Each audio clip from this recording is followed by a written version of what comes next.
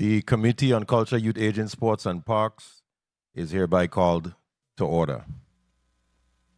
Let the words of my mouth and the meditation of my heart be acceptable in your sight, O Lord, my strength and redeemer. Psalm 19:14. Welcome to the people of the Virgin Islands. Welcome to the people of the Virgin Islands and those listening and viewing from abroad. I am Senator Angel Bolkes Jr., the chairman of this committee. Good morning to my colleagues, testifiers as well, members of the media, central staff, and those listening. As we begin, I wanted to speak on a few things that are happening here in the month of July. I wanted to recognize several observances that reflect some of the committee values that we have here, because July is actually proclaimed National Sports, Parks, and Recreation Month here in the territory, and this is an observance that reminds us to participate in our parks and recreation facilities, and of course to enjoy our public properties as well. And as we gather in those places with our children and families to connect, whether it's through athletics or community events, I want to wish everyone a safe month of July. July is also Disability Pride Month, and on July 26th, we actually have the anniversary of the Americans with Disabilities Act. And we want to remind all of the listening and viewing audiences that the accessibility and inclusion of supporting those who are challenged with mobility is very important, and we must also have sensitivity for those who have those types of challenges. We're also wrapping up French Heritage Week and Bastille Day, recognizing the rich culture of the Virgin Islands that is a melting pot of society. So we want to say thank you to all of those who have French heritage here in the Virgin Islands for sharing their culture and traditions with us, and all of the contributions that they have made to the Virgin Islands for many, many, many decades. And of course, that is one of the greatest strengths of the Virgin Islands, that we are a people of many values and heritages and cultures. And I think that's what really makes us unique in this Caribbean. We also are in the middle of the Atlantic hurricane season, so I want to also encourage all of our residents, particularly our seniors and elderly, individuals with disabilities as well, and families caring for vulnerable loved ones, to please review your emergency plans, medications, your supplies, have an evacuation plan, and most importantly, reach out to the Department of Human Services, because they have a directory that would definitely benefit in the event that you are a senior elderly person that lives alone, whereas they can be able to check on you after storms or hurricanes.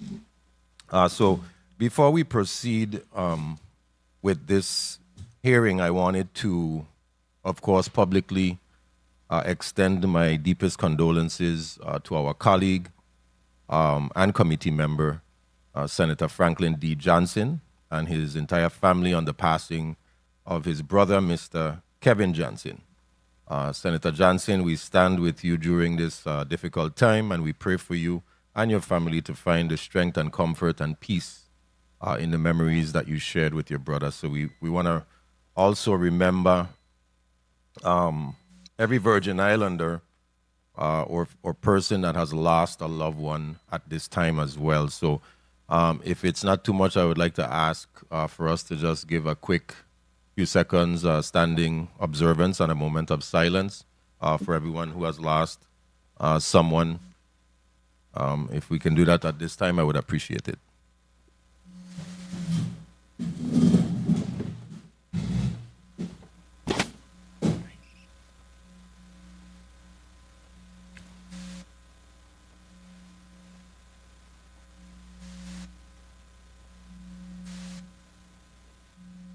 Okay, thank you so much.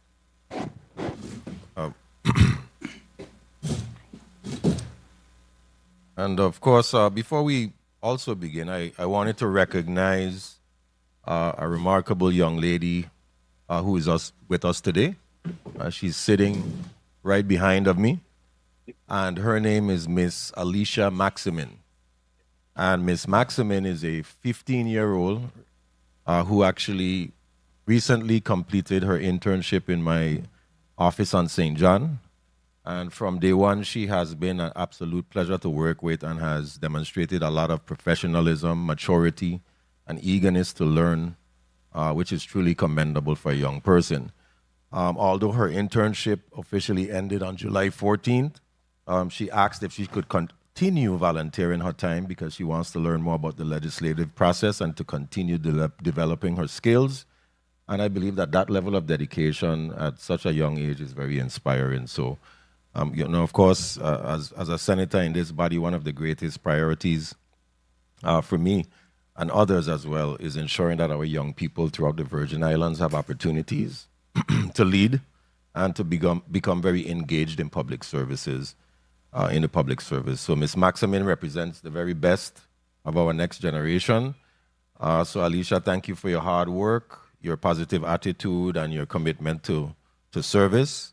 I believe that the future of the territory is very bright because our young people, just like you, are very focused. So please join me in giving Ms. Alicia Maximin a well-deserved round of applause. You want to say something? Come stand up so the camera can see you.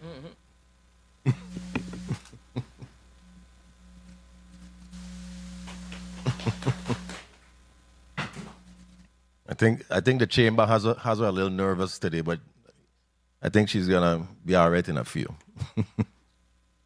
So colleagues, today's agenda covers some important areas: the quality of long-term care, the protection of our seniors from financial exploitation, and the proper naming of public parks and recreational facilities. So in Block 1, before us today, we're gonna review the progress of the CMS certification process and try to learn what's preventing that certification and what needs to be corrected or how we can work together to achieve it.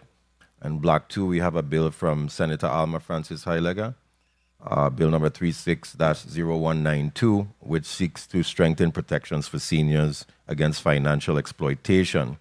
And in the third block, Bill number 36-0247, proposed by Senator Maurice James, which would establish consistent and transparent processes for naming and renaming government-owned parks and recreational facilities. So, Madam Clerk, I would like to ask you to please provide the roll call. Senator Angel L. Bolkes Jr. Present. Senator Bolkes Jr. present. Senator Carla J. Joseph. Senator J. Joseph absent. Senator Marvin A. Blyden. Senator Blyden present. Senator Novell E. Francis Jr. Senator Francis Jr. absent. Senator Alma Francis Heileger. Senator Francis Heileger present. Senator Franklin D. Johnson. Senator D. Johnson absent. Senator Avery L. Lewis. Senator Lewis present. We have 4 present and 3 absent, Mr. Chair. Thank you, Madam Clerk. We have a quorum. Are there any correspondences to read into the record? Yes.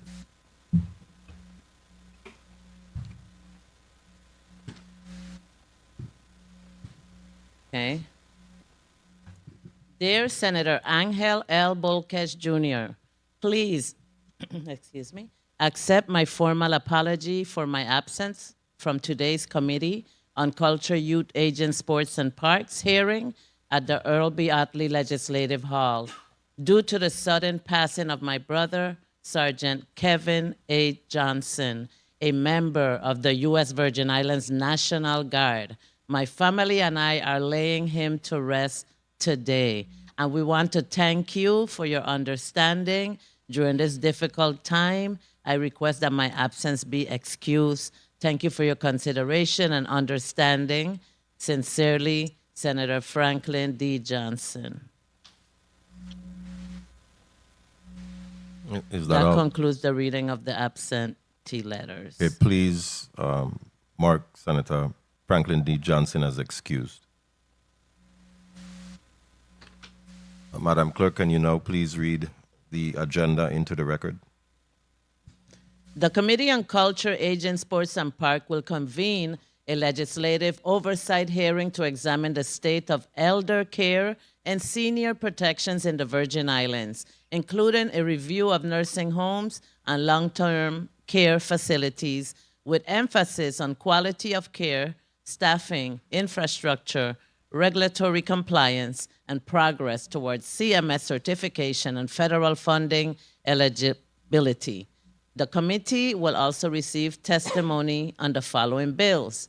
Bills number 360192, the Senior Financial Protection and Promissory Note Abuse Prevention Act of 2025, strengthening safeguards against financial exploitation of seniors, and Bill number 2036-0247, an act establishing the territorial park naming program, creating a uniform process for naming and renaming parks, recreational areas, and facilities owned by the government of the Virgin Islands, proposed by Senator Maurice C. James.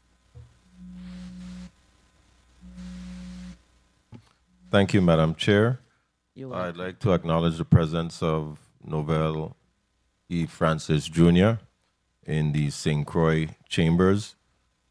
Madam Clerk, could you please mark Senator Francis Jr. as here, present?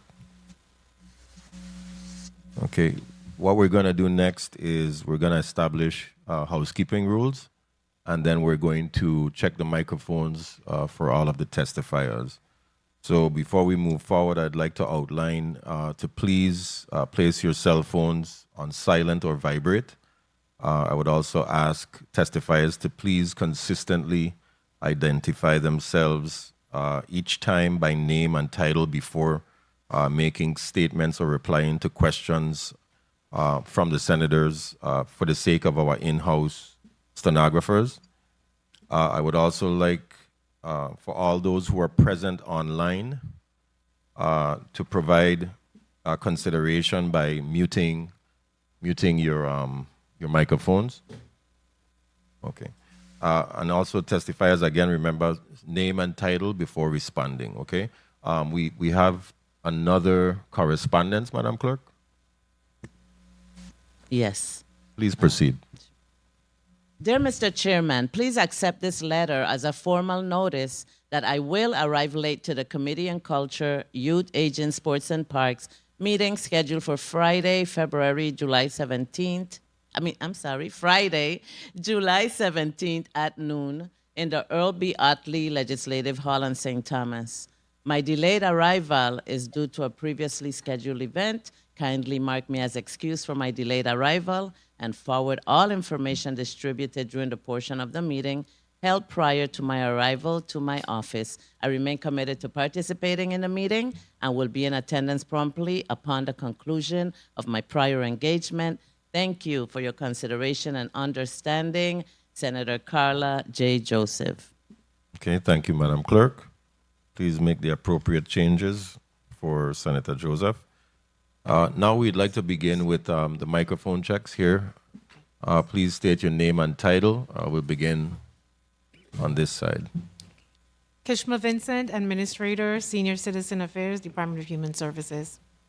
Tasha Phillips Dorset, Assistant Commissioner, Department of Human Services. Good afternoon, Nicole Cragwell-Sims, Assistant Commissioner, Department of Health. Good afternoon, Dwayne Alexander, Executive Director, Virgin Island Housing Authority. Okay, thank you. We're now going to move over to the St. Croix District. Please proceed.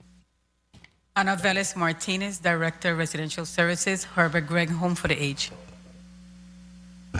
Akila O'Brien, Special Project Manager. Okay, thank you. And now for our online testifiers or representatives, one at a time.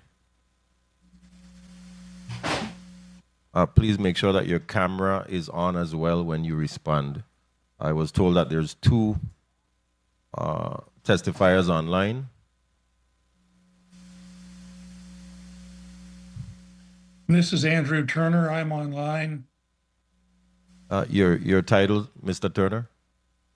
I'm a principal of Raindance Healthcare.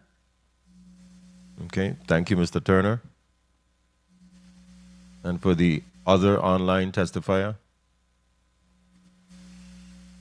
Hi, good afternoon. My name is Jenna Hebert. I'm a representative from the Raindance Healthcare Group. I'm not a testifier. I'm just available for questions. Thank you. Okay, very well. Thank you so much. So that rounds out the microphone checks for all of the testifiers. We are now going to proceed with testimonies. I'm going in the order of the agenda. So we will begin with the Department of Human Services. Good morning, Mr. Chairman, Senator Angel Volquez Jr., members of the Committee of Culture, Youth, Aging, Sports, and Parks, and members of the viewing and listening public. My name is Taysha Phillips Dorset. I am one of the Assistant Commissioners of the Virgin Islands Department of Human Services, and I am joined today in the St. Croix Chamber by Ana Velez Martinez, the Residential Director of the Herbert Grigg Home for the Aged, and Akila O'Brien, Special Projects Manager for our Disaster Recovery Program. In the St. Thomas Chamber, I am joined by Senior Citizens Affairs Administrators Kishma Vincent, and later on in the day, we will be joined by Heather Richardson Henry, our District Manager of the Office of Adult Protective Services for St. Thomas and St. John.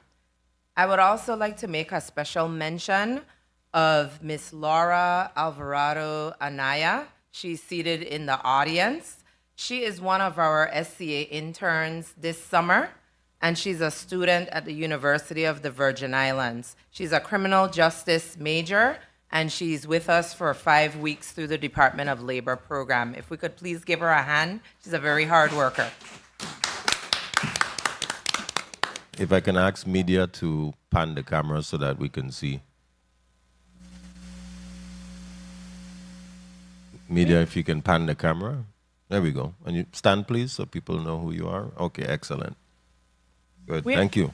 We are honored to appear before this committee to provide oversight testimony on the current state of nursing homes and long-term care facilities in the Virgin Islands. Our testimony highlights the department's priorities in ensuring that elderly residents receive safe, dignified, and fully compliant care.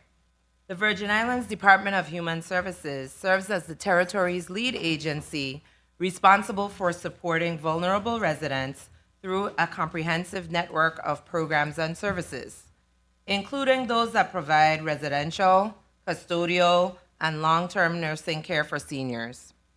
Ensuring that older adults receive safe, dignified, and clinically appropriate care remains a central component of the department's mission and an essential responsibility of government as our population continues to age. Demographic trends across the territory underscore the growing urgency of strengthening long-term care infrastructure. Current U.S. Census estimates indicate that approximately 21.3% of the Virgin Islands population is age 65 or older, with St. Croix housing the largest proportion of senior residents, followed by St. Thomas and St. John. This represents a significant demographic shift for the territory, as the percentage of seniors grew rapidly from just 13.5% during the 2010 census. Over the next decade, these numbers are expected to rise steadily as life expectancy increases and the territory's demographic profile shifts towards an older population. This shift will inevitably expand the demand for medically supervised residential environments capable of addressing the complex chronic conditions, mobility limitations, and cognitive care needs commonly associated with aging. As a result, long-term care planning in the Virgin Islands must be approached not only as a social service responsibility, but also as a critical component of the territory's public health, and social services infrastructure. Meeting this growing demand requires a coordinated and forward-looking strategy centered on operational readiness, workforce stability, infrastructure resilience, regulatory compliance, and long-term financial sustainability. The territory's current long-term care framework, comprised of both government-operated and privately operated facilities, reflects decades of accumulated structural, workforce, and regulatory challenges. Many facilities operate within aging physical environments while simultaneously confronting persistent shortages in key clinical roles, particularly within nursing and specialized geriatric care. Addressing these realities requires not only operational improvements, but also a clear alignment with national regulatory standards governing long-term care services. Federal certification through the Centers for Medicare and Medicaid Services, known as CMS throughout this testimony, therefore represents one of the most critical benchmarks for long-term care sustainability in the Virgin Islands. CMS certification allows facilities to participate in Medicaid reimbursement programs while ensuring compliance with the federal conditions of participation, which establish nationally recognized standards governing infection prevention and control, clinical oversight, staffing qualifications, life safety systems, emergency preparedness, resident protections, and overall quality assurance practices. Facilities that do not meet these standards are unable to access federal reimbursement streams, which significantly limits financial stability and restricts the availability of locally accessible care for residents who depend on Medicare or Medicaid coverage. For this reason, the department's long-term strategy is intentionally structured around building a system that is capable of meeting federal standards for quality, safety, and regulatory compliance. Aligning the territory's long-term care infrastructure with CMS requirements not only strengthens oversight and quality assurance, but also positions the Virgin Islands to secure sustainable federal funding streams necessary to support long-term care services. As the department continues working toward long-term infrastructure improvements, our immediate priority remains ensuring that seniors currently in need of residential care receive safe, continuous, and medically appropriate services. Due to existing capacity limitations within the territory's long-term care system, the department continues to coordinate residential placements within the territory's long-term care system. Additionally, to coordinate residential placements both locally and outside of the Virgin Islands to ensure that residents with specialized medical needs receive the level of care required to support their health and well-being. At present, 5 Department of Human Services clients are placed at Casa de Salud in Puerto Rico under a nursing home contractual agreement that permits a maximum placement of 7 residents. This is at a cost of $489,000 annually. Additionally, 14 Medicaid-eligible residents are currently receiving care at the Pines Nursing Home in Miami, Florida, as of July 2026. In 2020, 3 additional residents were placed at Casa de Salud and continued at that time to receive services at that facility. These residents were placed per a separate contract that the Governor Juan F. Louis Hospital has with that facility at a daily rate of $150. While these placements ensure continuity of care for residents with complex medical conditions, they also illustrate the importance of expanding local long-term care capacity so that more residents can remain closer to their families and communities while receiving the care they require. Regrettably, of the initial 3 clients transitioned into care by JFL, 2 have since passed away. Within the territory, government-operated facilities remain a central component of our care capacity. The Herbert Grigg Home for the Aged on St. Croix currently houses 25 residents. While the facility has had an additional 5 beds physically available, those beds are not presently activated due to staffing limitations. Clinical care is overseen by 1 registered nurse and 8 licensed practical nurses, supported by 13 certified nursing assistants and 1 nursing assistant. Operational support includes a dedicated team of laundry workers, food service coordinators, cooks, and participants from the Senior Community Service Employment Program, otherwise known as the CSEP program. Staffing adequacy remains the primary factor in determining bed availability. Funds appropriated by the legislature in fiscal year 2025 continues to support targeted recruitment efforts aimed at strengthening this workforce. Queen Louise Home for the Aged in St. Thomas. This facility underwent a necessary and carefully managed transition. On January 22nd, 2026, residents were temporarily relocated to the Palms Court Harborview Hotel to allow for essential structural and environmental repairs at the facility. This site currently houses 13 residents.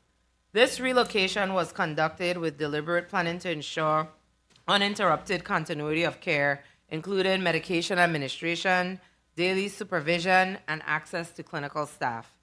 Oversight is maintained by the Office of Senior Citizens Affairs Leadership Team. All the renovations must be completed within a subsequent period of 9 months to be compliant with our FEMA agreement governing the rental funding for the Palms Court Harborview lease. The 9-month time frame begins when the construction company physically starts the renovations at the old Queen Louise site and not from the period of time of the vendor ordering supplies or the period of pre-construction meetings held with members of the DHS Capital Projects team. The temporary relocation site provides ADA accessible rooms, backup generator power, controlled access for safety, and the necessary kitchen and dining facilities to maintain administrative and clinical coordination. Current staffing at the temporary site includes 1 volunteer registered nurse, 1 part-time registered nurse, 4 licensed practical nurses, and 13 certified nursing assistants. We've had 1 full-time nurse. This is in addition to the testimony, but she has notified us recently that she will be moving on to an additional job opportunity. Residents are expected to remain at this location for approximately 9 months while the main facility undergoes the necessary inspections and regulatory clearances. While maintaining safe and continuous care for residents currently in the system remain the department's immediate priority and responsibility, we are simultaneously advancing a long-term strategy to modernize the territory's long-term care infrastructure and position our facilities to meet federal regulatory standards. The 4TA pre-design assessment conducted for Queen Louise Home identified numerous structural, mechanical, electrical, plumbing, and life safety deficiencies. Priority upgrades to that facility includes the modernization of the HVAC systems, electrical distribution networks, and fire suppression systems. Beyond these immediate repairs, the department is advancing a long-term redevelopment strategy. A newly acquired parcel of land near the Roy L. Schneider Hospital has entered the 30% schematic design phase under the coordination with the Office of Disaster Recovery and the Super Project Management Office. We anticipate a 34-bed capacity at this site, utilizing the funding made available by FEMA. A cornerstone of this redevelopment, and a point we want to emphasize to this committee, is our decision to build our facilities to full CMS specifications or specs before we ever begin the certification process. We are ensuring the building specifications are finalized and built in from the start for the following reasons. Number 1, avoiding costly retrofitting. Standard construction often fails to meet the specific quote-unquote conditions of participation required by CMS. By building to these specs now, we avoid the exorbitant change order costs and architectural rework that would be required if we tried to fix a non-compliant building later. 2, turnkey compliance. We want our building specifications completed and built out before we apply for CMS certification. This ensures that the physical plant is a non-issue during the survey process, allowing us to focus entirely on clinical policies and residential care. 3, fiscal responsibility. By building to spec today, we shorten the gap between construction completion and the start of Medicaid reimbursements. This move protects the territory's investment and secures federal funding faster. 4, long-term resilience. CMS specs represent the highest standard of safety. By building to these requirements, we are creating facilities that are inherently more resilient against natural disasters and public health emergencies. Similarly, the Herbert Grigg Home for the Aged is undergoing its own strategic planning. Preliminary assessments indicate that full reconstruction, rather than incremental renovation, represents the most effective long-term solution for achieving a resilient, code-compliant, and CMS certifiable facility. This effort is supported through FEMA public assistance funding, and we anticipate a 54-bed facility. As with both Herbert Grigg Home and Queen Louise Home designs, subsequent expansion via addition of resident pods is a possibility if additional funding is made available for construction and applicable staffing. To ensure these structural upgrades align with regulatory standards, the department is actively engaged in the CMS certification process. On February 17th, the Department of Human Services participated in a long-term care CMS Readiness Roundtable hosted by the Department of Health's regulatory unit to coordinate our strategic roadmap with other agencies and community stakeholders. Subsequently, DHS completed the required long-term care assessment tools and submitted them to DOH to guide our upcoming strategic discussions. They were submitted on March 18th of 2026. This coordinated effort is vital to modernizing our operations, as neither DHS Home for the Aged currently holds a DOH certificate of need due to being historically grandfathered into the regulatory process. We look forward to participating in the next phase of the DOH-led local certification process and subsequently achieving CMS certification at the conclusion of both of our nursing home rebuild projects. Lastly, DHS has been intentional during the design phase of our Homes for the Aged to ensure that if in the event future GVI or federal funding becomes available, the design is fluid enough to accommodate resident pods for additional bed capacity. There are horizontal and/or vertical flexible layouts that would supplement expansion.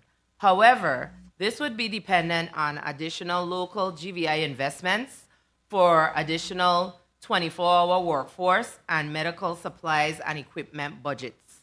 Conclusion: the department's broader strategy integrates workforce development, infrastructure modernization, operational readiness, and regulatory compliance into a unified framework for long-term care improvement. By embedding CMS compliance considerations into all phases of planning, from clinical training and staff alignment to facility design and quality assurance systems, the territory is positioning itself to rebuild a long-term continuum that is both sustainable and resilient. While our plans to expand resident accommodation at both future sites will not completely resolve the community's unmet needs, we firmly believe this expansion is a meaningful and impactful step forward. In closing, the department recognizes that the future of long-term care in the Virgin Islands depends on continued collaboration between government agencies, private providers, the legislature, and community stakeholders. Currently, long-term care relies on a fragmented network of partners to secure funding, staff, and patient placements. While this patchwork system is born out of necessity to stretch limited resources, securing the funding of care will require turning these loose partnerships into a highly coordinated, seamless, territory-wide strategy. Our seniors deserve safe, dignified, and supportive environments that honor their contributions to our community and protect their well-being in their later years. The department's dual-track strategy for Queen Louise Home and Herbert Grigg Home reflects our commitment to that goal, stabilizing current operations while simultaneously building a forward-looking system capable of achieving CMS certification, sustainable federal funding, and modern high-quality care for the residents of this territory. Thank you, Mr. Chairman and other members of the committee for this opportunity to present. I remain available to answer any questions along with the other members of our team regarding resident placement, staffing capacity, facility improvements, regulatory readiness, and the department's long-term redevelopment plans. Thank you. Thank you so much for that very thorough testimony. Before we proceed with the Department of Health, I wanted to acknowledge the presence of my Vice Chair, Senator Carla Joseph, along with the Commissioner of the Department of Health, who has just now joined us, along with, I'm not sure who that is on the other side. Could both of you quickly just state your name and title on the microphones? Good afternoon, everyone. This is Justa Encarnacion, Commissioner, Virginia's Department of Health. Good afternoon, Rafael Joseph, Risk Manager, Department of Health. Okay, very well. Thank you so much. So we will now, Commissioner, are you prepared to proceed with your testimony right now, or would you like, because I know you just got here. We could move on I'm to... prepared. Thank you, sir. Yes. You're prepared? Yes, I am. As always. Okay, please proceed. Let me just thank you for allowing me some special time. It was a funeral for a family member, which I felt it was very important to attend, so I appreciate the time that you provided to me. Good day, Honorable Senator Angel Borges, Jr., Chairperson of the Committee on Culture, Youth, Aging, Sports, and Parks, Honorable Senator Carla J. Joseph, Vice Chair, distinguished members of the committee, and other senators present and members of the listening and viewing audience. I am Justa Encarnacion, Commissioner of Health. Joining me today are Dr. Nicole Cragwell-Sims in St. Thomas, who is the Assistant Commissioner of Health, and Rafael Joseph, our Risk Manager. Chairman Borges and members of the committee, thank you for the opportunity to provide testimony on aging with dignity, oversight of the nursing homes and CMS certification readiness, staffing, compliance, and senior care services throughout the territory. We appreciate this opportunity, discussion, along with continued commitment to ensuring that older adults in the Virgin Islands receive safe, high quality, and dignified care. The Virgin Islands Department of Health is committed to strengthening oversight of long-term care facilities while assisting providers in preparing certification under the Centers of Medicare and Medicaid Services, or CMS. Our goal is to establish a consistent regulatory framework that protects residents, supports providers, and positions eligible facilities to participate in a Medicare Medicaid program that is based upon the CMS conditions of participation. CMS certification is a critical component of quality assurance and regulatory oversight. Through compliance with federal conditions of participation, facilities demonstrate adherence to nationally recognized standards for resident safety, clinical care, and operational excellence. Certification also allows facilities to participate in Medicare and Medicaid reimbursement programs, providing an essential source of financial sustainability for long-term care providers.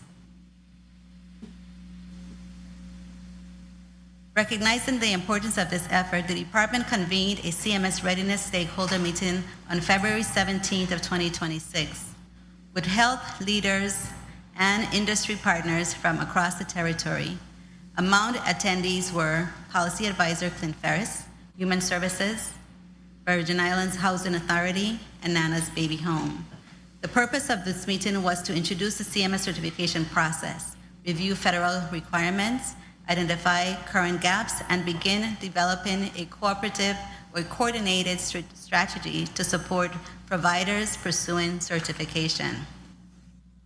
Discussion centered on the CMS conditions of participation, which established healthy and safe standards for a variety of healthcare providers, including hospitals, federally qualified health centers, home health agencies, hospices, rehabilitation facilities, and long-term care providers such as nursing homes and other residential care settings. Following the stakeholder meeting, the facility assessment were conducted at 3 of the primary long-term care facilities: Herbert Gregg, Home of the Aged on St. Croix, Queen Louise Home of the Aged, and Elder Shelterbrand Residential Facility on St. Thomas. The assessments determined that neither facility was adequately prepared to successfully undergo a Center for Medicare and Medicaid Services, or CMS, initial certification survey.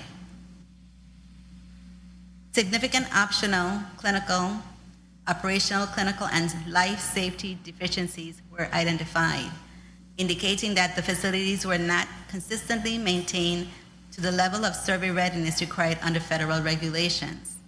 Example of deficiencies observed during the assessment include incomplete and inconsistent resident clinical documentation, gaps in care planning and care plan implementation, medication management and medication storage concerns, inadequate infection prevention and control practices, insufficient staff training and competency validation, a lack of quality assurance and performance improvement processes, and challenges with maintenance required staff in oversight and accountability.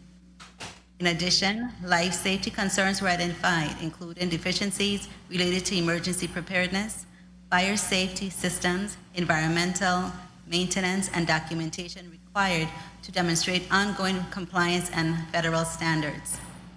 The findings indicate that these issues are not isolated incidents, but reflect broader organizational and systemic challenges. As such, corrective actions focused solely on individual deficiencies are unlikely to achieve sustained compliance. Rather, the facilities will require a comprehensive system-based approach that strengthens governance, leadership oversight, staff accountability, clinical operations, quality management, and life safety compliance. Coordinated corrective actions across these domains will be essential to achieving and maintaining CMS certification standards and ensuring the delivery of safe, high-quality care to residents. As the territory's healthcare regulatory authority, the Department of Health is responsible for licensing healthcare facilities, establishing regulatory standards, monitoring compliance, and promoting continuous quality improvement throughout the Virgin Islands. For long-term care providers, CMS certification requires compliance with the federal conditions of participation outlined in 42 CRF Part 4A3, as well as applicable life safety code and emergency preparedness requirements. Upon certification, facilities receive a CMS certification number, allowing them to participate in the Medicare and Medicaid programs. Achieving these standards will require strategic investment in 3 key areas: workforce capacity, recruiting, training, and retraining qualified healthcare professionals, including registered nurses, licensed practical nurses, certified nursing assistants, and other essential staff. Infrastructure and life safety, modernizing facilities to meet federal life safety requirements, improve emergency preparedness, and strengthen resilience against natural disasters and other hazards common to the territory. Operational excellence, enhancing clinical documentation, quality assurance, infection prevention, medication management, and governance systems necessary to maintain compliance and deliver consistent, high-quality resident care. The territory continues to experience shortages of registered nurses, licensed practical nurses, and certified nursing assistants. Competition from travel, staff, and agencies, workforce turnover, housing limitations, and rising living costs continue to affect recruitment and retention. Strengthen oversight while supporting providers seeking Medicare participation. The department has adopted a 2-step approach. First, the department is advancing the development of a comprehensive territorial regulatory framework for nursing homes, assisted living facilities, residential care facilities, senior centers, and other supportive residential settings. This framework will establish clear and consistent standards governing facility licensure, staffing requirements, resident rights and protection, medication management, admissions and discharges, quality assurance and performance improvement, inspection and enforcement activities, incident reporting, and administrative accountability. By establishing these minimum standards, the territory will create a strong foundation for safe, quality, and consistent care across all long-term care settings, regardless of a facility's participation in the Medicare program. Second, the department will offer technical assistance and regulatory guidance to facilities that elect to pursue CMS certification. While territorial licensure confirms compliance with local requirements, CMS certification is a distinct federal process that with separate eligibility and compliance standards. To obtain certification, facilities must qualify under an approved Medicare or Medicaid provider category, demonstrated compliance with applicable federal regulations, successful completion required surveys or accreditation reviews, and maintaining ongoing adherence to CMS requirements. This dual approach enables the department to strengthen territorial oversight of long-term care services while providing facilities with a defined and achievable pathway towards federal certification.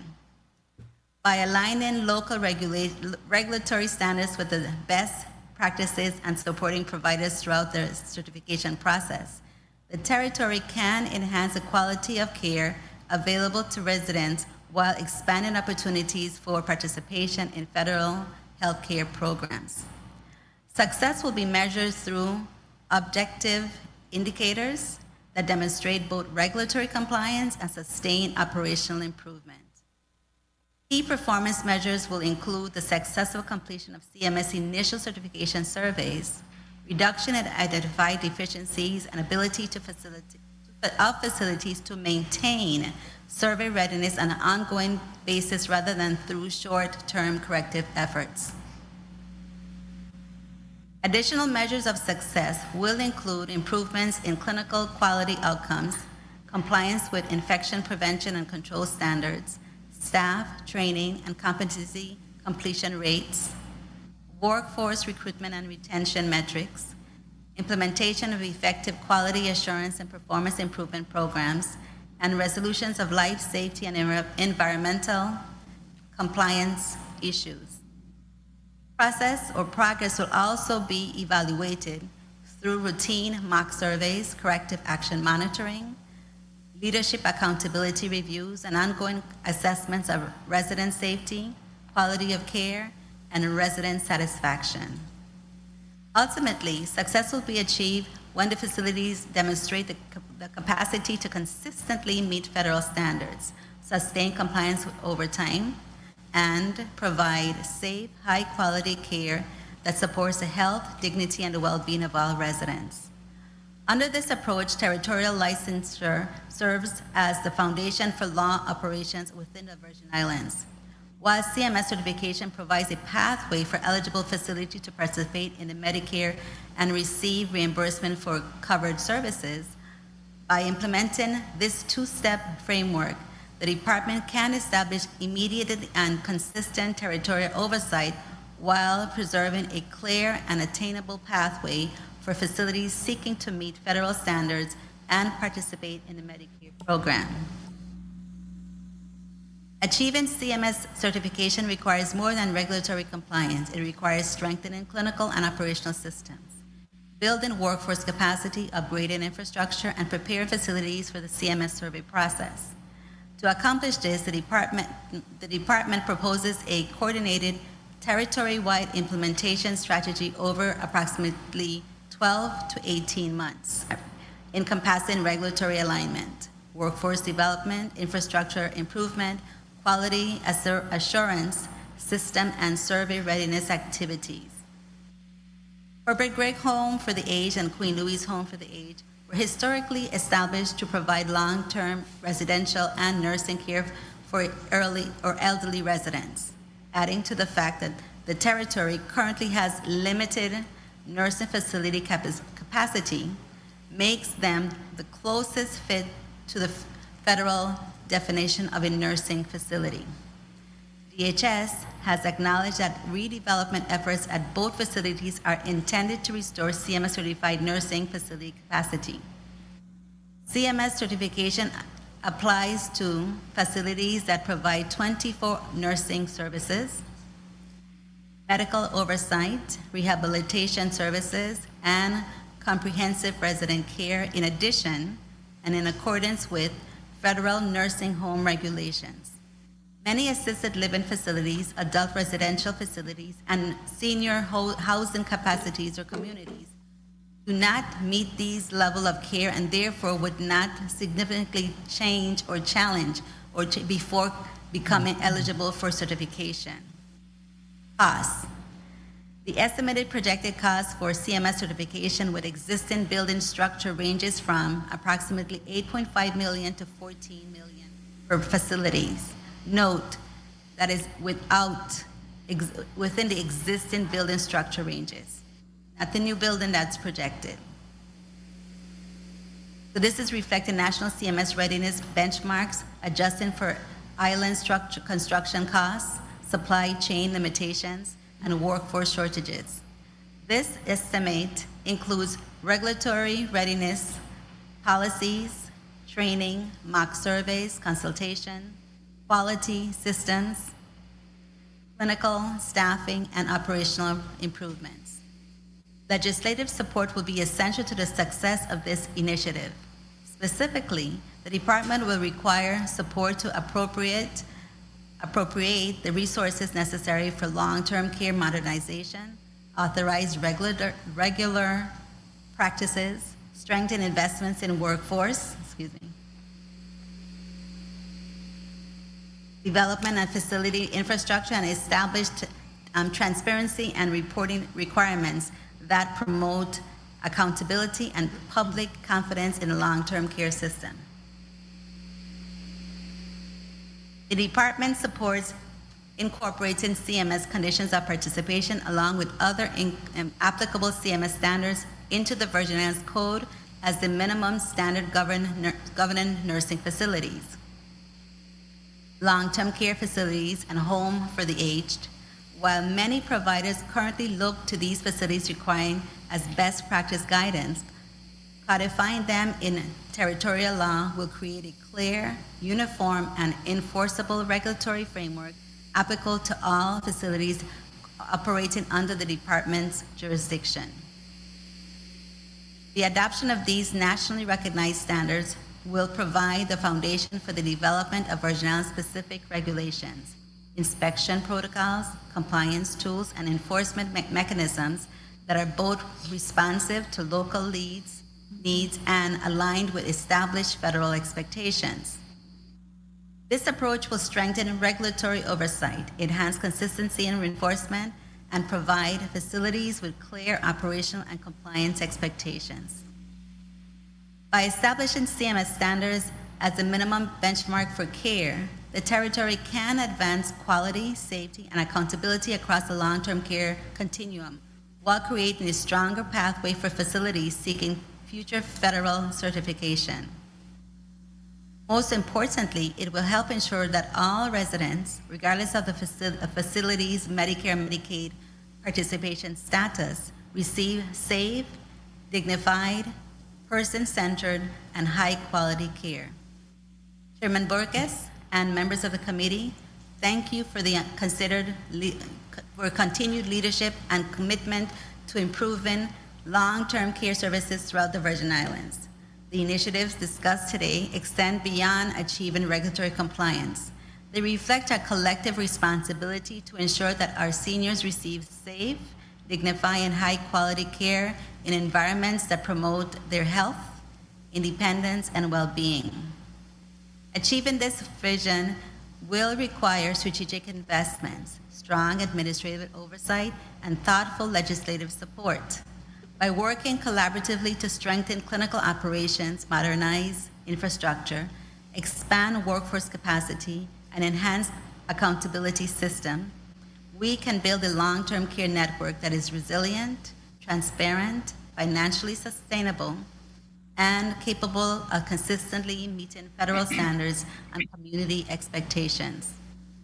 The Department of Health remains committed to partnering with the legislature, the Department of Human Services, healthcare providers, and community stakeholders to advance these efforts and support facilities in their pursuit of CMS certification and long-term operational excellence.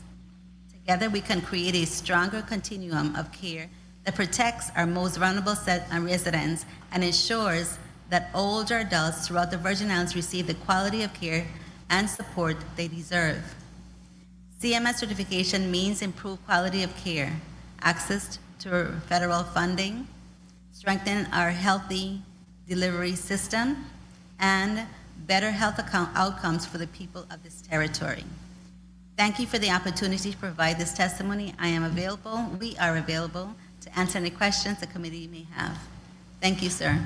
Thank you so much, Commissioner. And before we move on to Executive Director Alexander, I just wanted to say that a lot of this came about from Bill 36-0003, which was in relation to nursing homes and assisted living facilities and providing or establishing limitations and financial charges and requirements for visitation and the rights of residents, which is in the Committee of Rules and Judiciary awaiting the additional amendments, and I'm ready to hopefully move that forward as well. And of course, a lot of you were in that same hearing and provided very, very important information. Without your support and insight, we would never made it that far. So I want to thank each and every one of you. And that also leads me to say that some people may ask, why is Dwayne Alexander, the Executive Director of Housing Authority, here in this meeting? And I wanted to state it for the record, the importance of the Housing Authority participating in this hearing today, because some may ask that, but the discussion about nursing homes, it's really a long-term care question, and it's more than health care as well. It depends on safe, accessible, and sustainable housing infrastructure. And as our senior population continues to grow, collaboration with the Housing Authority, Department of Human Services, Department of Health, and other private sector partners or stakeholders is essential in ensuring that the Virgin Islands has a comprehensive continuum of care. So, Director, I really appreciate you taking the time out to be here with us today to provide us, from your side of the table, the insight that you have concerning this specific topic today. So, without further ado, I would like you to please put your testimony on the record. Okay, thank you, sir. Good afternoon, Honorable Senator Angel Boquist, Chairman of the Committee on Culture, Youth, and Aging, Sports, and Parks, Honorable Senator Carla Joseph, Vice Chairwoman, and distinguished committee members, Senator Avery Lewis, Senator Marvin Blyden, Senator Novell Francis, and Senator Heiliger, and Senator Johnson. Good afternoon to the other senators present, legislative staff, Virgin Islander residents, and all who are listening and viewing. My name is Dwayne Alexander, Executive Director of the Virgin Island Housing Authority. I am accompanied today with Ms. Kayla Anthony, Director of the Housing Choice Voucher Program. Together with our executive team, we are responsible for ensuring that the Housing Authority fulfills its federal and territorial obligations to provide safe, decent, and affordable housing to eligible households across the territory.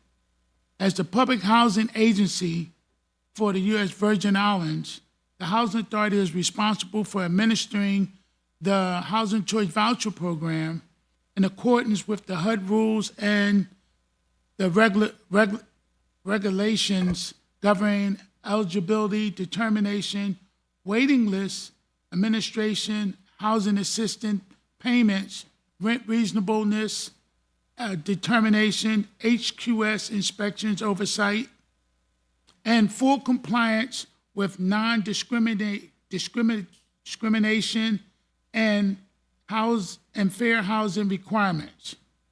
The Housing Authority also carries a critical responsibility for ensuring equitable housing across housing access for persons 62 years of age and older, under the HUD definition, including ensuring proper eligibility verification, fair treatment, and access to elderly designated housing opportunities.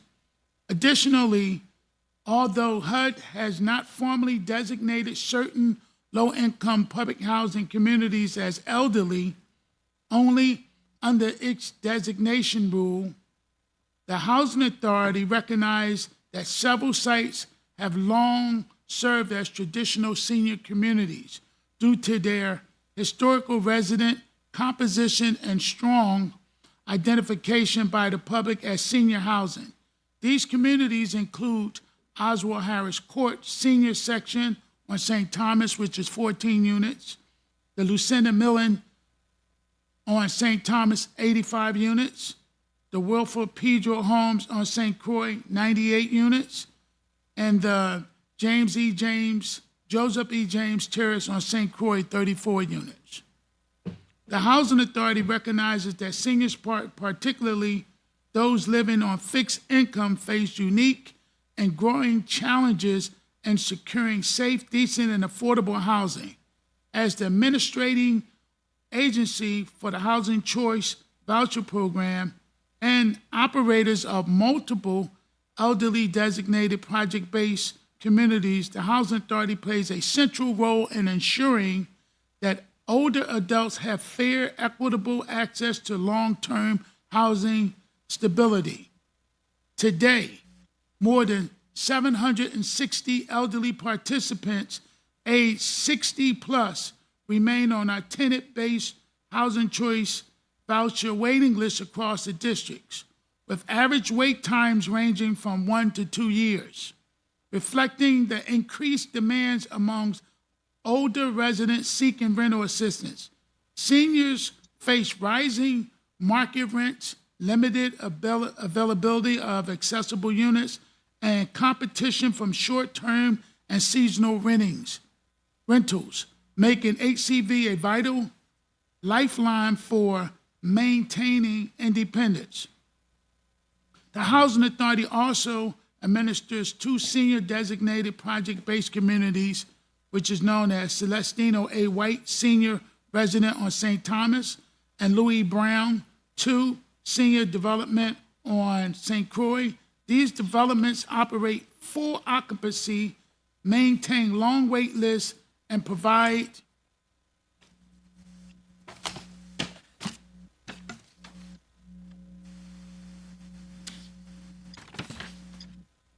environments tailored to aging and placed through ADA-informed designated supported management approximately to key services. System-coded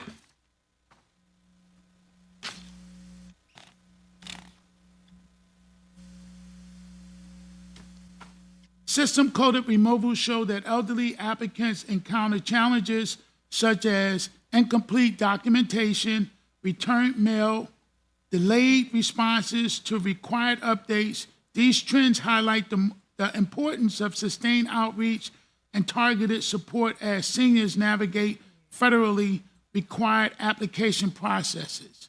The Housing Authorities applied HUD's 40% initial rent burden protection, ensuring seniors with limited incomes are not approved for units that would be unaffordable at move-in. The Housing Authority also works closely with the Department of Human Services, hospitals, community organizations to support senior transitioning out of institutional settings and prevent housing insecurity. As the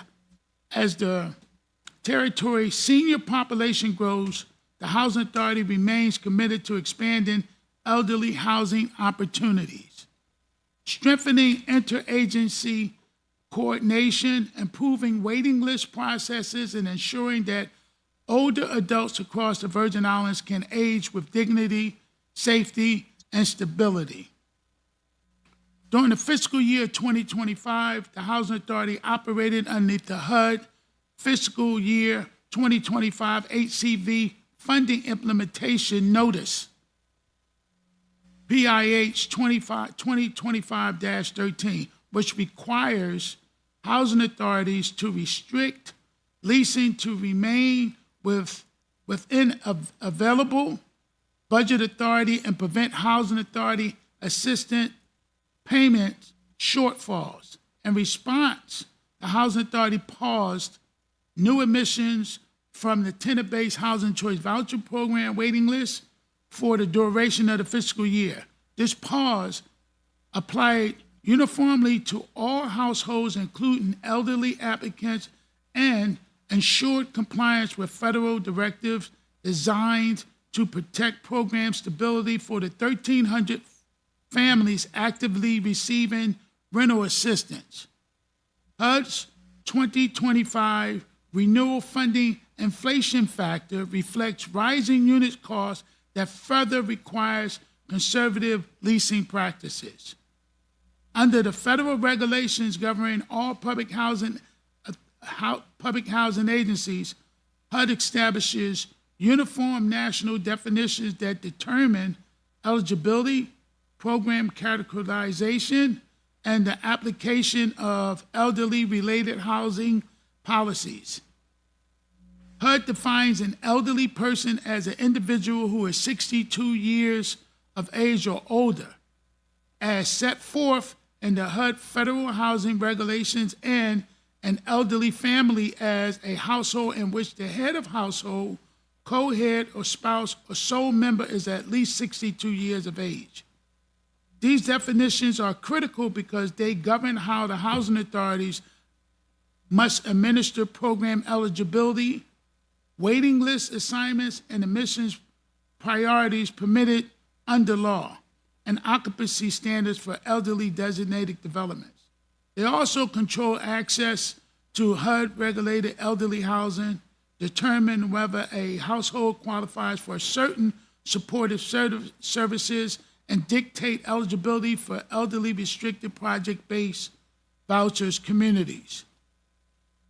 Although the Housing Authority must strictly apply HUD 62 and older standards when determining eligibility, placement, and compliance action, the Housing Authority also tracks applicants age 60 and above for planning, outreach, data analysis, monitoring.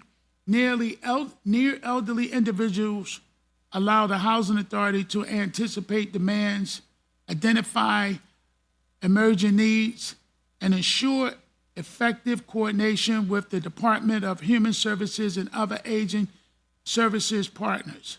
However, it is HUD's 62 plus definition, not the Housing Authority's planning metrics that govern eligibility determination, fair housing compliance, and all regulatory decisions related to elderly households within the Housing Choice Voucher Program and senior designated project-based voucher developments. These data points demonstrate not only the level of need among senior households, but also the operational pressures that the housing authorities must manage when federal funding constraints impact the ability to serve elderly families in a timely manner. As of March 2026, the Housing Authority's Housing Choice Voucher Program waiting list data demonstrate a continued and significant demand for affordable housing among older residents across the territory. And the St. Thomas, St. John District, 384 applicants aged 60 and older remain on the waiting list, with an average wait time of approximately 2 years, while St. Croix reflects 378 applicants at age 60 or older experience a wait time approximately 2 years as well. These wait times are influenced by limited voucher turnover, the territory's restrained rental markets, and federal mandated pause on new tenant-based admissions during the fiscal year 2025. The importance of this information lies in direct relationship to HUD rules governing public housing authorities. Waiting list demands and wait time matrix are essential indicators of whether the housing authority is aligning its administrative practices with federal requirements, which regulates waiting list management, non-discriminatory access, and equitable treatment of elderly households. HUD regulation strict prohibits public housing agencies from adopting age-based preferences within the tenant-based housing choice voucher program under HUD's federal non-discrimination requirements. The housing authorities may not implement any policy or preference that has the purpose or effect of delaying, denying, or otherwise restricting access to housing-based age. As a result, elderly applicants do not receive a ranking preference on the housing authority's tenant-based waiting list, and the housing authority must administer the list in a manner that is neutral, consistent, and full compliant with HUD civil rights framework. This requirement is critical because improper preferences, even if well-intended, could constitute unlawful discrimination, jeopardize program compliance, and expose the agency to HUD findings or corrective actions. Although age-based preferences are prohibited in tenant-based programs, HUD does permit housing authorities and property owners to maintain elderly restricted waiting lists for designated project-based developments. Where the housing authority is specifically approved for elderly occupancy under federal designation rules, the housing authority therefore maintains elderly restricted project-based waiting lists at its senior communities such as Celestino A. White, senior resident Louis E. Brown. 2, consistent with the governing HUD regulations that allow elderly-only occupancy in certain project types.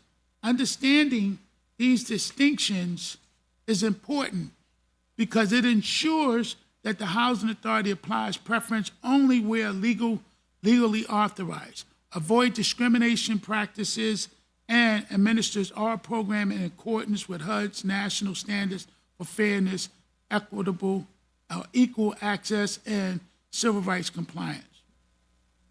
The housing authority administers 2 HUD-designated elderly project-based voucher communities that serve as critical, affordable housing anchors for seniors across the territory. On St. Thomas, you have the Celestino A. White, which is known as Sugar Estate, has 79 units, 75 one-bedroom and 4 two-bedroom apartments. The currently maintains 69 elderly households on its waiting list. On St. Croix, Louis E. Brown II Senior Housing Community provides 30 units comprising 26 one-bedroom and 4 two-bedroom apartments with 65 elderly households on the waiting list. Both developments operate at full occupancy and remains among the most essential senior housing resources available in the Virgin Islands. The importance of these 2 developments extends way beyond unit count. They play a central role in how the housing authority fulfills its obligation underneath the HUD regulations governing elderly occupancy. Because these communities are formally designated for seniors under federal rule, the housing authority must comply with HUD's definition of elderly household and maintain elderly restricted waiting lists and ensure eligibility determination are conducted in compliance with HUD regulations. These properties enable the housing authorities to provide age-appropriate, accessible, and supportive housing environments that align with HUD national goals for aging in place, reduce the risk of homelessness among older adults, and help ensure that seniors with fixed income are not displaced by rising private market rentals.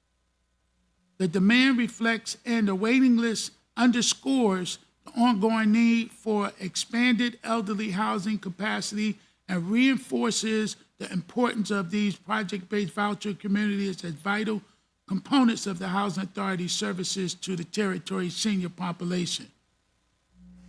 The housing authority is not aware of any landlord who declines to rent to any elderly voucher holder. However, HUD regulations require housing authorities to make immediate and decisive action, take decisive action if such conduct were to occur.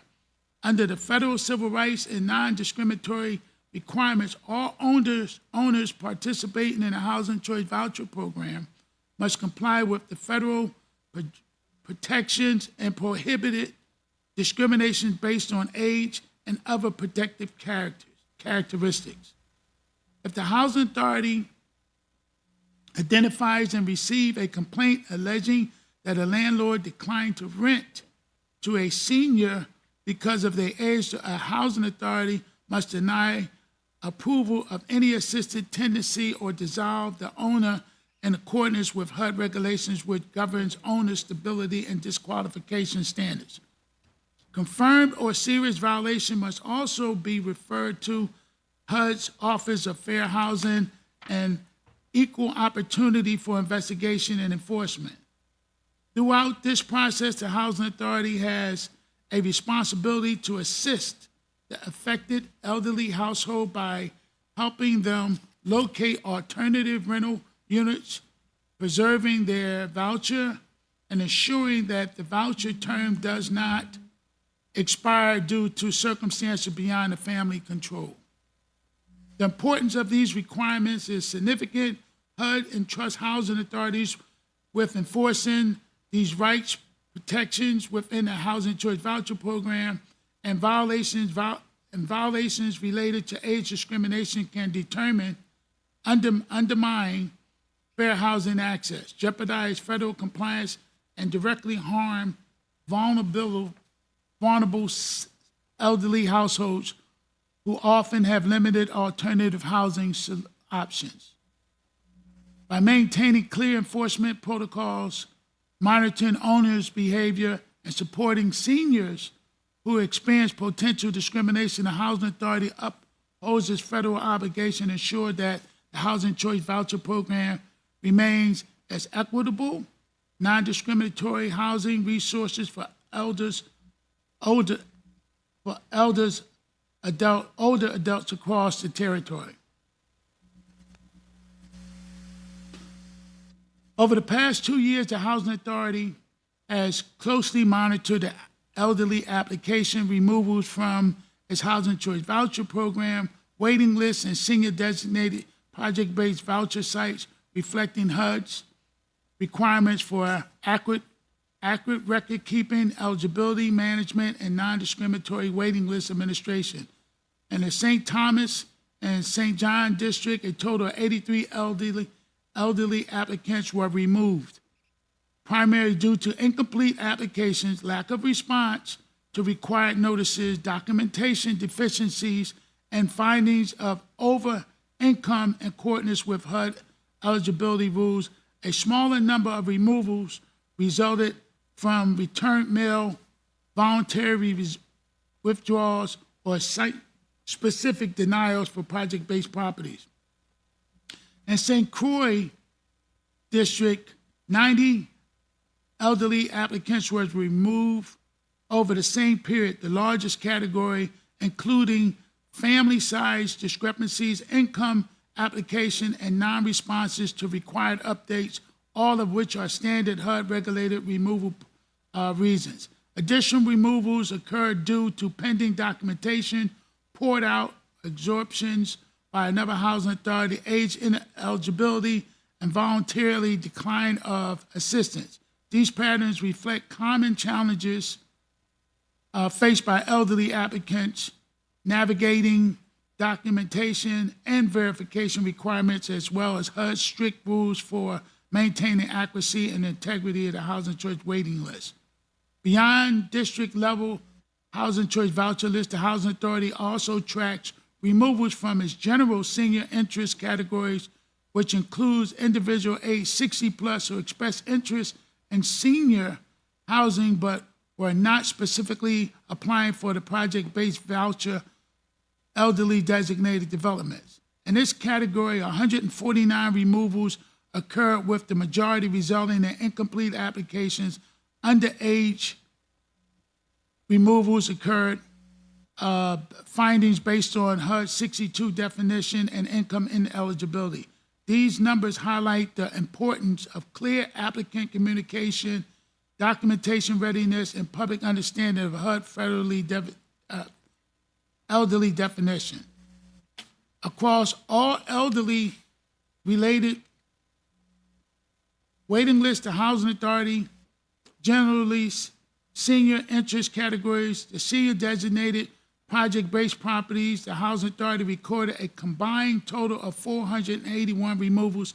This information is important because HUD requires housing authorities to maintain accurate and up-to-date waiting lists, enforcing eligibility requirements consistently, and ensure equal access without discrimination. Tracking these removals allow the Housing Authority to monitor patterns, improve application communication, strengthen outreach to elderly households, and ensure compliance with HUD regulations governing waiting lists, administration, fair housing obligations, and senior eligibility verification. The Housing Authority review of rent calculations for elderly household confirms that no senior participating in the Housing Choice Voucher Program, whether through tenant-based assistance or project-based voucher units, is rent burdened by paying more than 30% of their monthly adjusted income towards rent. This outcome is largely due to the result of HUD's regulatory protections combined with the Housing Authority local policy decisions. HUD strictly prohibits housing authorities from approving an initial lease if the family share of the rent should exceed 40% of the household adjusted monthly income when the gross rent is above the applicable payment standard. This safeguard is especially important for elderly households who rely on fixed income, and as it ensures affordability at move-in, prevents seniors from entering into financially unsustainable tenancy arrangements, and uphold HUD's national consumer protection standards for vulnerable populations. In addition to applying HUD's 40% rent burden test lease-up, the Housing Authority further strengthens protections for seniors by implementing a zero minimum rent policy in the Housing Choice Voucher Program. This means that households with little or no income, including many elderly families, are not required to pay a minimum rent contribution, ensuring that no senior is forced into rent hardship while experiencing periods of income instability. While this policy increases the subsidy cost borne by the agency, it prevents rent burdens, support housing stability, and aligns with the Housing Authority's mission to protect the most vulnerable families consistent with HUD's affordability framework. For elderly households with zero income, the 40% test does not apply. Instead, HUD requires that such household lease units with gross rents at or below the payment standard, further ensuring that seniors are protected from unaffordable housing obligations. Together, these federal protection and the Housing Authority local policy decision ensure that the Housing Choice Voucher Program remain a stable, affordable, and non-discriminatory housing resources for seniors across the territory. This information is important because it demonstrates the Housing Authority's full compliance with the regulations, highlights the agency's proactive measures to prevent elderly rent burden, and reaffirms the integrity of the Housing Authority administration of Federal Housing Assistance Program. As always, within the boundaries of HUD regulations, federal guidance, and the Housing Authority policies governing the Housing Choice Voucher Program, the Housing Authority collaborates closely with a network of agencies and services providers to support the elderly household experiencing housing instability or transitioning from institutional or medical settings. These partnerships include the Department of Human Services, local hospital discharge planning teams, skilled nursing and rehabilitation facilities, and a range of community-based aging services providers. This coordination is essential because HUD required housing authorities to ensure that non-discriminatory access facilitates reasonable accommodations when appropriate and take proactive steps to prevent homelessness amongst vulnerable population, including senior leaving care facilities. By working with these partners, the Housing Authority helps elderly residents secure stable housing, avoid unsafe and inappropriate returns to the community, and access supportive services needed to maintain long-term independence. This collaboration approach ensures that senior households receive timely, integrated support consistent with the HUD expectation of PHAs and reinforces the Housing Authority commitment to safeguard the health, safety, and integrity of older adults throughout the territory. A path to reopen the tenant-based admissions as HUD finalized their fiscal year 2026 funding and utilization guidance. The Housing Authority will reassess leasing projections and prepare for the responsible reassumption of tenant-based admissions. Updates will be provided to the legislature once federal funding levels are confirmed. In closing, the Housing Authority remains steadfast in commitment to ensuring that the seniors across the territory have equitable access to safe, decent, and affordable housing. As the public housing agency for the U.S. territory, the Housing Authority embraces its responsibility to uphold HUD regulations, protect vulnerable households, and administer the Housing Choice Voucher Program and elderly designated project-based voucher communities with integrity, transparency, and compassion.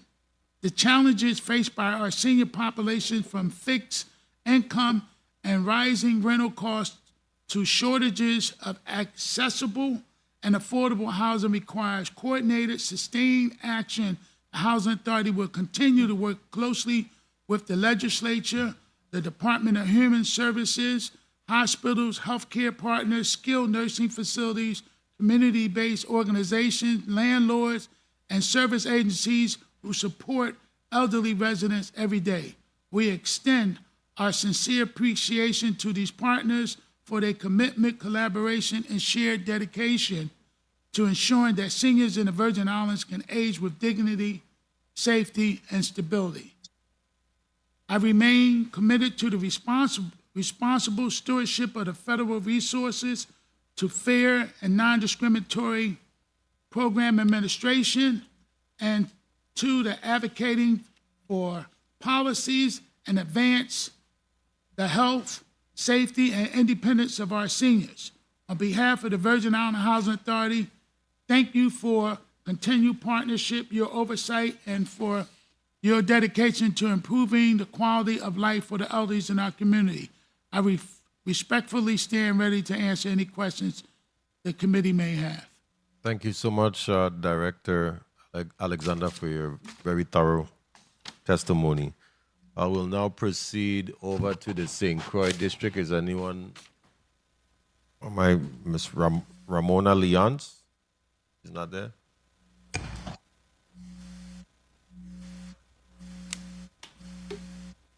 No? Okay. Anyone else with testimony on that side before we go to our online testifiers? Okay. Mr. Andrew L. Turner? Yes. Okay. You are now recognized for your testimony, sir. Thank you. Thank you to Senator Bolkus and the members of the Committee on Culture, Youth, Aging, Sports, and Parks for organizing this hearing regarding a topic that is vital to the success and stability of the territory. Our development group here at Raindance Healthcare saw a dire need in the Virgin Islands for elderly care many years ago. Faced with limited options within the territory, many seniors are forced to travel or relocate to stateside facilities, creating an undue burden on our fellow Virgin Islanders. At the same time, our hospitals and senior-specific facilities are not able to meet the institutional needs of seniors who require specialized and continuous care. We identified a community crisis in need of relief, and we are proud to inform this committee about the Royal Palms Skilled Nursing Facility, the first phase of a development intended to serve our aging population. We will provide superior care for residents and their families in the Virgin Islands, unburdened by off-island complications and expense. Royal Palms Skilled Nursing Facility will be a 120-bed, 60,000 square foot Medicaid and Medicare certified skilled nursing facility, or SNF, strategically located at 2B Estate Upper Love on St. Croix. Royal Palms will serve all Medicaid and Medicare eligible, as well as private paying residents who will be cared for in a state-of-the-art new facility. This SNF will also feature memory care facilities. Indeed, there will be a pharmacy on the premises designed to serve both the SNF and the surrounding public community. This facility will also provide accommodations for visiting family members, Royal Palms staff, with specialty personnel. This SNF is only the first component of a much larger continuing care retirement community, or CCRC. While the SNF will feature 120 beds, the larger CCRC will be comprised of, first, a 60-unit assisted living facility, second, 40 memory care assisted living units, and finally, 60 independent living units. These will each be completed in future phases. When fully occupied, with some units housing couples, these will raise the total number of residents in the CCRC to 350 elderly people. While serving aging members of the community, the development and operation of this project will also create employment opportunities and economic growth beyond the CCRC operation that will have long-term transformational impacts throughout the territory, providing hundreds of new jobs. Our development group is moving at a steady clip. We are in full ownership of the St. Croix site, have obtained all of the necessary archaeological and environmental approvals. We are also in possession of the only certificate of need required to operate this kind of facility in the Virgin Islands. We have carefully designed the architectural drawings and have building permits in hand. And we have already broken ground. As we finalize logistics in St. Croix, we intend to develop a similar project in St. Thomas.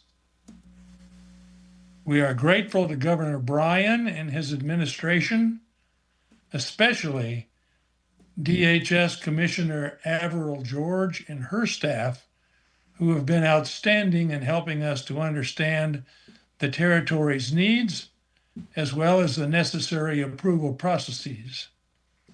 We also thank Commissioner Encarnacion and her staff at the Department of Health for their invaluable guidance and continued support. DPNR's Division of Permits Director, Amanda Jackson Acosta, has also been a tremendous help as we've navigated the planning and permitting process for the construction of this facility. And none of this would have been possible without the assistance of former Senator and Commissioner of DPNR, Alicia Barnes, and her staff at Rittenhouse Consulting Group, who initiated this process more than 4 years ago. Thank you for the opportunity to address this committee on this important issue. Andrew L. Turner, Raindance Healthcare. Thank you so much, Mr. Turner. Definitely gave me some, what do you call it, goose pimples there hearing about this project. You know, we are excited to hear about projects like this and looking forward to seeing it come to fruition. And of course, all the hard work that the Department of Health and the Department of Human Services has been doing on the back end in collaboration with whether it's the private sector or other public sector agencies in order to make this a possibility. What I wanted to do is indicate the lineup of questioning. We're going to go into a 4-minute round. It's going to start off with Senator Avery L. Lewis first, then Senator Marvin A. Blyden, then Senator Alma Francis Heileger, then Senator Novell E. Francis Jr., and then my Vice Chair, Senator Carla Joseph. But before we move forward to Senator Lewis, I wanted to ask a few quick questions in relation to, long-term care. I know that this CMS certification is essential for the future of long-term care in the Virgin Islands. And I know that the department has been working or collaborating with private sector and public sector. But I'm curious to know if there is any roadmap, if I can call it that, or a list of milestones that we're developing in relation to achieving this certification. I know it's difficult because facilities are the issue. But as more facilities come online, I think we really need to sort of have a 5-year strategic plan of sorts to be able to reach that milestone. So if anyone from the Department of Human Services could be able to answer that question, is there a developing strategic plan in relation to CMS certification? Kishma Vincent, Administrator. As far as a plan for CMS certification, ourselves, along with Department of Health, met a few months ago, and they did an initial assessment. It was Miss Hadia Charles actually did a walkthrough with us, and we sort of just went to the different facilities to identify where we're at. Mm-hmm. So that assessment was completed, and we're just waiting to get the results of that assessment back to exactly see where we need to, start moving forward. Okay, very, very well. That's good news. Senator, may I speak to that? Yes, please do, Commissioner. This is Commissioner Encarnacion. I also have our Director of Risk Management here, who is also, in reference to CMS certification, is very knowledgeable as well. The meeting that we had was the initial meeting, as she has indicated, and we actually broke it down in the testimony so that you can see that there is a strategic plan going forward. That was one of the first initiatives, is really sharing CMS rules and regs and an outline as to what requirements would be for CMS certification. And as outlined, there's like 3 different specific standards we're workforce capacity, infrastructure, and life safety, operation excellence.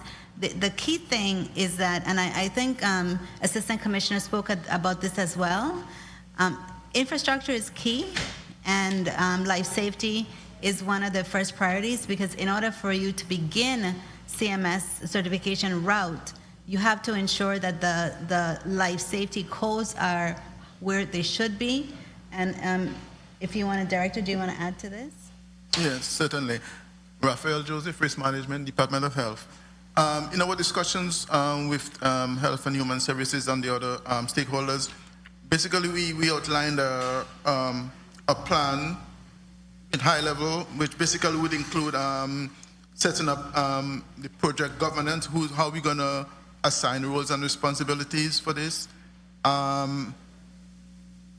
The first phase initially would be an initiation and assessment, because basically we'd go through the facilities, see the gaps that are there that we need to address, and then we'd consider regulatory and policy alignment. CMS requires specific policies and regulations alignment for application. Then we would look at workforce development, develop staffing plan aligned with CMS regulations, because CMS requires a certain number of staffing requirements. For example, the new rule as of December 2025 is that there should be at least a registered nurse on duty at least 8 consecutive hours per day, 7 days a week. And of course, there should be a designated director of nursing who should be a registered nurse. And of course, you maintain your other staffing. So workforce development will be one of them. Then we go into infrastructure and life safety upgrades. Very critical. And this is a stop. If we don't meet those requirements, that's why it's called life safety. And basically, just to give you an example, considering if you were at KMAT and the fire alarm goes off, everybody runs to the exit. In the nursing care facility, we have what they call defend in place, in that the building has to be in such a constructed in such a way that you could defend the residents, because not everyone can evacuate the facility at the same time, and therefore the building has to be compartmentalized. It means that there have to be certain areas in the building where you can go for refuge and in case of a fire. So infrastructure and life safety, and then quality assurance and performance improvement, very critical. You have to have your quality assurance program, your performance improvement programs, and then we go into then you can go into your survey readiness mode, where you do your mock surveys and you conduct internal audits, etc. If I may, of course, then not to interrupt you, but I'm curious, in your division, how many employees are in that division with the planning that, can someone share that with me? So Senator, this is Commissioner Encarnacion. Right now, in our regulatory division, it actually spans, it's not just one entity. Of course, vital stats and environmental health, those are all part of our regulatory division. However, when it comes to specific regulatory entities like this, we actually only have really one person. The risk manager has 2 individuals working with him. So when we speak about the fact that workforce capacity, that's across the board. So in other words, human services would have to have a strong workforce capacity, but the Department of Health and the regulatory framework also has to have a very strong workforce capacity and compliance officers, so that because it's a cyclical event where, I can Kishma, I think her name is, from Human Services. Yes. Indicated that we did visit them, and we do have a report that should be coming to you shortly. We had outlined it within our testimony, but the report should be coming to you shortly. And we have to ensure that we build upon the regulations whenever we review. We build upon the improvements so that we could continue to grow. And it actually is a teamwork approach. It cannot be done individually. Well, I assumed, with what was being relayed, it was a division of at least 5 or 10 people. I'm a bit surprised to know that it's just one person. I don't know if we need to look at expanding a little bit more, if not. But I don't want to, hold everything up. I really just wanted to ask Mr. Alexander one question before we go to Senator Lewis. From your side, from the Housing Authority side, is there any opportunity for the Housing Authority to collaborate a bit more stronger with the Department of Health and Human Services, whether that looks like access to funding for trying to assist with options and infrastructure for potentially elderly homes? Is that something that can be done? Yes, yes, sir. Thank you, Senator. And how does that look like? What does that look like? Dwayne Alexander, Executive Director, Virgin Island Housing Authority. We would love to work with anyone. We currently actually, to be exact, we are taking a resolution to our board next Wednesday. We will be closing on a brand new development, 2-2 senior development, which will be 60 units. We'll be closing on that sometime next month. So we're moving forward with trying to make some senior developments. Well, that's wonderful news. And what's the name of it again? It's 2-2 senior. 2-2 senior. Yes. Okay, very well. Senator Lewis, you're recognized for your 4 minutes. Thank you, Mr. Chairman, and good afternoon to everyone. Good afternoon to the people of the Virgin Islands. Good afternoon to the testifiers. Mr. Alexander, keeping along the lines of that, I'm fully aware of the 2-2 senior development. You have quite a few projects supposed to be coming online. Yes. Is there, in those projects, we expanding anything to seniors as well? Or is just middle income or your regular demographics? So we always encourage seniors. We take applications for all of our properties. It just happens so that this new site will be senior designated. But our other site, like we have this new Dunu property, Yes. if seniors out there, they can apply for it because we don't deny. You could be a senior with a family, or you could be a senior with an individual. Provided we have the units, we give priorities to them. Yes. One of the biggest things that I have found out is that we have a preference now in the Virgin Islands. What we did notice and our analogy, and when we analyze most of these things, we had tons of folks coming from off island putting in application for our properties. As I mentioned in my testimony, it takes about 2 years before someone get housed. Well, if they are flooding our waiting list with applications from off island, then those folks was just in sync. But what we did last year, working with our team, is a priority. We have a priority in place, a reference priority, that we give local residents a preference. Yeah. That they get more points for that. Not cutting you out, but just listening to your testimony, there's really some strict guidelines in there. Yes. And some real tough regimens that you follow. And I'm glad that we have those in place so we could circumvent the jumping the line or whatever you want to call it, So we have criteria that we follow, and let's maintain those rules and those guidelines. Yes, sir. To speak. Commissioner Encarnacion, good afternoon. Good afternoon. Page 4 of your testimony, where the gentleman, I can't bring his name, that was just now speaking, it talked about operational excellence, and it talks about enhancing clinical documentation. That's, do we have a mechanism in place for documenting, like electronically in a cloud-based kind of thing we're speaking about, so we could track data and so forth a lot better? That's going to be based on the conditions for there. participation.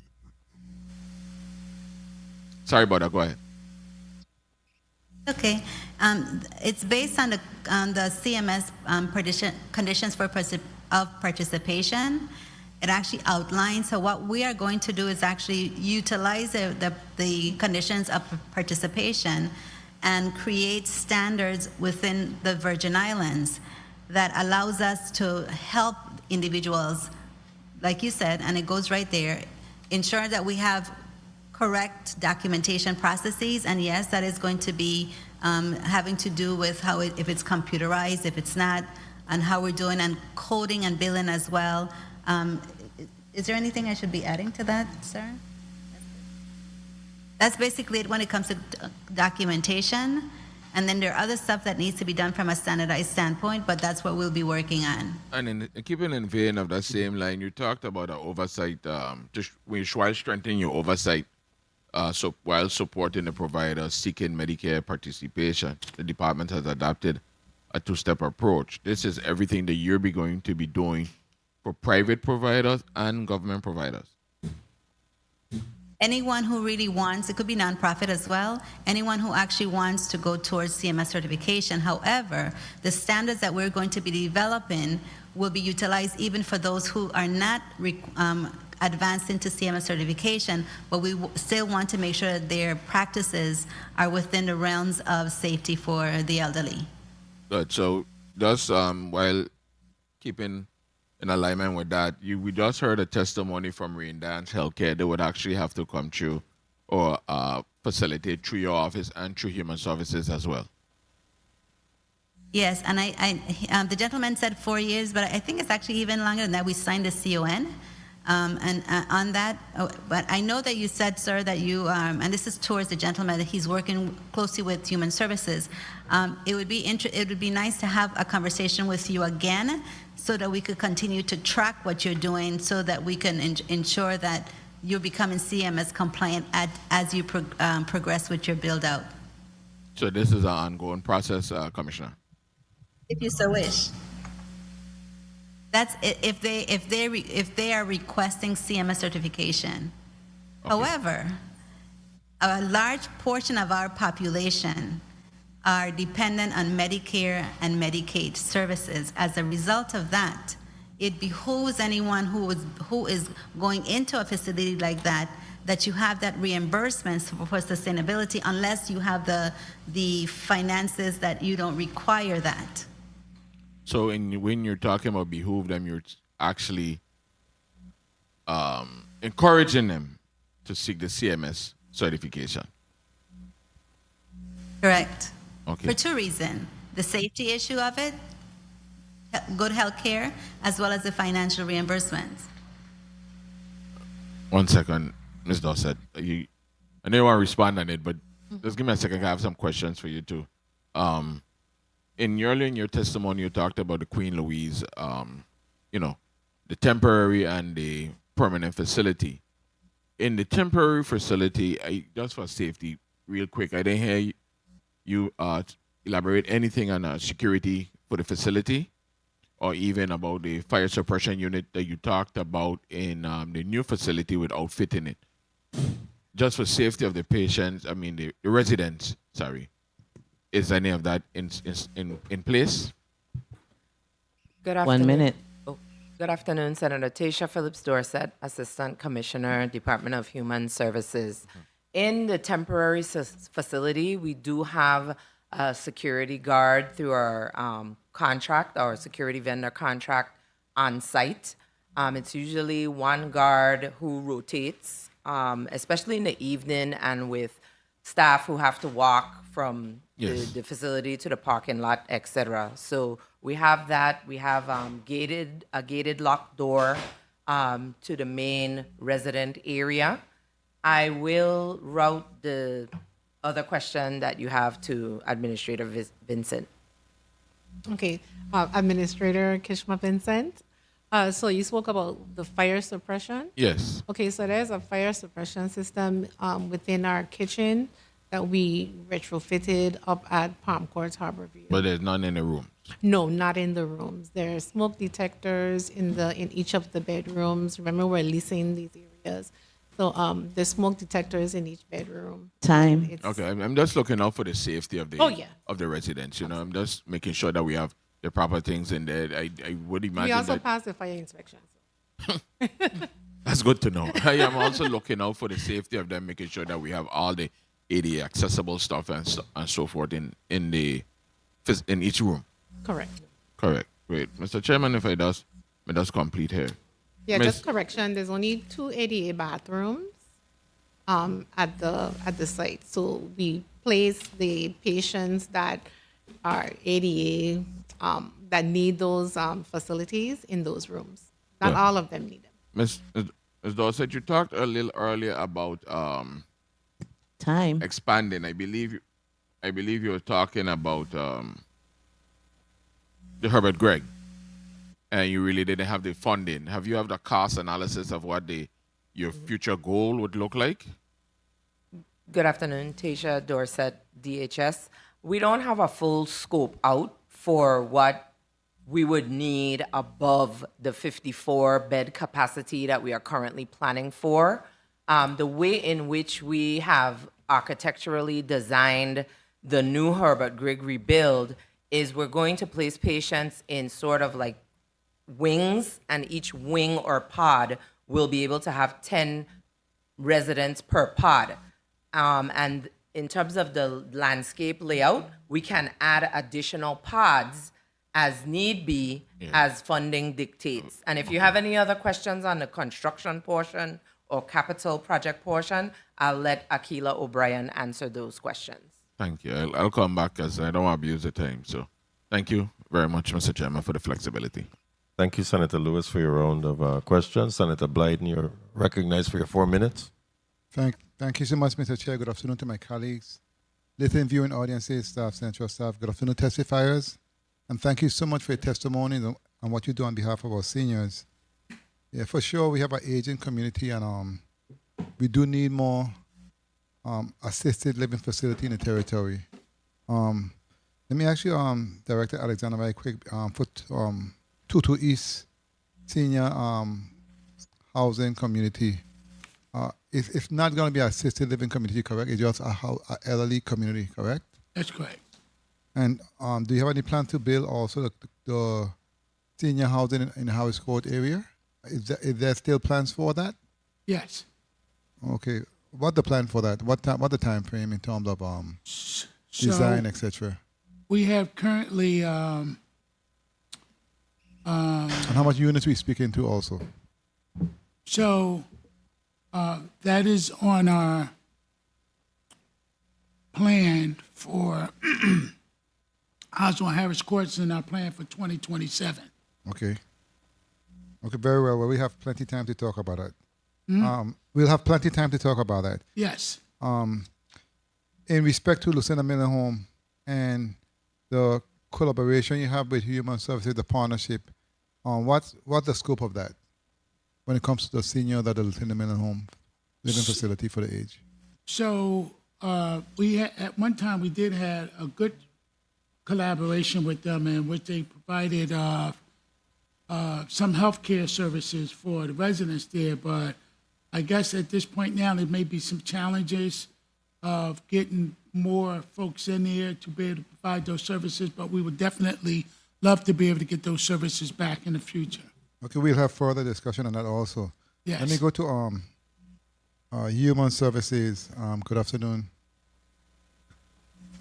Let me ask you in respect to Palms Court Harbor View. You say you have 13 residents?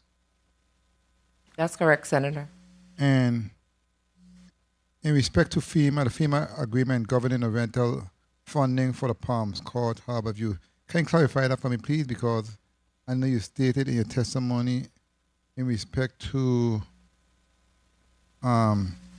conditions with the Queen Louise Home and Palms Court, and you have 9 months. Clarify that for me, please, briefly. Tasha Phillips Dorset, Assistant Commissioner, DHS. So we have a 2-story building that's located in the hospital ground, Berg's home area. That's where traditionally we housed about 22 clients after the hurricane. And the top floor of that facility became a bit unusable. We could have only used it for minor storage, most of the residents were congregated in sort of a big open space with their hospital beds, etc., on the bottom 1 minute. floor. So we need to renovate that two-story building. And so in the interim, we moved the clients to the Palm Court Harbor View site. We are leasing it as a daily rate. And once we complete the renovations in the hospital ground site, we intend to move those clients back there until the 34-bed facility is constructed on the parcel near the Paragon building in St. Thomas. So what's the time frame for the repairs at in hospital ground? That's my clarification. What's the time frame? That's what I want to hear. I want to hear the dates. Sure. So it's a 9-month period that we have from when the repairs start. They Okay. must be completed within 9 months. When- I'm going to ask Akila O'Brien to answer your question. When do we anticipate Time. the repairs being started? We just finished last week the paint selection, the awning selection, color, and some of the other exterior items so that the vendor could order those. But again, I would defer to Akila O'Brien. And who's the contractor? Who was awarded the bid? Custom builders.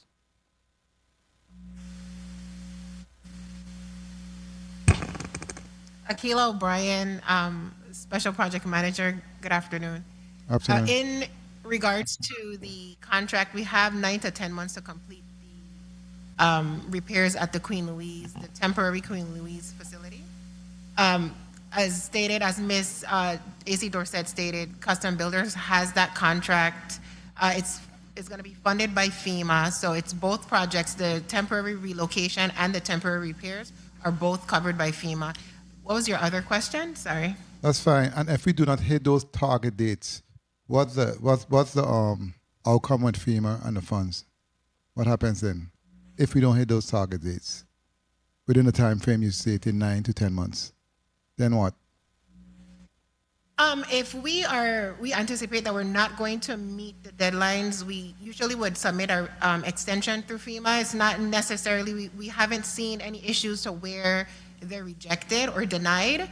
Once we get to, the contractors, if they let us know that they're not going to meet that timeline, usually we'll just ask for an extension for whatever extended period needed to get the repairs complete. Okay, very well. And including, Mr. Chair, if I may.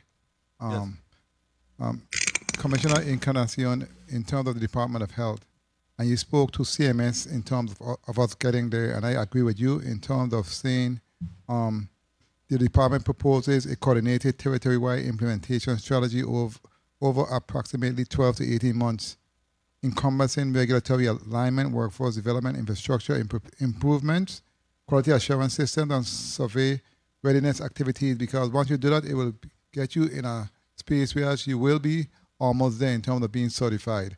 And by the time we get the proper physical facilities in terms of conditions, staff, in terms of workforce capacity, operational excellence, and equipment, I think we'll be able to achieve that goal. So I believe that's a good place to start. And I want to thank all of you for your testimonies.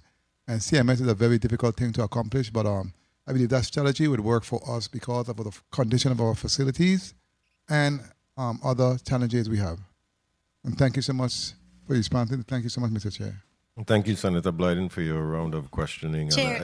Chairman, this is Commissioner Encarnacion. If I can just tap into something that Senator Blyden indicated, the 12 to 18 months is a preparation time to get the strategic alignment in place. When you're going for CMS certification, it's going to take a little longer than that. Depends on all of the items that Mr. Joseph spoke about. And so that it depends on really how fast you work it, but the strategic plan for how we go about it will be done within 12 to 18 months.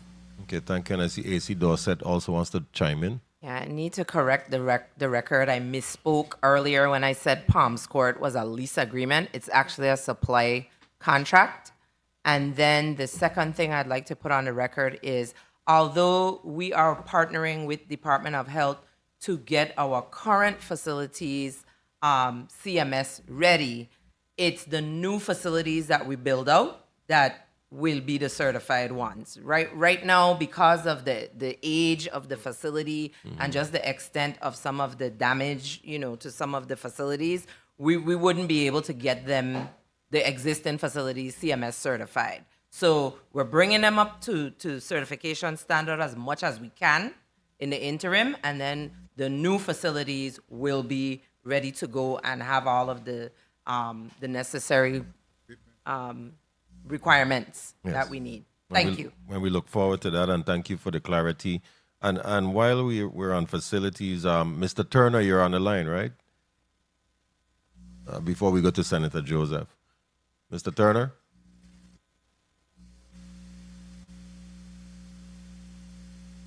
Okay, looks like Mr. Turner may not be on the line.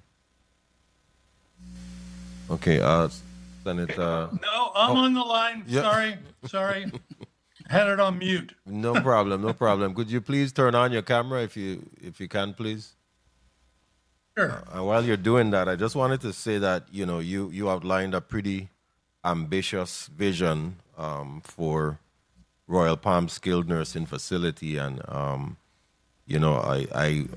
would love to see a project like this come online in order to help ease the burden of what's taking place. So I wanted to ask you just a few quick questions, about some background on the project, and how you're financing, or how are you constructing?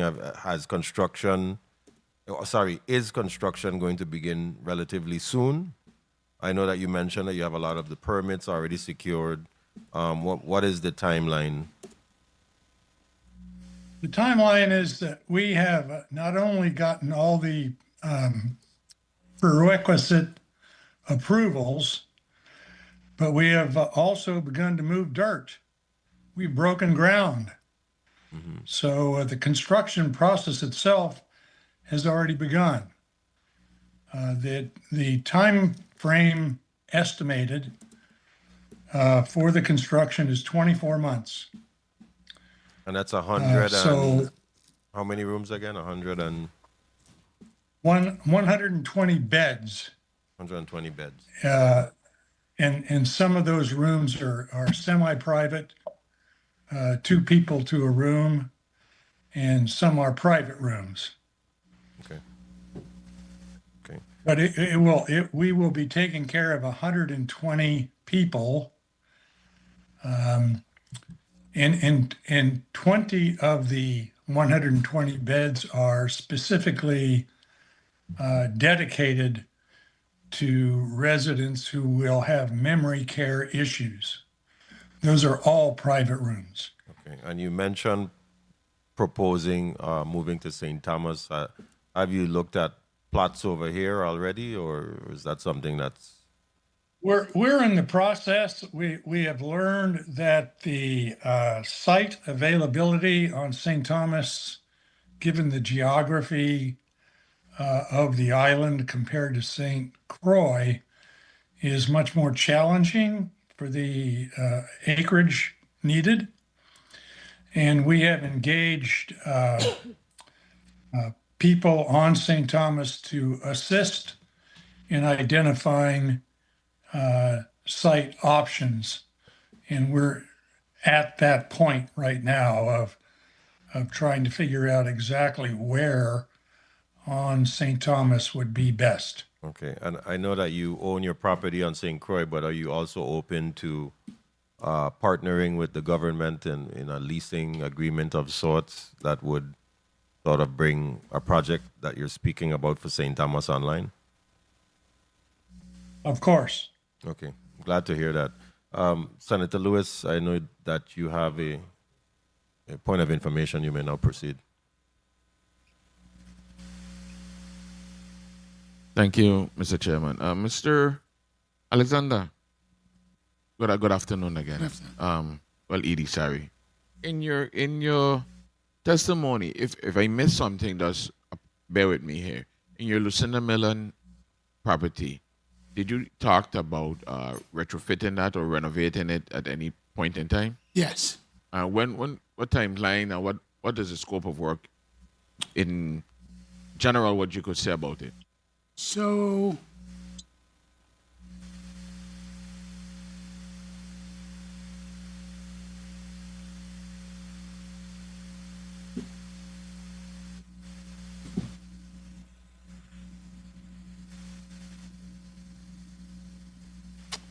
I know we currently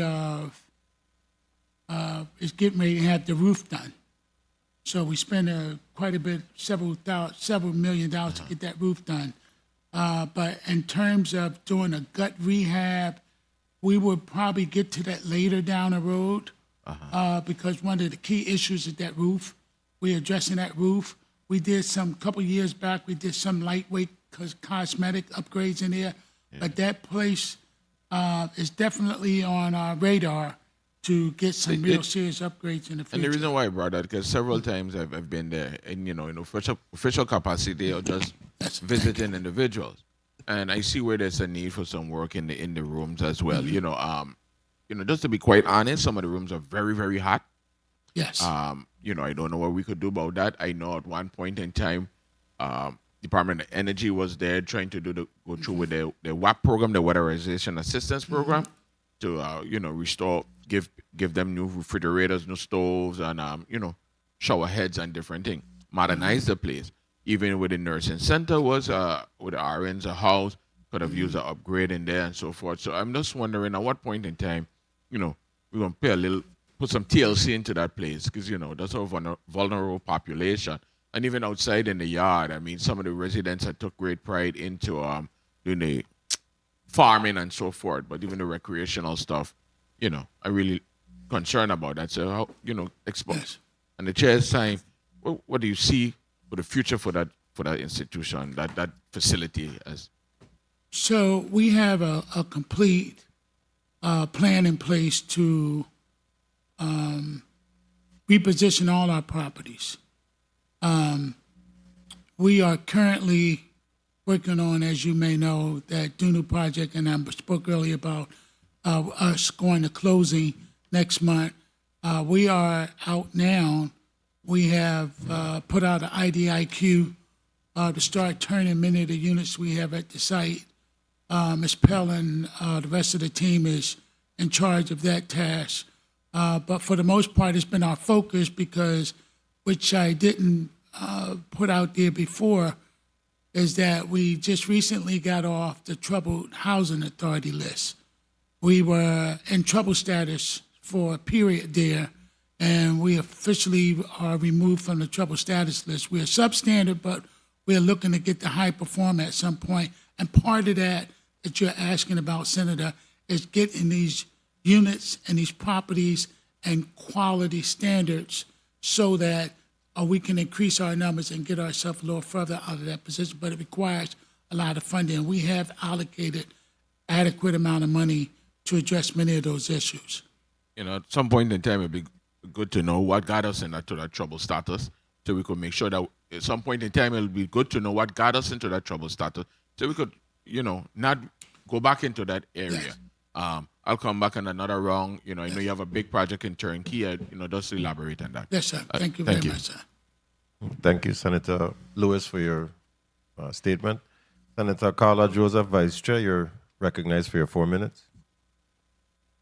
Oh, I apologize. Thank you so much. Sorry, I apologize. I did not see. You passed Senator Francis Heiliger? Yes. My apologies. Okay, no problem. Yeah. No problem. Yeah. I apologize, Senator. Please proceed. I didn't see you come in. Yeah. It's okay. Good day to my colleagues. Good day to the people of the territory. Good day to the testifiers. Good day to staff. My first set of questions revolve around recruitment strategies in regards to the nurses. This is to Department of Human Services. What exactly do you do, whether it's a vigorous campaign? How do you reach out to assist with recruiting the nurses that are needed? Tasha Phillips Dorset, Assistant Commissioner, Department of Human Services. I would say first our Human Services HR department or division, they participate in a lot of the Department of Labor and Department of Personnel health fairs, career fairs, sorry. They have them throughout the year. A lot of times it's at Tutu Park Mall, in St. Thomas and various locations. So we partner that way. Also, at times we have people directly reaching out to our HR office or also our commissioner of our department, and they may submit their resumes, et cetera, directly to us. And then if we post positions, we will tell them, these are open and this is the deadline. With all you're doing, how fruitful are you in actually getting? So I think recently we've become a bit more fruitful. We've gotten a lot of our personnel request forms cleared through the Office of Management and Budget.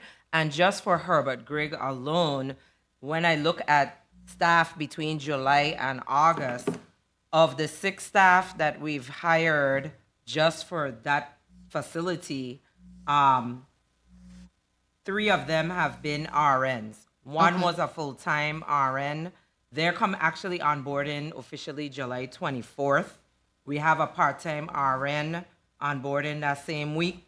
And then there's another one slated for August 10th. But we have other institutional support service staff, cooks, etc., that we need at Herbert Grigg, and we're in process of onboarding some of those. CNAs, we still have an issue with, Senator. We posted at DOP for 3 CNAs on St. Croix. We did the interviews, and there was no selection. The candidates didn't meet the actual criteria. They didn't meet the criteria? They didn't meet the criteria. What were some of the things they were missing so we would know, where the shortfall is? I will have to come back through the chair, but at times we do have issues with persons not having an active license in certain positions. Okay, thank you for that. You're welcome. Human Services, I want to ask, with those that have been placed in off-island facilities, whether it's Puerto Rico, Florida, how often do you guys get an opportunity to go and check out these facilities to make sure that our residents are being well taken care of? Kishma Vincent. 1 minute. Kishma Vincent, Department of Human Services. So we visit the facilities twice a year. Okay. So we visit the Casa de Salud in Puerto Rico, and then we also visit our other facility up in Florida. Okay. So our APS. How much does it cost us on an annual basis, do you know? And how many residents are there? At Casa de Salud, we have currently 5 residents. Okay. At Casa in Puerto Rico. An average cost per year per client is about $5,000, just about $5,000 per client. Okay. I mean, sorry, that's per month. Sorry. Oh, because I was like, wow. I'm sitting here like they negotiated a good deal. No, sorry. Yeah, per month. $5,000 per month per client. Yeah. Understood. Go ahead. Can I add one thing? For our Medicaid clients, though, that are placed at Pines Nursing Home and other facilities, it is dependent on the rate that is accepted by our CMS partners for Pines Nursing Home. Okay, thank you. And we have 10 persons there. Virgin Islands Housing Authority. How many senior housing units are needed to help reduce the current waiting list? Do you have a number?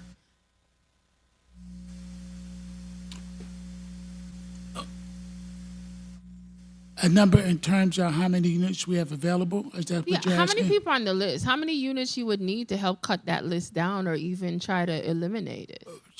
So it's sort of unique because we do have a large waiting list. Okay. And what happens is, so say if we had hypothetically 1,000 people on the waiting list, not all 1,000 people may qualify for our program. They may not income qualify, or may be some other issues why they don't qualify. So typically, our logic is that we normally have to pull about 100 to 125 people to get 25 solid residents. Okay. Our waiting list is not that long. I mean, typically for us to move in terms of Section 8, it maybe take 2 years. In terms of for the seniors, in terms of the family, it may be a little bit quicker depending on the size of our waiting list. Our waiting list in St. Thomas is about close to 500, and St. Croix maybe a little bit less. So overall, we have less than about 1,200 units. And I know we're talking about our seniors because we want to make sure they're okay. But one of the things that I've had conversations, how do you deal with internal processing of these waiting lists? Because in the 6 years I've almost been here, I've had quite a bit of complaints about people that have been on the waiting list and then other people skip over them. And how do you do an internal review to make sure that people are not abusing the system where they're allowing friends and family to skip over other people that might have been on the list prior to them? Because that's something I get a lot of complaints about, and I've never really heard how you deal with it on an internal basis, because it is happening. I keep hearing about it. People keep, and I know sometimes people are saying, okay, based on emotions, but if somebody calls me and contacts me as a senator and say, hey, I've been on the waiting list since July of 2020, and then somebody went on the waiting list of 2023 and they're already placed and I'm still waiting. And those are the type of conversations I'm having. How do you deal with that? Or have you even identified that outside of, for example, people complaining? Thank you very much for that, Senator. If we have an issue like that, we definitely look into it, because we don't want anybody jumping out of anyone. But we do look into those all the time. Okay. Most of the time when you have complaints, is from, because I deal with complaints every day, a lot of times the complaints is they really don't understand the process of, you may need a 4-bedroom and we may not have a 4-bedroom available, and I might apply for a 2-bedroom and our 2 bedrooms constantly vacate. So I might get housed earlier than you may get housed, but you might have been on the waiting list longer than I have. So most of the times when you help explain... That's a plausible idea. But Yes. do you think that is what's happening in every case?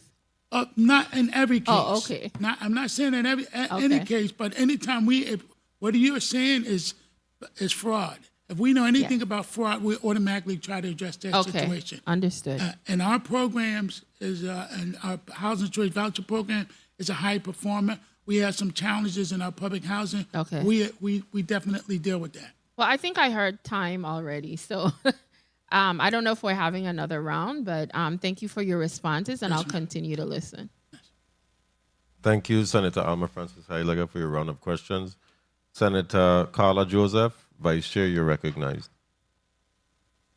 Thank you, Mr. Chairman. I'm hoping I'm recognized now in due order. Yes. I wanted to, first of all, say a pleasant good day to everyone, especially for each one of you who are working here in the trenches to provide real life solution for persons and families who are in need of care and need of safe, sanitary, and decent housing, especially for our elders. I really applaud you.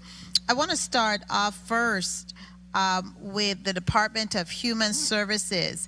You noted in your major demographic shift that in 2010, about 13.5% of our population, that would be 65 plus, that was the amount in our population, and now that has jumped from the last census to now 21.3%. So we have what I would term as a silver tsunami that has now coming ashore and impacting the services that we need to provide. And based on what I'm seeing, I'm not confident that we are fully prepared to address it. I want to start off with Mr. Turner. Mr. Turner, I see, Mr. Turner, are you still there? Andrew Yes. Turner? Yes, good. there. Mhm. I see you are from Sun Healthcare Group. That is the operating company. I'm trying to understand your organizational layout, because then your testimony was from Rain Dance. Rain Dance, thank you. Rain Yes. Dance Healthcare. Tell me about your organizational layout. I retired from Sun Healthcare 25 years ago. Okay. So that I founded that company, took it public. We had 600 nursing homes in 9 countries and 75,000 employees. I retired from that company and moved to St. Croix. And today, I am still working, believe it or not. And I have formed a new company called Rain Dance, which has nothing to do with Sun Healthcare. Good. Thank you so much for that clarification, because I just wanted to make sure that this is a new company there.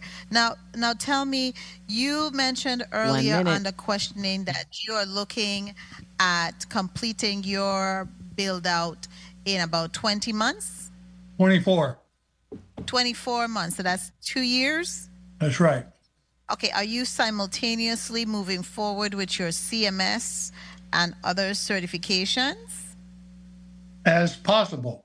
Where are you in the stages of accomplishing that? Well, let me explain that some certification requires that you be open and have at least 2 patients in house, Medicare.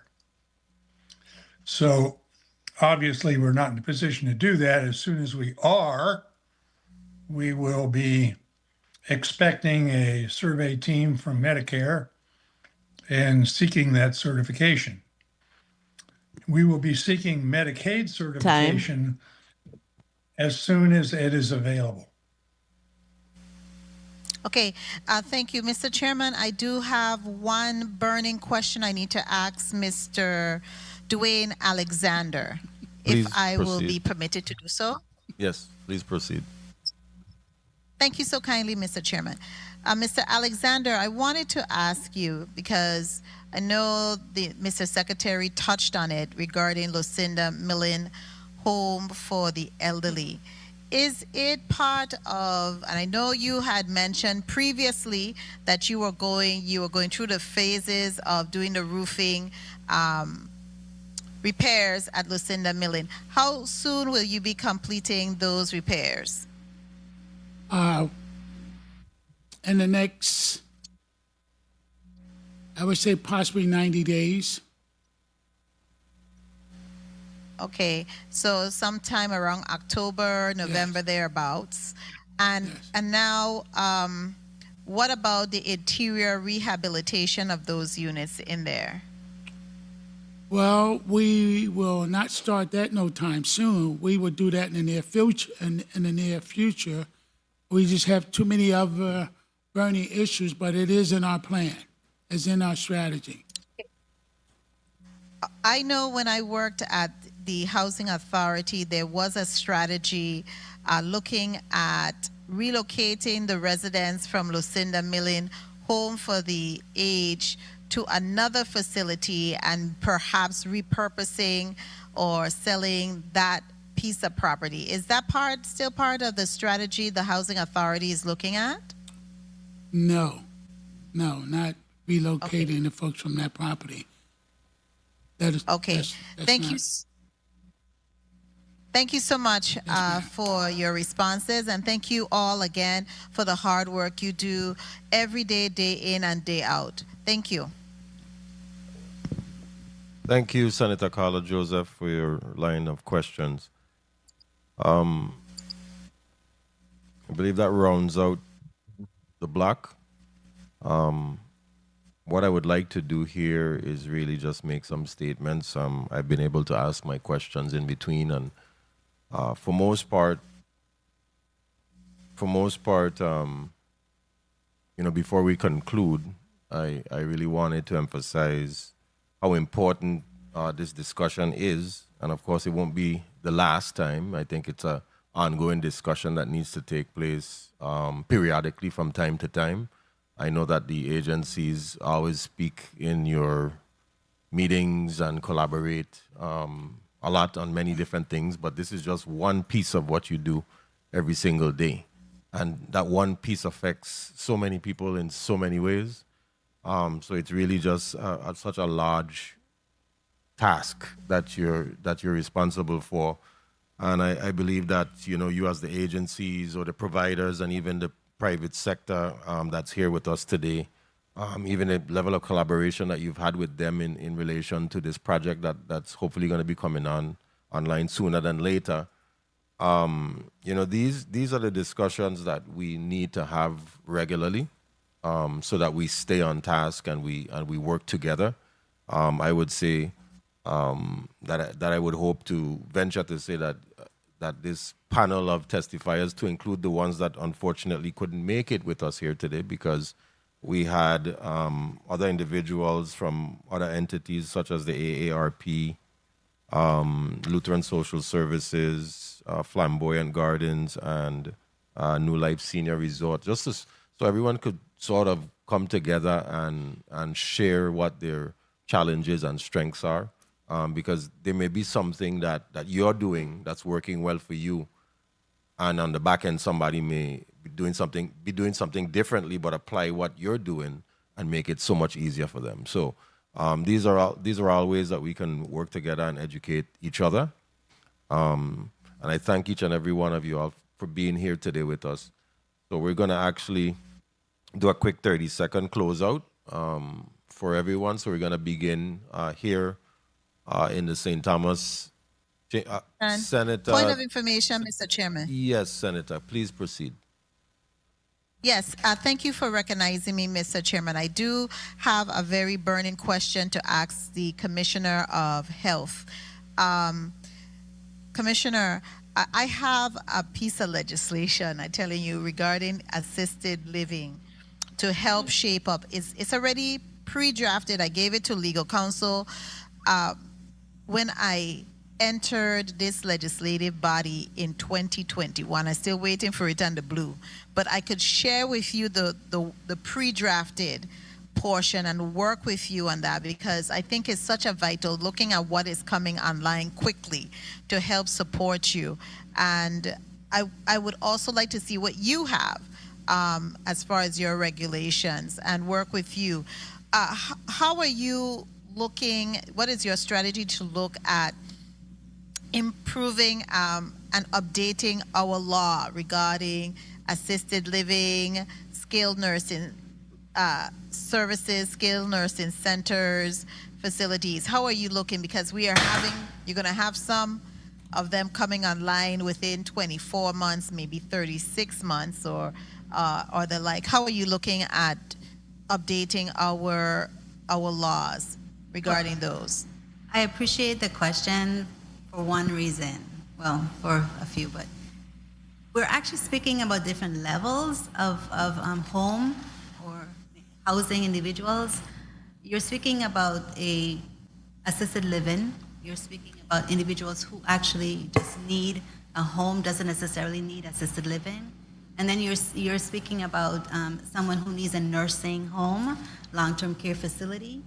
And then you're speaking about a more acute area in which you do need, and the nursing facility is the ones that we're focusing on in terms of CMS certification.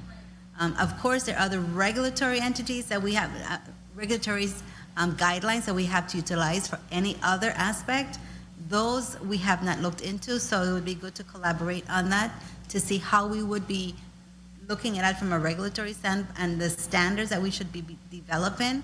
I think we could work on that together. Of course, I lean on Director Joseph because he does have that expertise in reference to CMS guidelines and the structure that he has embedded.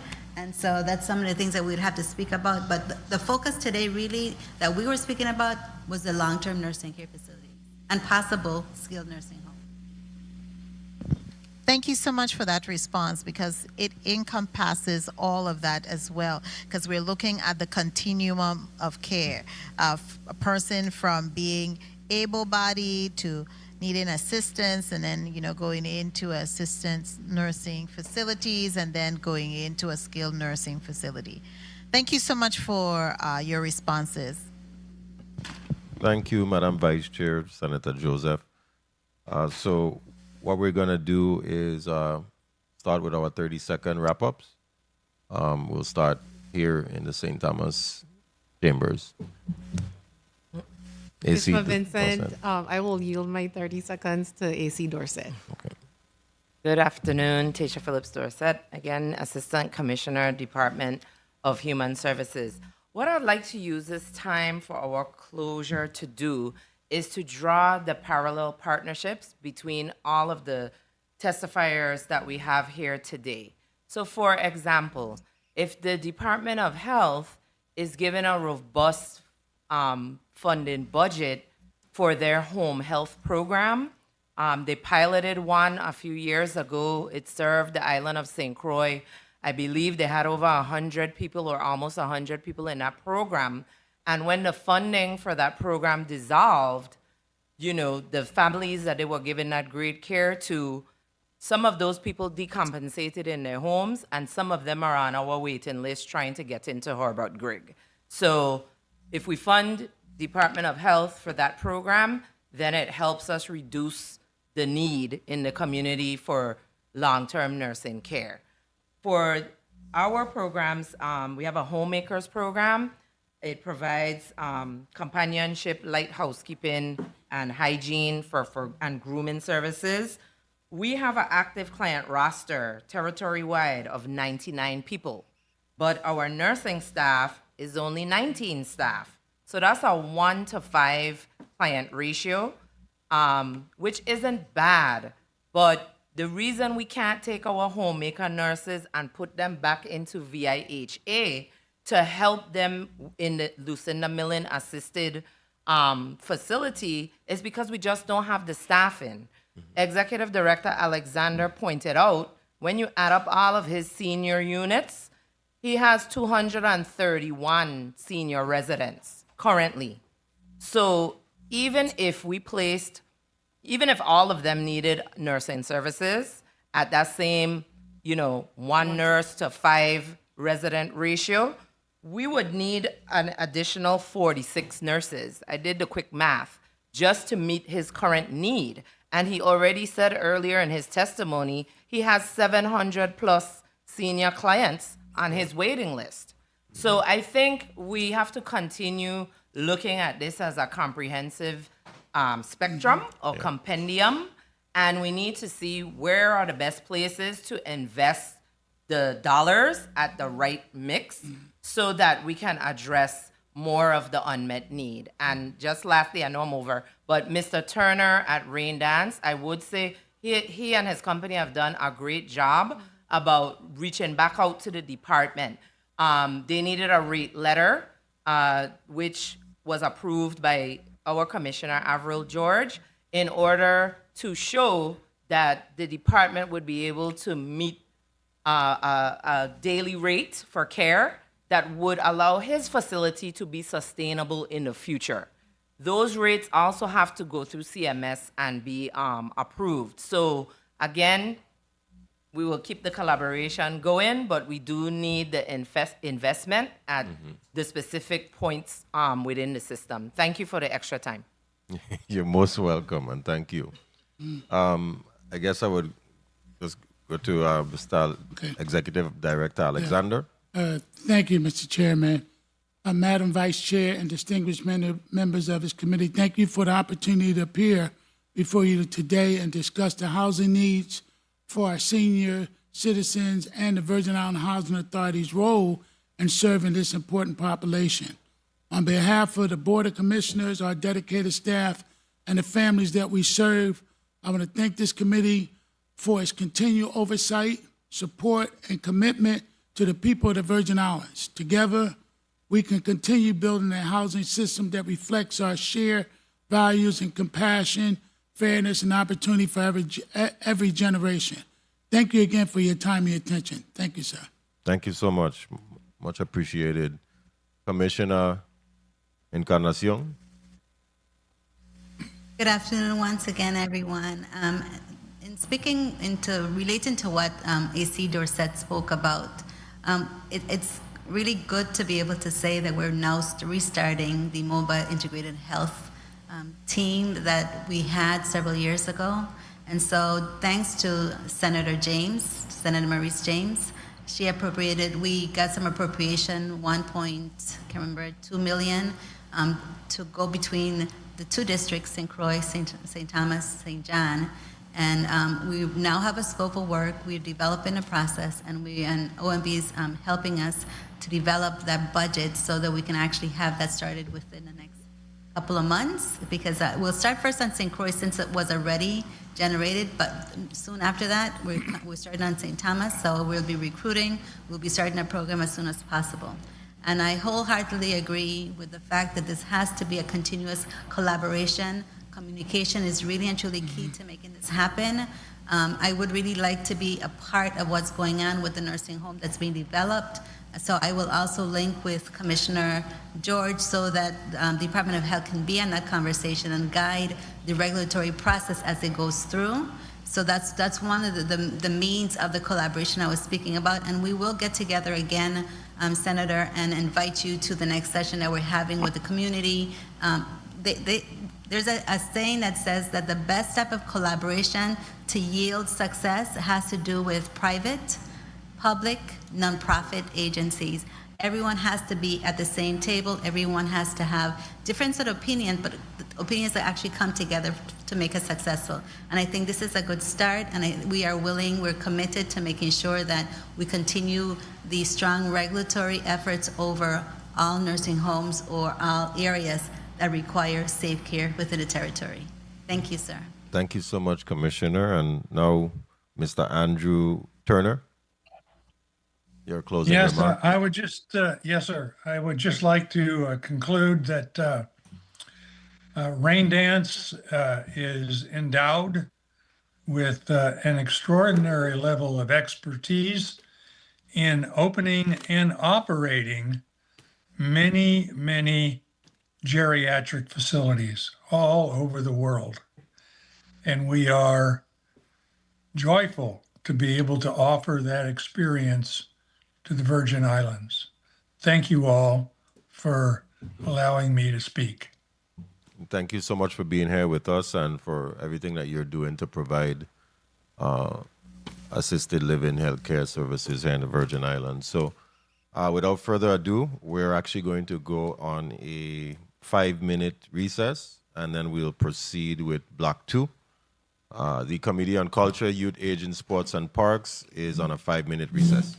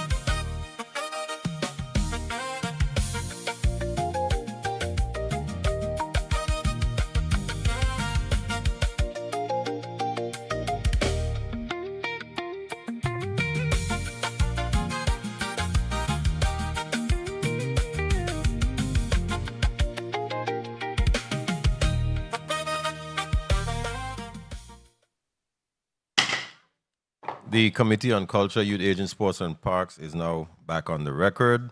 Madam Clerk, can you please read Block 2 into the record? Bill, pardon me. The committee will receive testimony on Bill number 36-0192. Bill number 36-0192, an act amending Title 34, Virgin Islands Code, Chapter 15, to enact the Senior Financial Protection and Promissory Note Abuse Prevention Act of 2025, proposed by Senator Alma Francis Heiliger. Invited testifiers, Honorable Avril E. George, Commissioner, Virgin Islands, Department of Human Services, Honorable Gordon Ray, Esquire, Attorney General of the Virgin Islands, Department of Justice, Ms. Glendina Matthew, Director, Division of Banking and Insurance, Office of the Lieutenant Governor, Ms. Pamela Toussaint, Associate State Director, Advocacy and Community Outreach, AARPVI, and Honorable Mario Brooks, Commissioner, Virgin Islands Police Department. This concludes the reading of Block 2. Thank you, Madam Clerk. Before we ask about who speaks to the bill, I want to do a microphone check. Please put your name and title on the record, and remember, when answering any questions from senators, please do the same for the sake of our in-house stenographers. Kishma Vincent, Administrator, Senior Citizen Affairs, Department of Human Services. Tasha Phillips Dorset, Assistant Commissioner, Department of Human Services. Lieutenant Shellyan Stanley Cannonet, Commander of the Economic... A little closer to the mic. There you go. Lieutenant Shellyan Stanley Cannonet, Commander of the Economic Crime Unit, on behalf of Police Commissioner Brooks. Ian Clement, Chief Deputy Attorney General, Department of Justice. Magdalene Burke, Office of the Lieutenant Governor, Division of Banking, Insurance, and Financial Regulation. Thank you. I don't see anyone on St. Croix, but for the sake of checking, oh, my apologies. Where did you appear from? Good afternoon, Heather B. Henry, Department of Human Services. Good to have you. My pleasure. For anyone who may be online, now is the time for you to state your name and title for the record, please. Yes, good afternoon, Senator. This is Troy Deshabert-Schuster, State Director for AARP in the Virgin Islands. Okay, excellent. Good to see you, sir. Okay, anyone else? Thank you. Going once? Going twice? Okay. So now, who speaks to this bill? Please proceed, Senator Alma Francis Heiliger. One moment. Please recognize the microphone of Senator Alma Francis Heiliger. Thank you so much, Mr. Chair. I would like to say thank you to everyone that's here to testify or share their thoughts in regards to this piece of legislation, 36-0192. As a senator and a representative of the people, I have extensive conversations with our residents. I interact with individuals that sometimes call into my office and share some of the things that happen, whether to them or their family members, on a consistent basis. And a couple years ago, one of the things that I had conversations on had to do with elderly fraud, promissory note fraud. And when I started to look into it, to say that I was in shock, it's an understatement. Because the amount of our seniors here in our territory and even outside of the territory in the US that are being defrauded and that are signing off on these types of documents that now either put them in financial strains or either sometimes things cause them to lose their property that they have worked for so long, I thought it was disheartening and it was hurtful. And this is what this piece of legislation attempts to do, is to put laws on the books to punish people and to help prevent people from hurting the very individuals that we as representatives have to look out for, our seniors. I have heard some horror stories, and when you have situations where you come to the realization that a lot of the people that are hurting our seniors are their very own family members. And when I did my research, the percentage was, I think it was over 60%, was the very people that they loved and the very people that they knew. And these were the individuals that were taking the most advantage of them. And I think as their representative and all of us here that represent the people, we have to step in and make sure laws are put on the books to protect the very people that need us. So I am always open to have these dialogues when it comes to any piece of legislation I bring forward. I am open to sharing of amendments because when we come and a bill is brought to the Senate floor, it's that what it is just a bill. But based on the dialogue and the conversation, we could either improve it, make it stronger, amend it, add things so we could make sure that it's the very best piece of legislation to serve the people. And I am always open to hear the dialogue, and I look forward to the testimony, and I look forward to anything that you guys have to share to make sure that we create a document that really, really helps and protects our citizens, especially our seniors, from fraud, even from their own family members. Thank you. Thank you, Senator Alma Francis Heilaga. We will now proceed to testimony in relation to this piece of legislation in the order that appears on the agenda. So we will begin with the Virgin Islands Department of Human Services. A.C. Dorset, you're recognized. Good afternoon, Senator and committee members. I'm Tasha Phillips Dorset, and I'm the Assistant Commissioner of the Virgin Islands Department of Human Services. I am joined today by our Administrator of the Division of Senior Citizens Affairs, Ms. Kishma Vincent, and Mrs. Heather Richardson Henry, the District Manager of the Adult Protective Services, or APS unit. On behalf of Commissioner Avril E. George, thank you for the opportunity to provide testimony on Bill number 36-0192, the Senior Financial Protection and Promissory Note Abuse Prevention Act. The Department of Human Services deeply appreciates the legislature's continued commitment to protecting the well-being of our older adults. As financial exploitation becomes increasingly sophisticated and widespread, seniors in our community face growing risks from individuals who misuse trust, authority, or access to deprive them of their financial security. According to the Congressional Research Service, elder financial exploitation, defined by federal agencies as the illegal or improper use of an older adult's funds, property, or assets, has expanded nationwide and is a persistent threat to seniors' financial security and health. The report found that from June 2022 to June 2023, financial institutions filed 155,415 reports of suspected elder financial exploitation. This was tied to about $27 billion in suspicious activity. Figures that highlight both the scale and urgency of this issue.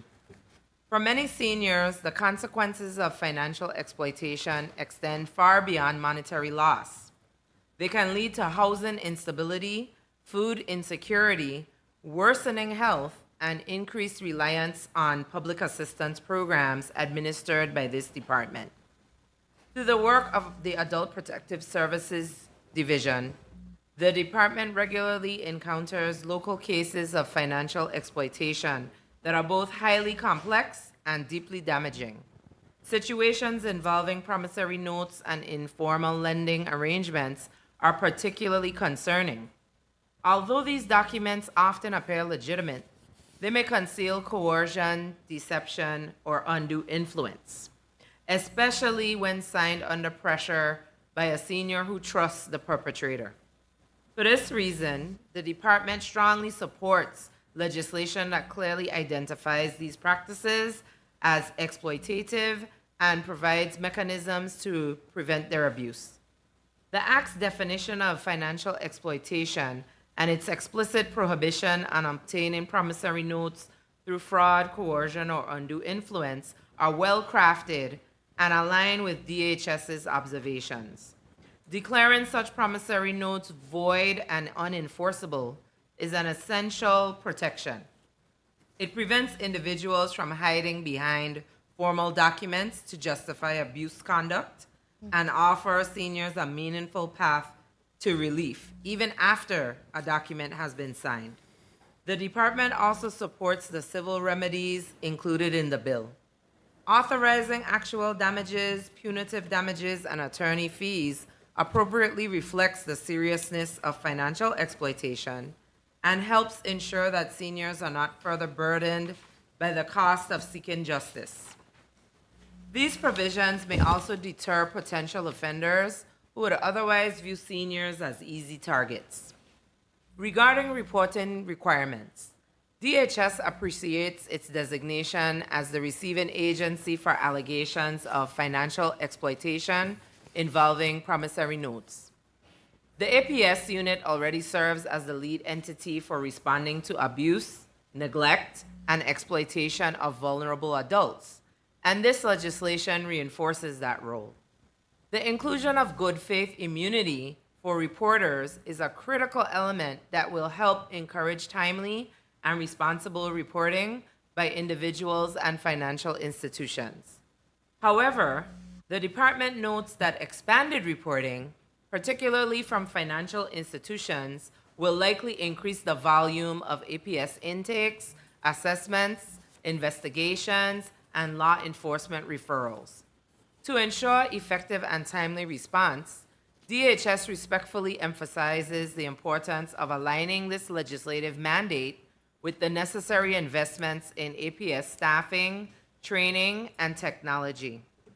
We also support the bill's authorization of temporary transaction holds by financial institutions when exploitation is suspected. These short-term safeguards can prevent irreversible financial harm while protecting the senior's legal rights. The requirement for immediate notification to DHS and judicial oversight beyond 7 business days ensures an appropriate balance between protecting seniors and preserving their access to legitimate financial transactions. Clear protocols and coordination between agencies will be essential to ensure these holds operate effectively. DHS also supports the bill's training and policy education provisions.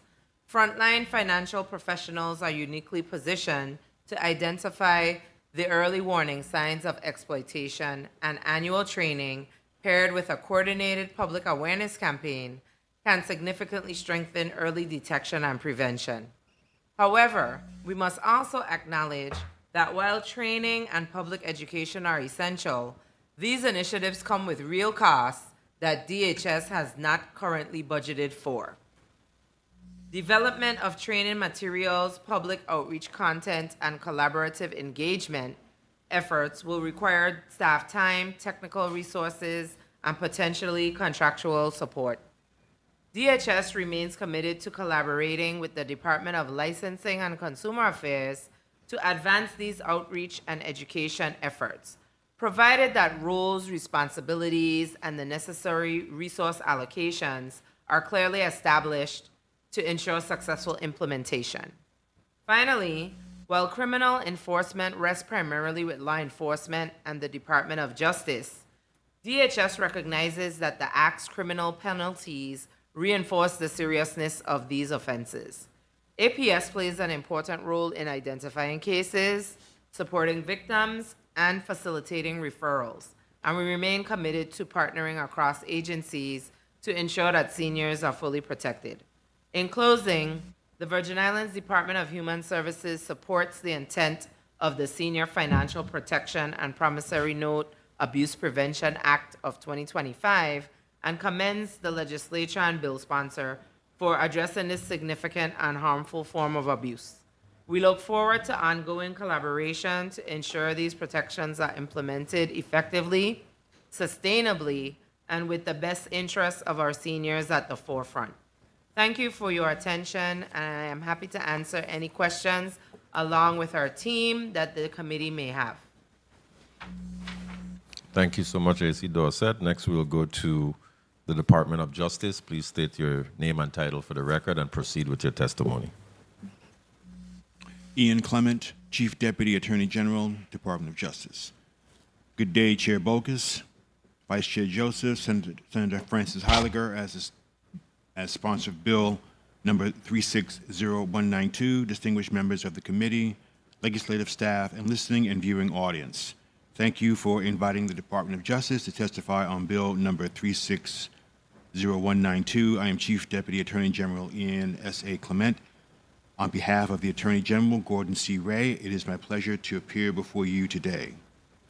The United States Virgin Islands has a significantly higher median age, about 45 years, compared to the U.S. mainland, which is roughly 39 years. This 5 to 7 year difference indicates that the Virgin Islands has a notably older population on a per capita basis. A larger senior population increases the risk of elder financial exploitation. Research on elder financial exploitation shows seniors are more vulnerable to cognitive decline, dependence on caregivers or relatives for transactions, predictable income streams like pensions or SSA. These risks are well documented at the federal level, with elder financial exploitation recognized as the most common form of elder abuse nationwide. Given that the USVI has one of the highest elderly populations per capita in the United States, the risk is correspondingly higher. With about 1 in 4 residents in the elder cohort, the bill aims to protect the islands.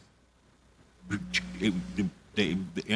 bill aims to protect the islands have a higher concentration of potential targets for coercion, a population where promissory notes, scams, coerced signatures, or undue influence will disproportionately affect community wealth. This demographic environment mirrors the high-risk conditions noted by elder justice authorities. On December 4th, 2024, the Board of Governors of the Federal Reserve System, Consumer Financial Protection Bureau, Federal Deposit Insurance Corporation, Financial Crimes Enforcement Network, National Credit Union Administration, and the Office of the Comptroller of the Currency and state regulators issued a joint statement that warned that elder financial exploitation causes major economic and emotional harm, with annual losses nationally estimated at $28.3 billion. Federal guidance and state statutes emphasize that coercion, undue influence, and misuse of authority are defining elements of elder financial exploitation. Because the USVI population is older than the average U.S. population, the risk of exploitative promissory note schemes are higher, especially given caregiver relationships, family financial stress, cross-generational financial dependence, and limited local resources and financial literacy gaps among elders. Migration of younger adults also increases social and financial isolation among seniors. In other words, the fewer working-age adults present in the community, the fewer people are watching out for predators. There are fewer on-island family protectors and more elderly living alone. This means elders become more dependent on non-family caregivers, acquaintances, and financial intermediaries, relationships where coercion is more likely to happen or where outside coercion can fester. The proposed bill complements other sections of the Virgin Islands Code, specifically the Elder and Dependent Abuse Act and criminal provisions 36 Virgin Islands Code sections 469 and 470, governing criminal abuse and financial abuse of an elder or dependent adult. The territory's existing elder abuse statutes criminalize physical abuse, neglect, and certain forms of financial exploitation. Still, they do not specifically address the misuse of promissory notes as instruments of coercion. Bill number 36-0192 strengthens our legal framework by explicitly prohibiting, inducing, pressuring, or manipulating an elder to execute a financial instrument that primarily benefits the wrongdoer. This specificity matters. It provides prosecutors with a clear statutory basis, aligns the territory's protections with modern elder justice standards, and ensures that exploitative actors can no longer hide behind formal-looking documents to justify what is, at its core, financial abuse. The department expects members to ask about the relationship between Bill number 36-192 an existing 34 Virgin Islands Code Section 470, which already covers financial elder abuse. These two provisions are complementary, not redundant. Section 470 addresses general patterns of financial exploitation carried out in bad faith, but predators have long exploited a structural gap when a facially valid promissory note documents coercion. Defendants claim the senior voluntarily contracted, therefore depriving the prosecution of its evidentiary advantage. Bill number 360192 directly addresses this gap by declaring instruments obtained through fraud, coercion, or undue influence as invalid as a matter of law, establishing a specific criminal offense and allowing temporary holds on transaction when exploitation is suspected. Together, these provisions provide the department with a layered enforcement framework for general conduct and Chapter 15A for specific instruments through which exploitation occurs. For these reasons, the Department of Justice strongly endorses Bill number 36-0192. The bill addresses a known and dangerous gap in our elder protection laws, aligns with federal guidance on financial exploitation, and offers a targeted practical tool for prosecutors. The department believes this bill will significantly reduce the occurrence of coercive financial practices targeting our seniors population and will strengthen public confidence that the territory is committed to protecting its most vulnerable residents. While the department supports the bill as currently written, our review has identified several technical issues that, if addressed before passage, would significantly improve the statute's enforceability and resistance to constitutional challenges. These issues include, among others, the mens rea needed for felony convictions under Section 499, the apparent redundancy in the enhanced penalty provisions at Section 499B, the agency responsible for issuing training guidance to financial institutions under Section 497, alignment with the Federal Senior Safe Act of 2018, which offers similar federal immunity for trained financial institution employees who report suspected exploitation, the protection of voided notes from losing validity due to holder in due course status under UCC Article 3, and explicit grant of authority to the Attorney General to initiate civil enforcement actions under Section 494 on behalf of affected seniors and the territory.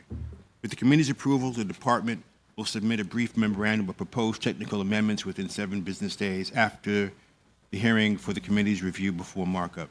The department expects to manage the initial enforcement of Chapter 15A using the existing investigative and prosecutorial resources and is not requesting funding at this time. The department will evaluate resource needs as caseloads grow and reserves the right to revisit the legislature with specific funding requests in a future fiscal cycle if the financial exploitation caseloads increase, especially concerning forensic accounting and expert witness costs typical of these cases. In conclusion, this bill is a timely and essential step towards protecting the financial dignity of our senior community. It closes the loophole that has allowed predatory practices to persist and gives prosecutors the clarity and authority needed to safeguard our elders efficiently. The Department of Justice thanks the committee for its attention to this urgent issue and respectfully urges the legislature to move forward with Bill number 36-0192, along with the technical amendments the department will submit for the committee's consideration. This concludes my testimony, and I remain available to answer any of the senator's questions. Thank you, Chief AG Clement, for your testimony. We're now proceeding with Ms. Glendina Matthew, Director of Division of Banking and Insurance, Office of the Lieutenant Governor's Office. Please proceed with your testimony. One moment. We're not hearing Ms. Matthew here in the St. Thomas chambers. Good day. Okay, now we can hear you. Okay.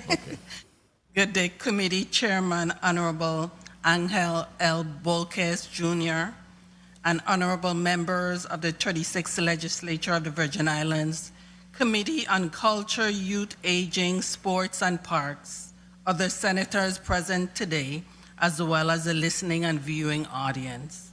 I am Attorney Glendina Matthew, Director of the Division of Banking, Insurance, and Financial Regulation within the Office of Lieutenant Governor. With me is Assistant Director Magdalene Burke, who's in the St. Thomas Chambers.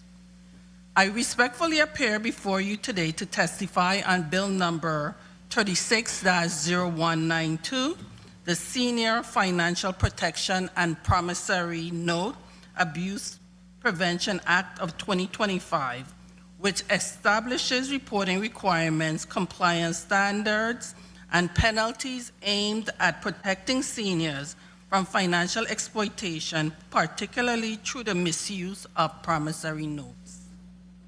Pursuant to Title IX of the Virgin Islands Code, the Division of Banking, Insurance, and Financial Regulations serves as the administrative arm of the Virgin Islands Banking Board and is responsible for the licensure and regulation of banks, mortgage lenders and brokers, finance lenders and brokers, small loan companies, and other financial institutions specifically named in Title IX of the Virgin Islands Code that conducts business in the Virgin Islands.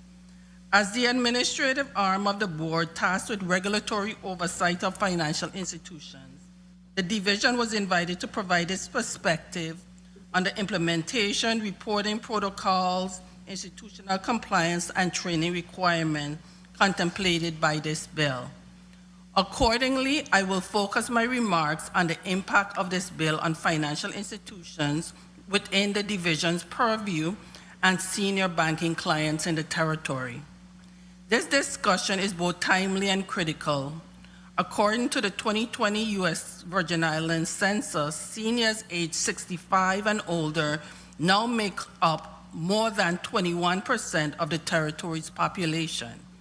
As this demographic continues to grow, so does the number of adults living independently, increasing their exposure to sophisticated financial scams and exploitation. In December 2025, the Federal Trade Commission issued in its annual report protecting older consumers to United States Congress that a growing number of senior adults are reporting fraud losses due to the following financial scams: tech support scams, prizes, sweepstakes, and lottery scams, romance scams, online marketplace scams, investment fraud, and government impersonation scams.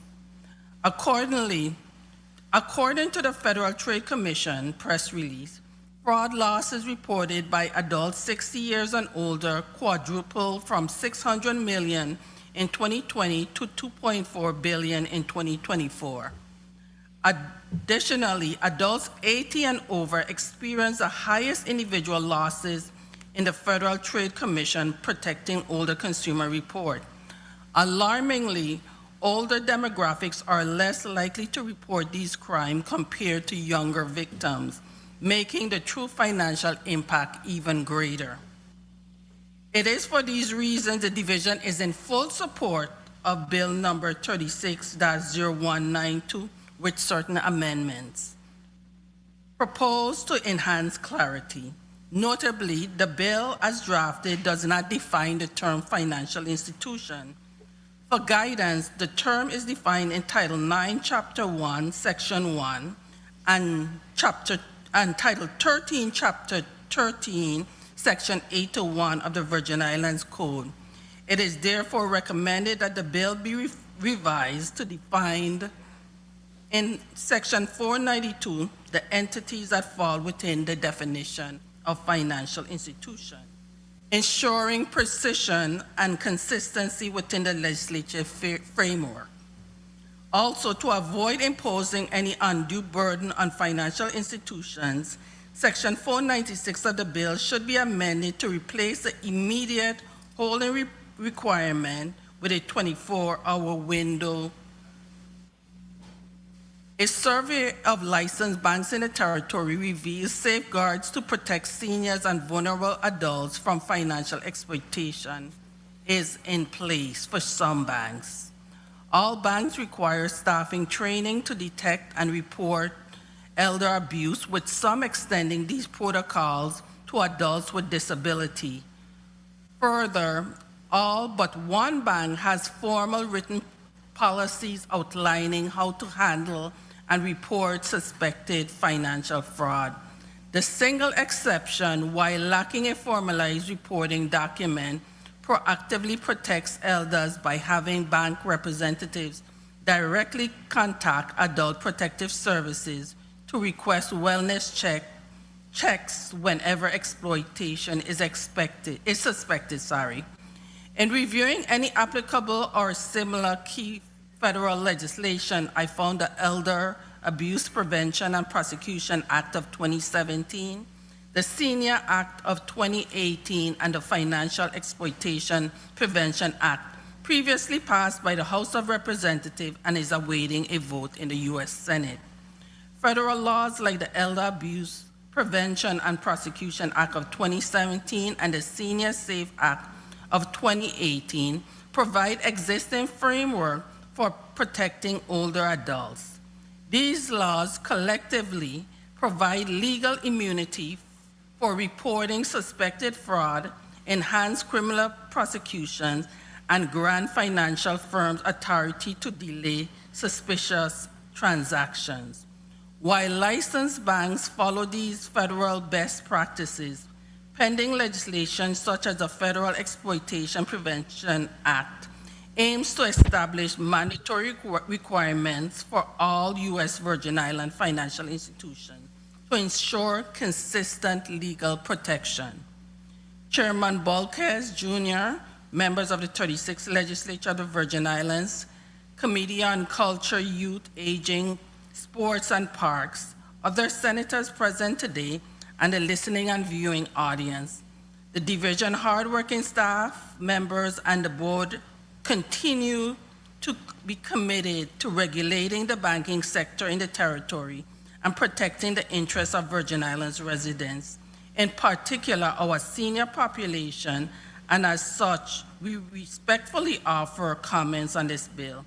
This concludes the division testimony on bill number 36-0192.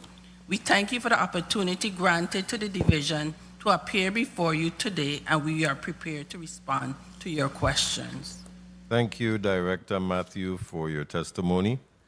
Next, we will have State Director of the AARP, Troy Schuster. You're recognized for your testimony.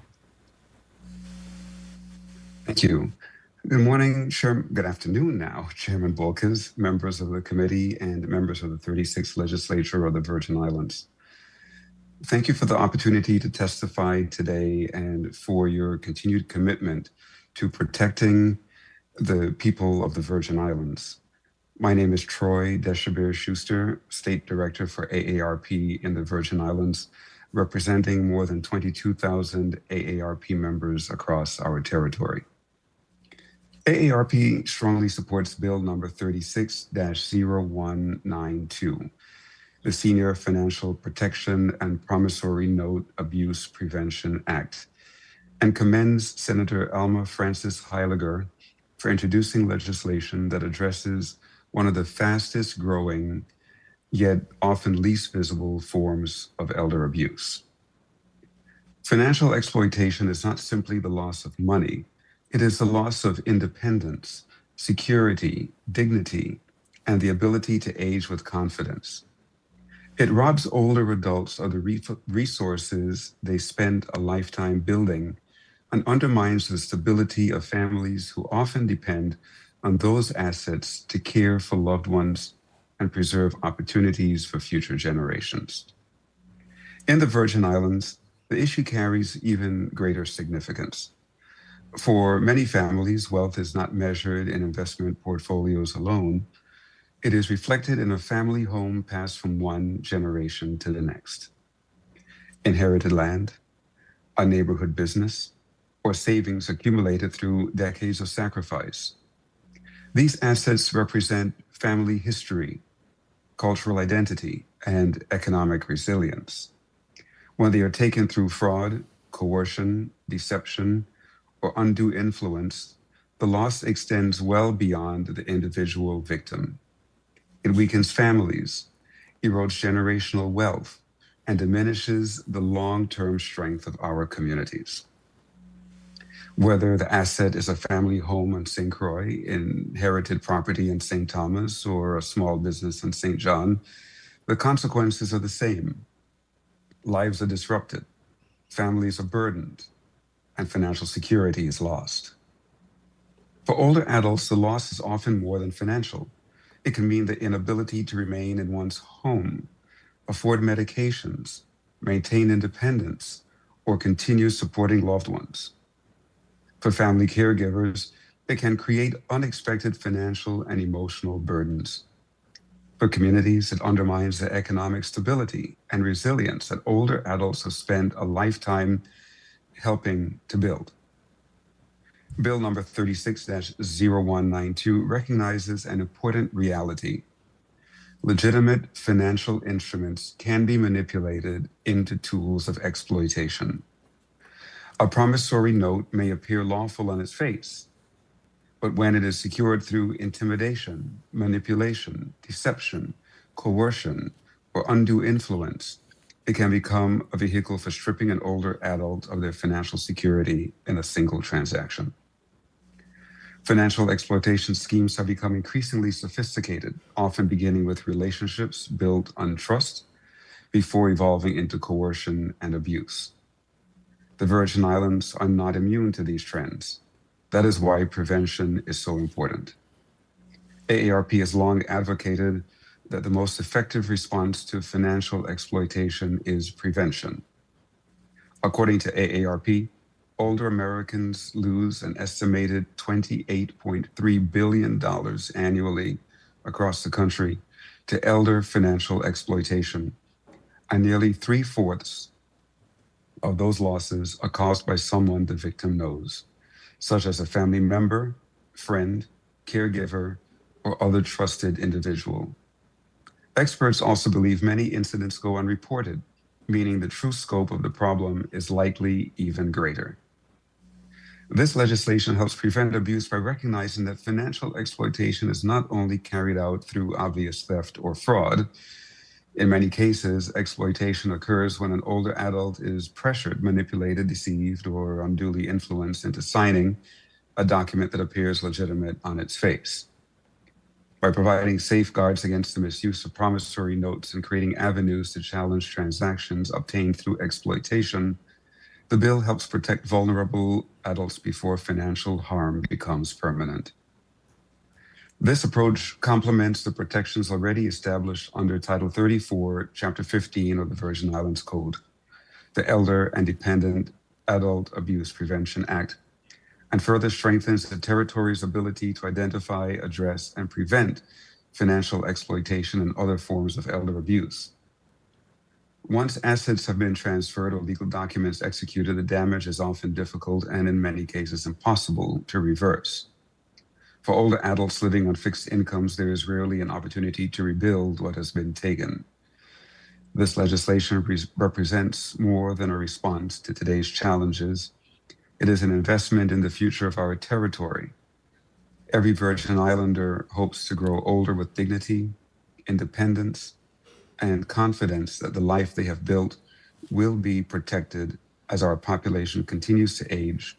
The policies we enact today will determine the security and quality of life enjoyed by future generations. Protecting today's older adults means creating safer, stronger Virgin Islands for all of us tomorrow. Bill number 36-0192 provides an important opportunity to strengthen the territory's elder justice framework by preventing exploitation from irreversible harm before irreversible harm occurs. It reinforces the principle that financial security is fundamental to healthy aging, independent living, and thriving communities. AARP believes the bill establishes a strong foundation and can be strengthened further through several targeted improvements. Clarify standards for identifying fraud, coercion, undue influence, and financial exploitation when promissory notes or similar financial instruments are challenged. Consider extending the bill's protections to comparable financial instruments that may also be used to improperly obtain assets from older adults. Encourage stronger coordination among financial institutions, adult protective services, law enforcement, prosecutors, attorneys, healthcare professionals, and other trusted professionals who are often first to recognize warning signs, and support training and public education so older adults, families, caregivers, and frontline professionals can identify risks earlier, intervene sooner, and prevent exploitation before it occurs. These recommendations build upon the bill's existing strengths while preserving its purpose. They also help establish a coordinated territorial response grounded in prevention, accountability, and protection for vulnerable adults. Protecting older adults from financial exploitation protects far more than individual bank accounts. It preserves, again, independence, safeguards family legacies, strengthens caregivers, protects generational wealth, and reinforces the economic and social fabric of the Virgin Islands. Ultimately, this legislation is about ensuring that every Virgin Islander can age with security, independence, and dignity, confident that the protections we establish today will safeguard them tomorrow. In closing, protecting older adults from financial exploitation requires sustained collaboration among government agencies, financial institutions, community organizations, healthcare providers, legal professionals, caregivers, and the public. And this bill represents an important step towards strengthening the Virgin Islands' elder justice framework and preventing financial exploitation before devastating losses occur. For these reasons, AARP strongly urges the committee's favorable consideration and passage of Bill number 36-0192. Thank you for your time and consideration, and I'll be pleased to answer any questions. Thank you. Thank you, State Director Troy Schuster. We are now going to our last testimony from the Virgin Islands Police Department. Please state your name and title on the record and proceed with your testimony. Good afternoon. I'm Lieutenant Shellyan Kanene. A little closer with the microphone. Thank you. Good afternoon. Perfect. I'm Lieutenant Shellyan Kanene, Commander of the Economic Crime Unit. Mr. Chairman, distinguished members of the Senate, thank you for the opportunity to testify today in this matter. Once again, I am Lieutenant Shellyan Kanene, Commander of the Economic Crime Unit, present on behalf of Police Commissioner Mario M. Brooks and the Virgin Islands Police Department. We sincerely appreciate this opportunity to share our perspective on the proposed amendment to Bill number 36-0192, thoughtfully offered by Senator Alma Francis Heiliger. I appear today not only as a law enforcement commander, but as an advocate for our most vulnerable citizens, our seniors, who are targeted by increasingly sophisticated financial fraud and abusive promissory note schemes. These crimes devastate retirement security, strip life savings, and undermine trust in financial institutions and caregiving networks. The need. Financial exploitation of seniors in the United States. Across the United States, financial exploitation is one of the most underreported and fastest growing crimes against older adults. According to the Consumer Financial Protection Bureau, adults 60 and older lose an estimated $2.9 billion annually to financial fraud and scams. Yet, the true losses may be far higher due to underreporting. Common fraud schemes include bogus investment opportunities, fake promissory notes, impersonation of trusted advisors, and familial coercion in financial decision-making. In Texas alone, law enforcement reports tens of millions lost annually to elder financial abuse schemes. In California and New York, multidisciplinary task force confirms that many victims are isolated older adults living alone with limited access to financial literacy resources. Why Bill number 36-0192 matters: enforcement priorities that protect victims. This bill is critical because it moves beyond awareness and toward accountability. It prioritizes enhanced enforcement tools to protect victims and deter fraudsters. Strengthening enforcement measures. Effective enforcement requires the following: clear statutory authority for financial regulators and law enforcement to intervene early before irreversible loss and pursue civil and criminal penalties against perpetrators. dedicated prosecution units specializing in financial exploitation of seniors, ensuring expertise in identifying and prosecuting sophisticated schemes, a mandate for forensic financial audits in suspected exploitation cases, enabling investigators to trace fraud proceeds and restore victim assets where feasible. For example, in Florida, specialized elder financial exploitation units dramatically increased conviction rates and restitution outcomes when prosecutors partnered with state securities regulators. The bill would institutionalize such prioritization statewide. Enhanced reporting requirements. Bill number 36-0192 establishes mandatory reporting thresholds and protections for professionals who encounter suspected exploitation, including financial institutions, healthcare providers, social service workers, and caregivers. Requiring timely reporting coupled with safe harbor protections for good faith reporters reduces barriers that currently suppresses referrals to law enforcement. For example, Minnesota's Vulnerable Adult Act increased protective interventions where mandatory reporters were given clear guidelines and legal protection. The result, faster responses and reduced repeat victimization. Improve interagency coordination. Fraud and promissory note abuse often cross jurisdictional lines involving financial regulation, consumer protection, elder services, and criminal justice. Bill number 36-0192 promotes 1. Real-time data sharing among state regulators, law enforcement, and adult protective services. 2. Centralized reporting and intelligence hub. 3. Cross-training between agencies to spot red flags early. For example, in Massachusetts, the Elder Justice Task Force, uniting law enforcement, regulatory bodies, and nonprofit agencies, improved investigation by sharing evidence and expertise across agencies. A similar framework codified in this bill would create a predictive coordinated defense against exploitation. 3. Protecting victims, preventing harm. A. Victim support and remedies. This bill also emphasizes restitution, legal advocacy, and financial counseling for survivors. Rapid intervention and clear pathways to restitution not only serve justice, they promote recovery and dignity. B. Public-private partnership, encouraging collaboration with banks, credit unions, and fintech firms allows for analytical tools that detect unusual transactions, enabling early intervention before a senior loses their life saving. In conclusion, Bill number 36-0192 is not simply good policy, it is essential public protection. By strengthening enforcement priorities, improving reporting mechanism, and institutionalizing coordination among agencies. This bill will deter fraudsters targeting seniors, support victims through quicker, more effective responses, restore confidence in financial system and regulatory framework. As a society, our elders deserve more than just sympathy. They deserve action. On behalf of the Virgin Islands Police Department, we respectfully urge the Senate to pass this bill with urgency. We stand ready to answer any questions that you may have at this time.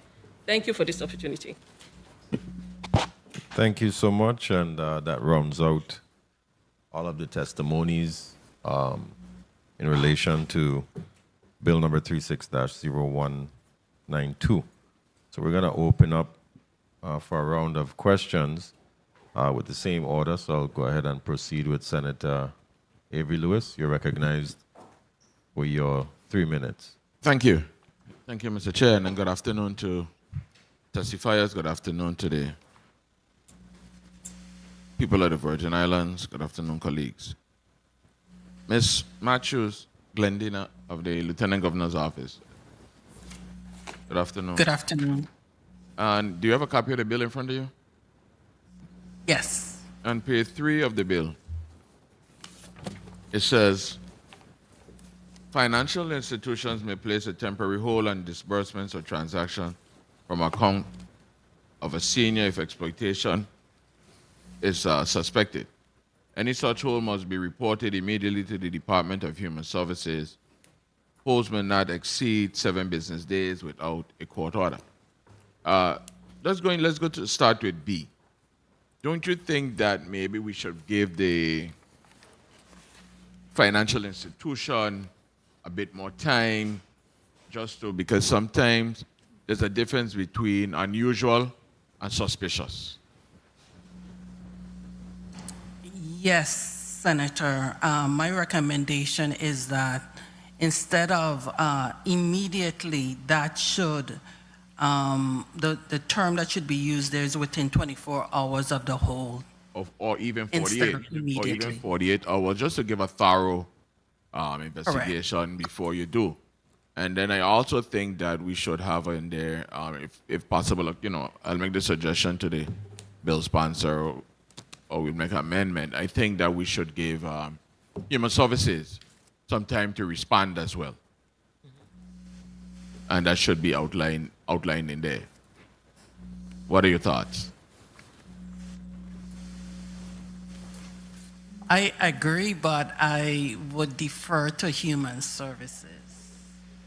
Well, I mean, sorry, well, you were in banking there. Sorry about that. But, Ms. Dorset, what do you think? One to give you minute. some time to respond. Because if we respond, if the lending institution reported to you within 24 or 48 hours, regardless, you should have some time, your unit should have some time to do some thorough investigation or whatever practices you have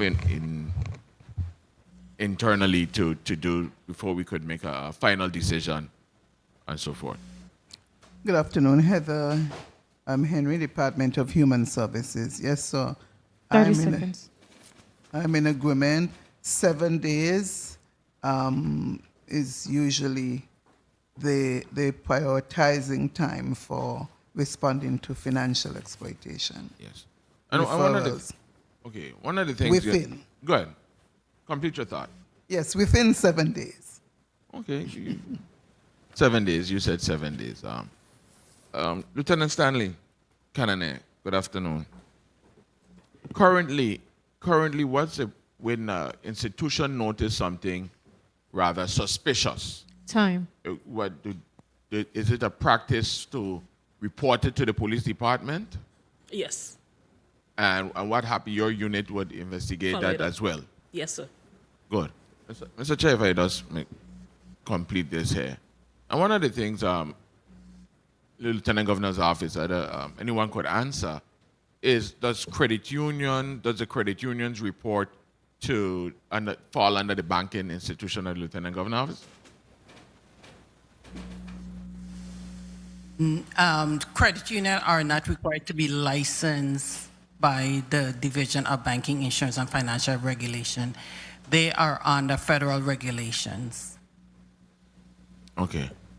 So then we'd have to maybe make that clear, for them, how they would report out, or make a clear definition of what they would have to do.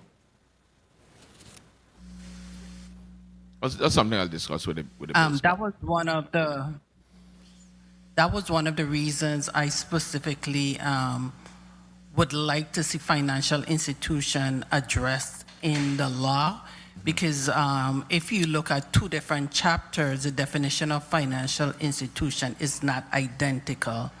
I know under Title IX credit union, even though they don't fall under our jurisdiction, they are noted as a financial institution. Nevertheless, I think that clarity needs to be placed in the law.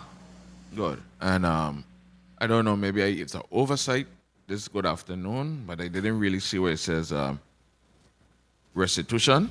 And I really believe that should say that restitution should be the key in all of it as well, too. Thank you, Mr. Chair. And I'll be voting for this in appropriate time. Thank you. Thank you, Senator Lewis, for your round of questions. And before I go to Senator Blyden really quickly, to DOJ, I see that the department supports the legislation, but also identified several deficiencies, if I can call them that. Is it your recommendation to the committee that before the passage that these inconsistencies are addressed, or is it something that can be addressed later? And what amendment is absolutely essential on your side? We recommend, Ian Clement, Chief Deputy Attorney General, we recommend that the changes be made prior to passage rather than having to come back later. I think that that a specific referral to the Attorney General is necessary. As was just mentioned, forfeiture and restitution is also, I think, imperative. The criminal penalties are already there, so that's there.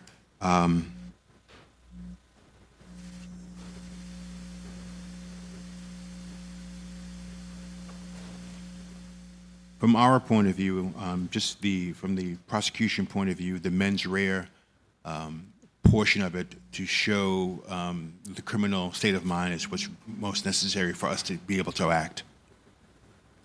Okay. So you have enough. You have the tools that you need to prosecute, but you're saying that in order to act, you need those things to be included. Right. So you have to. Pardon me, not to cut you up, but you have to have. Whether it's recklessly, knowingly, that type of language in there to show in the bill to show that when we go to court, we've proven as an element of the crime the mens rea knowingly did this and so forth. Okay, thank you for the clarification, and I wanted to recognize, and I apologize for missing her earlier, Senator Maurice James. Thank you for being here with us. I apologize that I have not recognized you earlier. And someone else is there as well?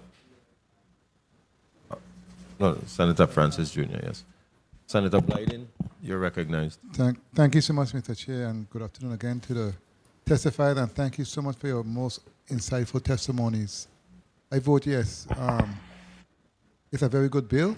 All of the testifiers support the bill, and most of you gave thoughtful amendments, and I'm sure the bill sponsor will do such, and also my colleague and I also have offered other amendments. For instance, I would like to see elderly and disabled residents. So you should add disabled to the bill also. So it's a very good bill, and I don't have a problem with it. I just want to state, though, in respect to the bill, on page 3, it speaks to subsection 497 and 498. Training for financial professionals and public education and outreach. The Department of Human Services, in partnership with DLCA, shall launch a public awareness campaign on elder and financial fraud and misuse of the promissory note. The issue is, and the challenge will be, moving forward, enforcement, and how do we assure that these actions take place, because it is critical that we protect our elders. So I just want to mention that and see how we can enhance that. Also, it speaks to training for financial professionals. I know I have been hearing some horror stories as of late, and as the sponsor said, not only with family members, but other caretakers and individuals who got the senior to trust them. And I'm telling you, I actually had set up some meetings with the banks in terms of what's taking place in those institutions, because there's a lot of fraud going on right now. I don't know if many of you have seen the commercial with the $10,000 for individuals who have debt in the Virgin Islands with Jamaican accent individuals, and they tell you to call some number. I've known of 2 people who have actually lost a lot of money with that scheme that's going on right now. And it's increasing on a daily basis. And people who think when I get caught, they're the one that's being caught also. So I'm happy that the sponsor brought this bill forward, because I was working on some myself. I'm going to sign on as co-sponsor. That's an excellent bill, in my opinion. And I really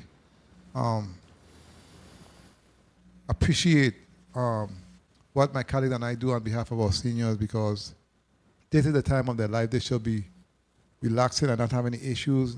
But at the end of the day, many folks try to exploit them, especially the family members at this point. They have dementia, they are not as sharp, and people take advantage of them. And it's painful, especially when you see individuals who are related to them, their children, their grandkids, their relatives. I've seen many of this in the housing community, and it's sickening, to be honest with you. And we must do everything possible to protect them. And again, I say I support the bill, and I want to thank you for your thoughtful input. And Mr. Chair, I want to thank you so much for the time. Thank you. Thank you, Senator Blyden. Point of information, Senator Avery Lewis. Thank you, Mr. Chairman. Just keeping in alignment to what the previous senator was talking about. Lieutenant Stanley, in some of the cases that you've run into during your course of investigation, when I was doing research, it became evident that a lot of the majority of the cases, the elder would know that they're being exploited or taken advantage of, but they're actually afraid of the retaliation, or afraid of losing a caretaker or something. So, and then it becomes like real abusive and so forth. So they just stay in silence and suffer. Have you run into situations like that? You want to expound on a little bit of it? Lieutenant Thank you. Not really with the family members, but people who call them and befriend them, and they get so comfortable. We have a case where it's going on for 2 years, and they're not believing us that it's a scam. They actually believe that they're going to get this car, this $2 million. So they're befriending these scammers.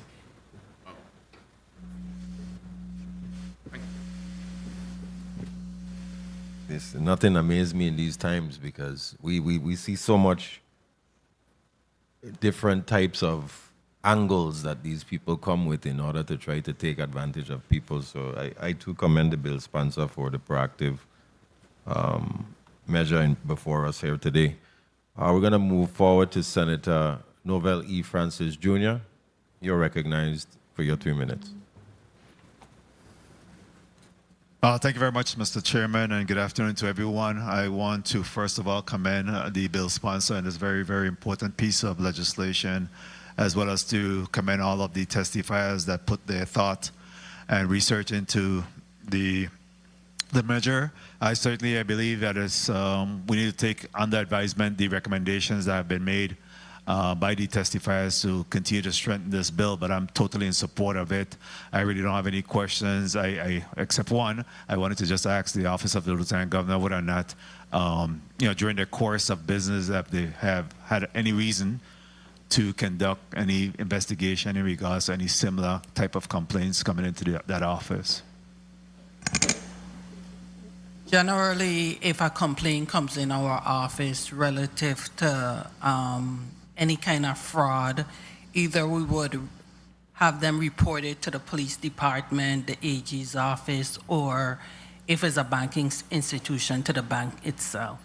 Any type of marketing, public press releases, anything that the Office of Lieutenant Governor, in terms of your regulatory scope and responsibility, do to support and assist the banks to be on the lookout for these type of abuses? Yes, on our website, we have a lot of brochures, including brochures regarding fraud and what to look for relative to a person wanting to access whether your account or request information of you. We do a lot of outreach also at the fairs and different locations to try to encourage persons to be very cautious of persons befriending you. As I talked about a romance scam, and I think the senator alluded to that also, and the 1 minute. Person from the police department alluded to that a lot of persons befriend older individuals because, of course, they may be alone or they may be lonely, so they're happy to speak to someone, but the person that they're speaking to don't have their best interests at heart. And many times it results in them eventually asking for monies and things of that nature, 30 which seconds. can prove disingenuous to the senior. Very well, thank you. I also want to commend the Virgin Islands Police Department, the Economics Crime Unit. I see a lot of the investigation that's occurring and the end results of arrests and these matters. And we appreciate the work that's being done, again, to protect our elderly as well as our business community and individuals that may be involved in resolving some of these cases. So thank you very much to the police department. Thank you all to the testifiers. I think this is a very good piece of legislation. And when we work together, we can see where meaningful legislation could be strengthened and put in place to protect the elderly population. So thank you very much, Mr. Chair, for the time and opportunity. Thank you, Senator Francis Jr. And before we go to the bill sponsor, I wanted to ask Director Matthew, likely financial institutions are often the first ones. Oh, well, no, Senator Maurice James is here. My apologies again. So, but before Senator James, financial institutions. And I am also here, Mr. Chairman. I'm also present. I'm joining you online. Okay, very well. My apologies. This is the Vice Chair. Yes, yes. Director Matthew, I can only assume that financial institutions are often the first ones to recognize any suspicious transactions. In your opinion, or maybe there's something you all are doing in the Lieutenant Governor's office concerning banking to require the banks to monitor or report any suspicious type of transactions in relation to? Well, currently, the banks are notifying APS when they see that kind of transaction.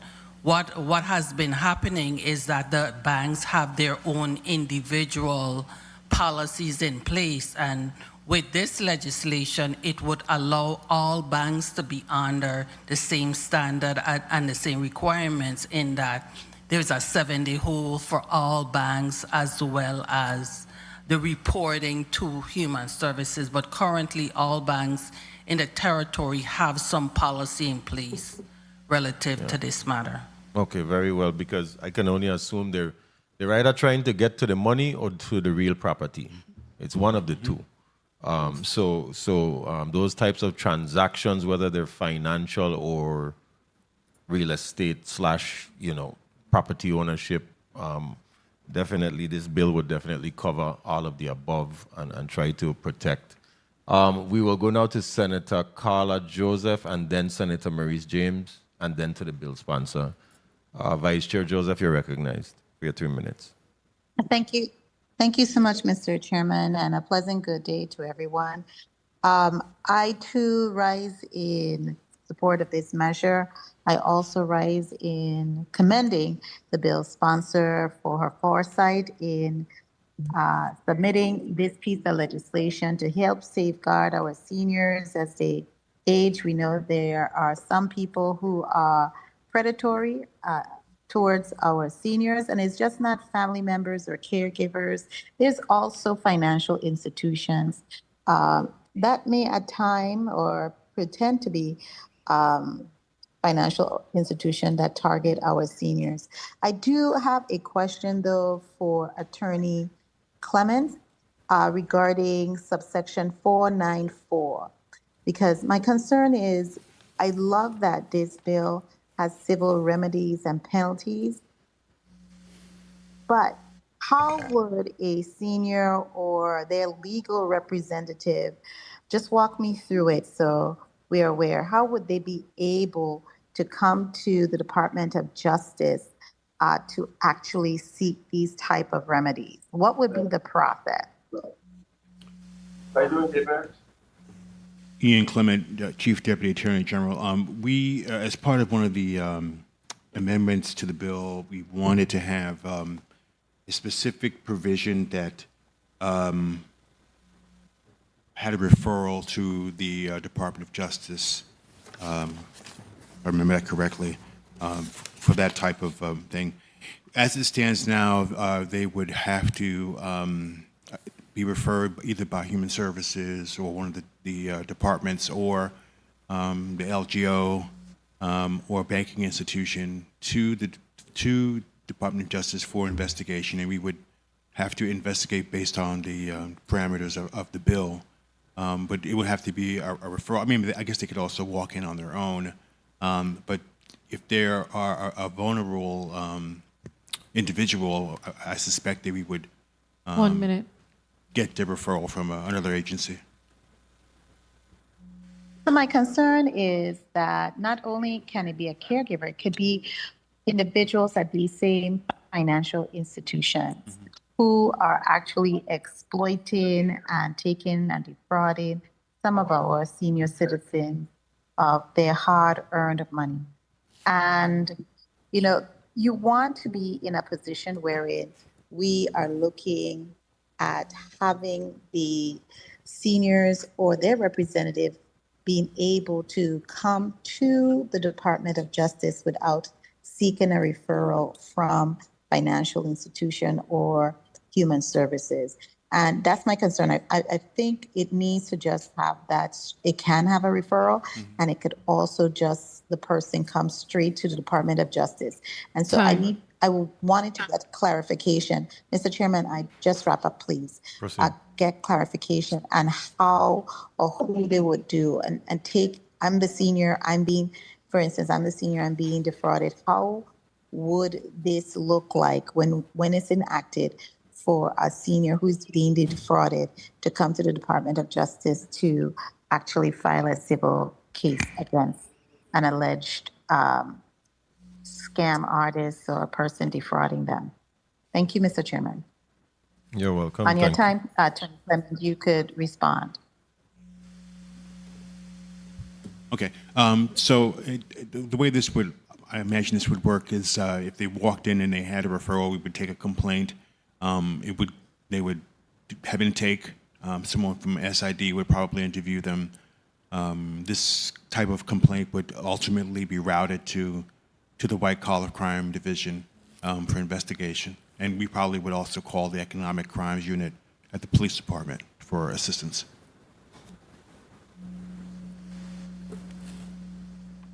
Very good. Thank you so much for that explanation. I am totally aware, and so our listening and public is also would be aware. That's one of the critical aspects that we want to educate. Thank you so much, Mr. Chairman, for the time and your flexibility.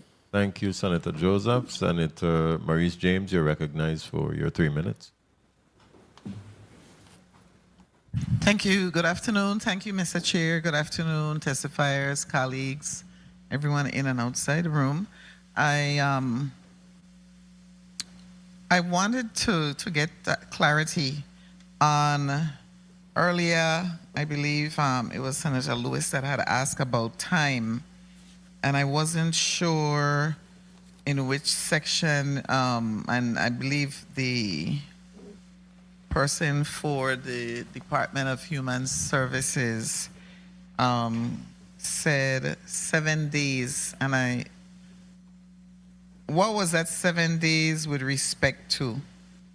That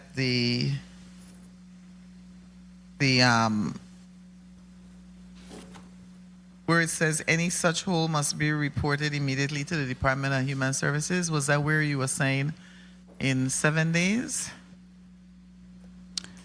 Heather,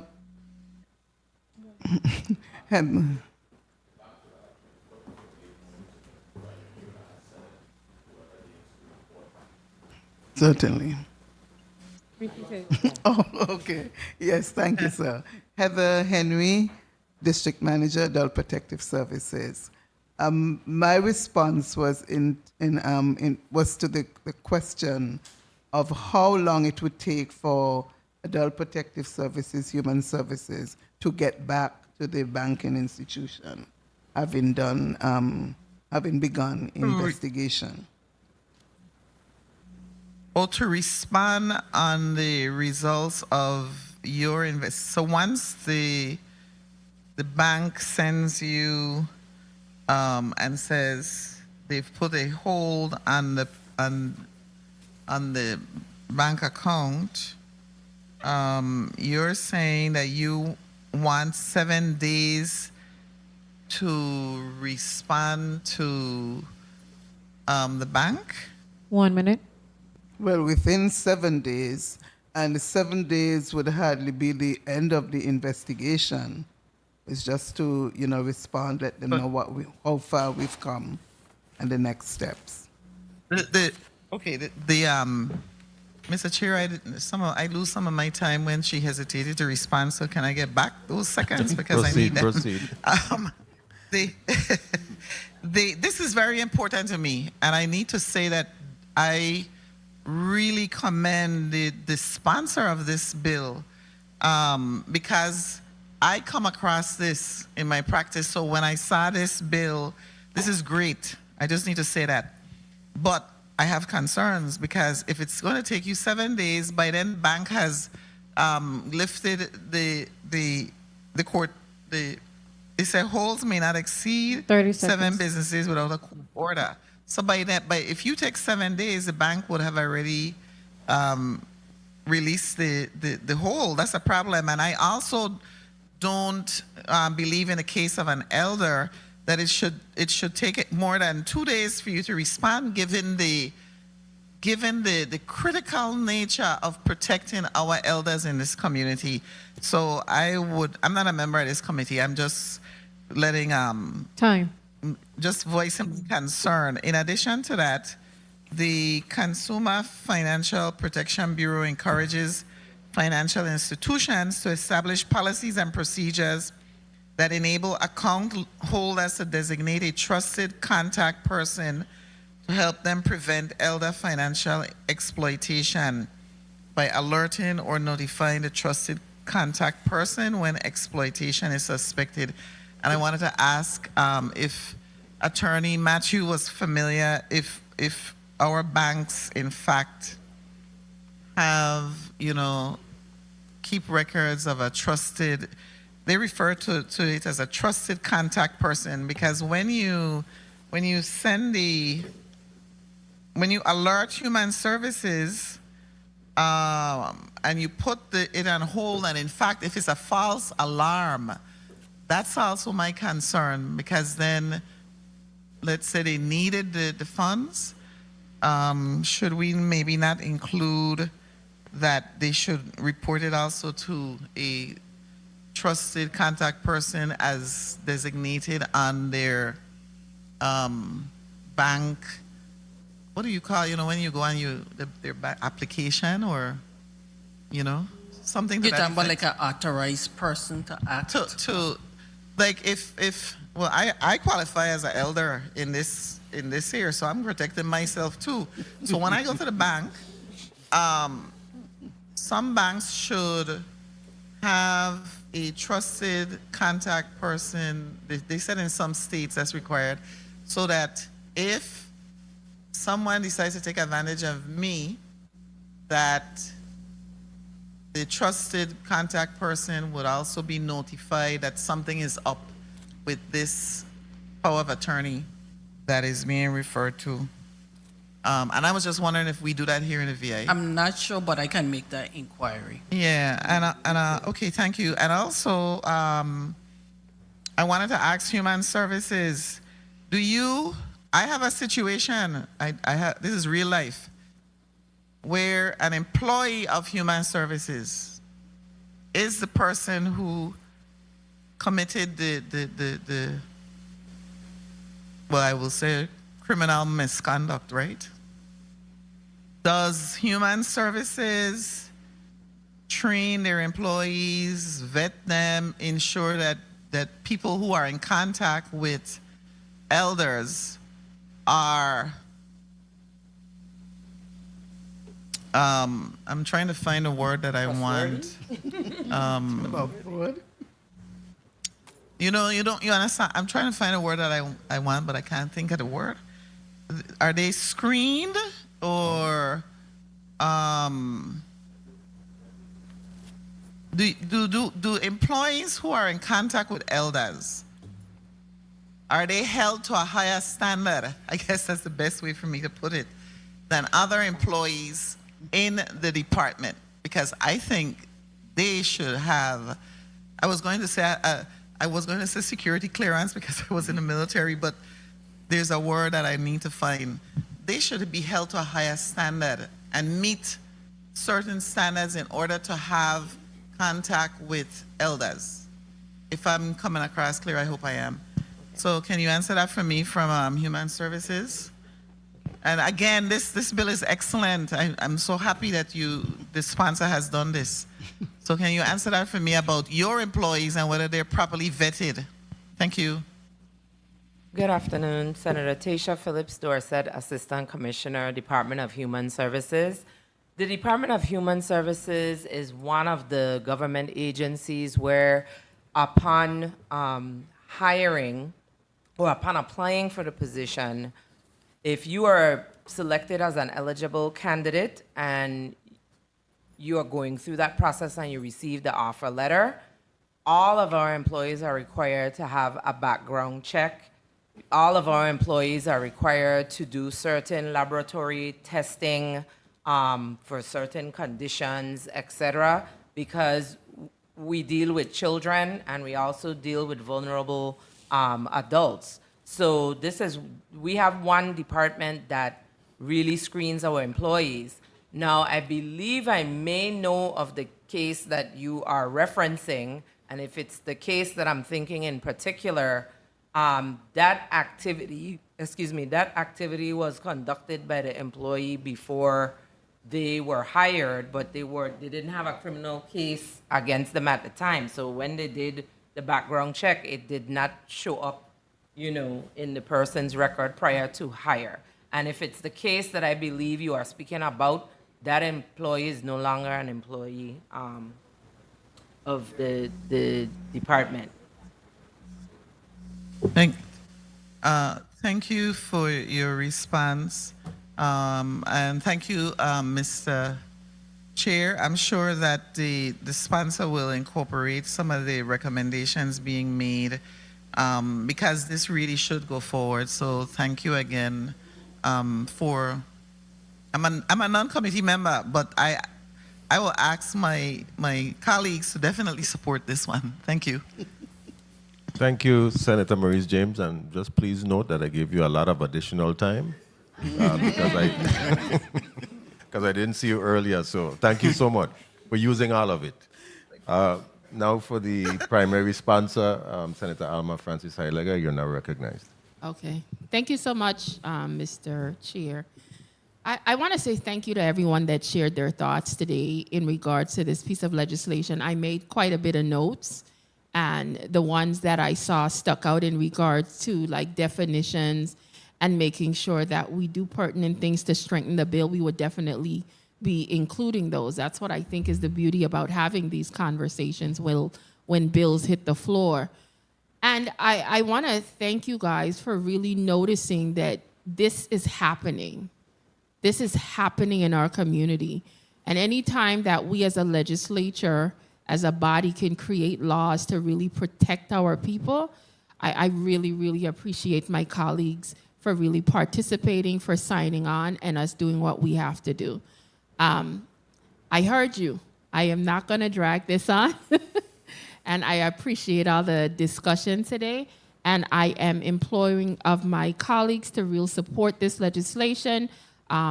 If we get it moved over to rules, I will make sure we make all the necessary amendments by the time it hits that committee. Thank you so much, Mr. Chair. Do I hear a motion? Motion. Motion, Senator Alma Francis Heileger. Thank you so much.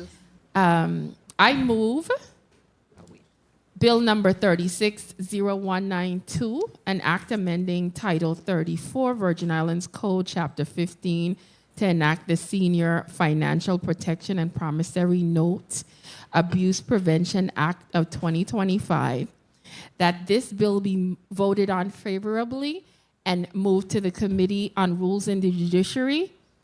I so move. Second. Okay. Bill number 36-0192, an act amending Title 34, Virgin Islands Code, Chapter 15, to enact the Senior Financial Protection and Promissory Note Abuse Prevention Act of 2025, has been properly moved by Senator Alma Francis Heileger and seconded by Senators Marvin Blyden, Novell Francis Jr., and Avery Lewis. Madam Clerk, please call the roll call on the motion. Senator Marvin A. Blyden. Senator excuse me, Senator Angel L. Bolkes Jr., Yay. Senator Bolkes Jr., yay. Senator Carla J. Joseph, Senator Joseph, absent.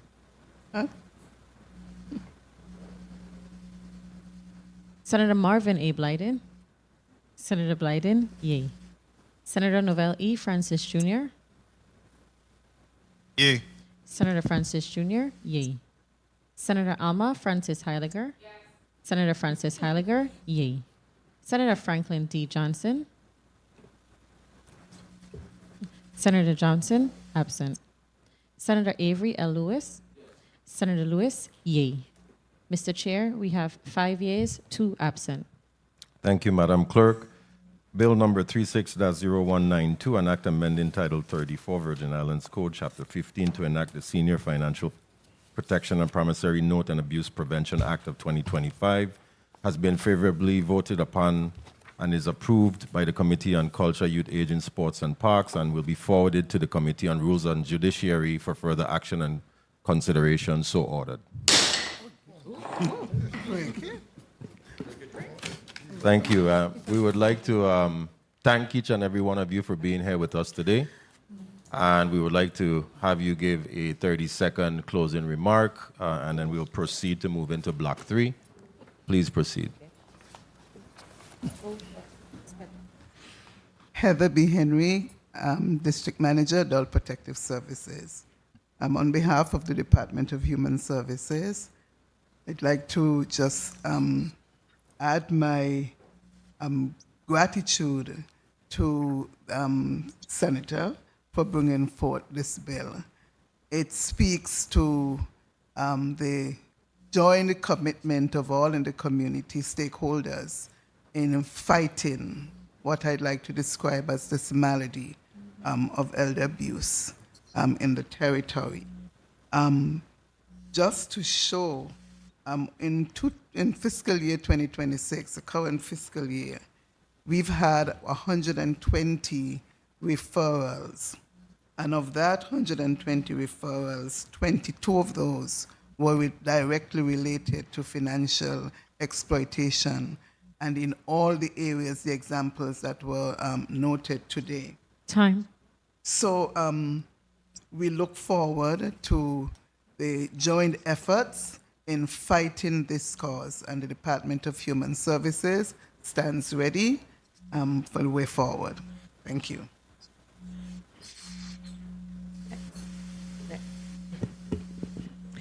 Good afternoon again, Lieutenant Shelley and Stanley Cannonier, Commander of the Economic Crime Unit. Thank you once again for this bill. In the last month, we had one reported case with 10 victims between the Virgin Islands and the BVI. We are working along with the Postal Service and FBI, so this is big. This is big, so I do thank you so much for that bill. Ian Clement, Chief Deputy Attorney General. On behalf of the Department of Justice, we applaud this well-drafted bill. It's very necessary to close the gap within our laws, within our statutes, and we are ready to vigorously prosecute these matters pending the updates that will be made to it to allow us to proceed. Thank you. St. Croix District. Good afternoon, Glendina Matthew, Director of the Division of Banking, Insurance, and Financial Regulation. I want to also thank the sponsor, Senator Alma Francis Heiliger, for her forethought in this bill. It's necessary. I also want to encourage persons to look at our website. We have a lot of information relative to securities, investment fraud, safeguarding your account. So I encourage you to take advantage of the different materials that are on our website. It is ltg.gov.vi. Thank you. Thank you so much again, everyone. We're about to go to a quick 2-minute recess. In point of personal privilege, Senator Avery Lewis. I just wanted to say that while we have all the agencies here today, one agency that I really wanted to give credit to, one is the VIPD. because when I was working on my bill, I know Commissioner Brooks and Cameron, the detective, now was offered a great input with it. So I know, and AARP, I don't know if Troy Schuster is still on the line, but I have to big up AARP because they really were involved in this, and they have a lot of programs, and they do really go above and beyond to educate the community and, you know, what we should look out for and everything. So I really have to big up VIPD and AARP. Nothing against DH, Human Services. I love you. Love you too. Don't kill me. Love you too. And I'm Lieutenant Governor office. Good. Justice, I have no need for you, but thank you. But anybody, but I really had to give VIPD because when I was working on a similar bill, and I know the wealth of information that they have and the data. And that's one of the things I really look forward to, that when we have data in these entities, it makes your bill and makes your information a lot better, and it, make your job a lot easier. So to AARP and VIPD and to all stakeholders in this game that we're looking out for a vulnerable population, I thank you and commend you, and let's keep up the good work. Thank you, Mr. Chairman. Excellent. Thank you, Senator Avery Lewis, and thank you also for that candid reminder that AARP is on the line. So if Troy DeShabert Schuster is still there, would like him to make a quick closing remark. Going once. Yes, I am here. My apologies. I am here. Thank you, Senators. No, that's not a problem at all. Thank you. Thank you, Senators, and thank you especially to Senator Lewis for recognizing AARP.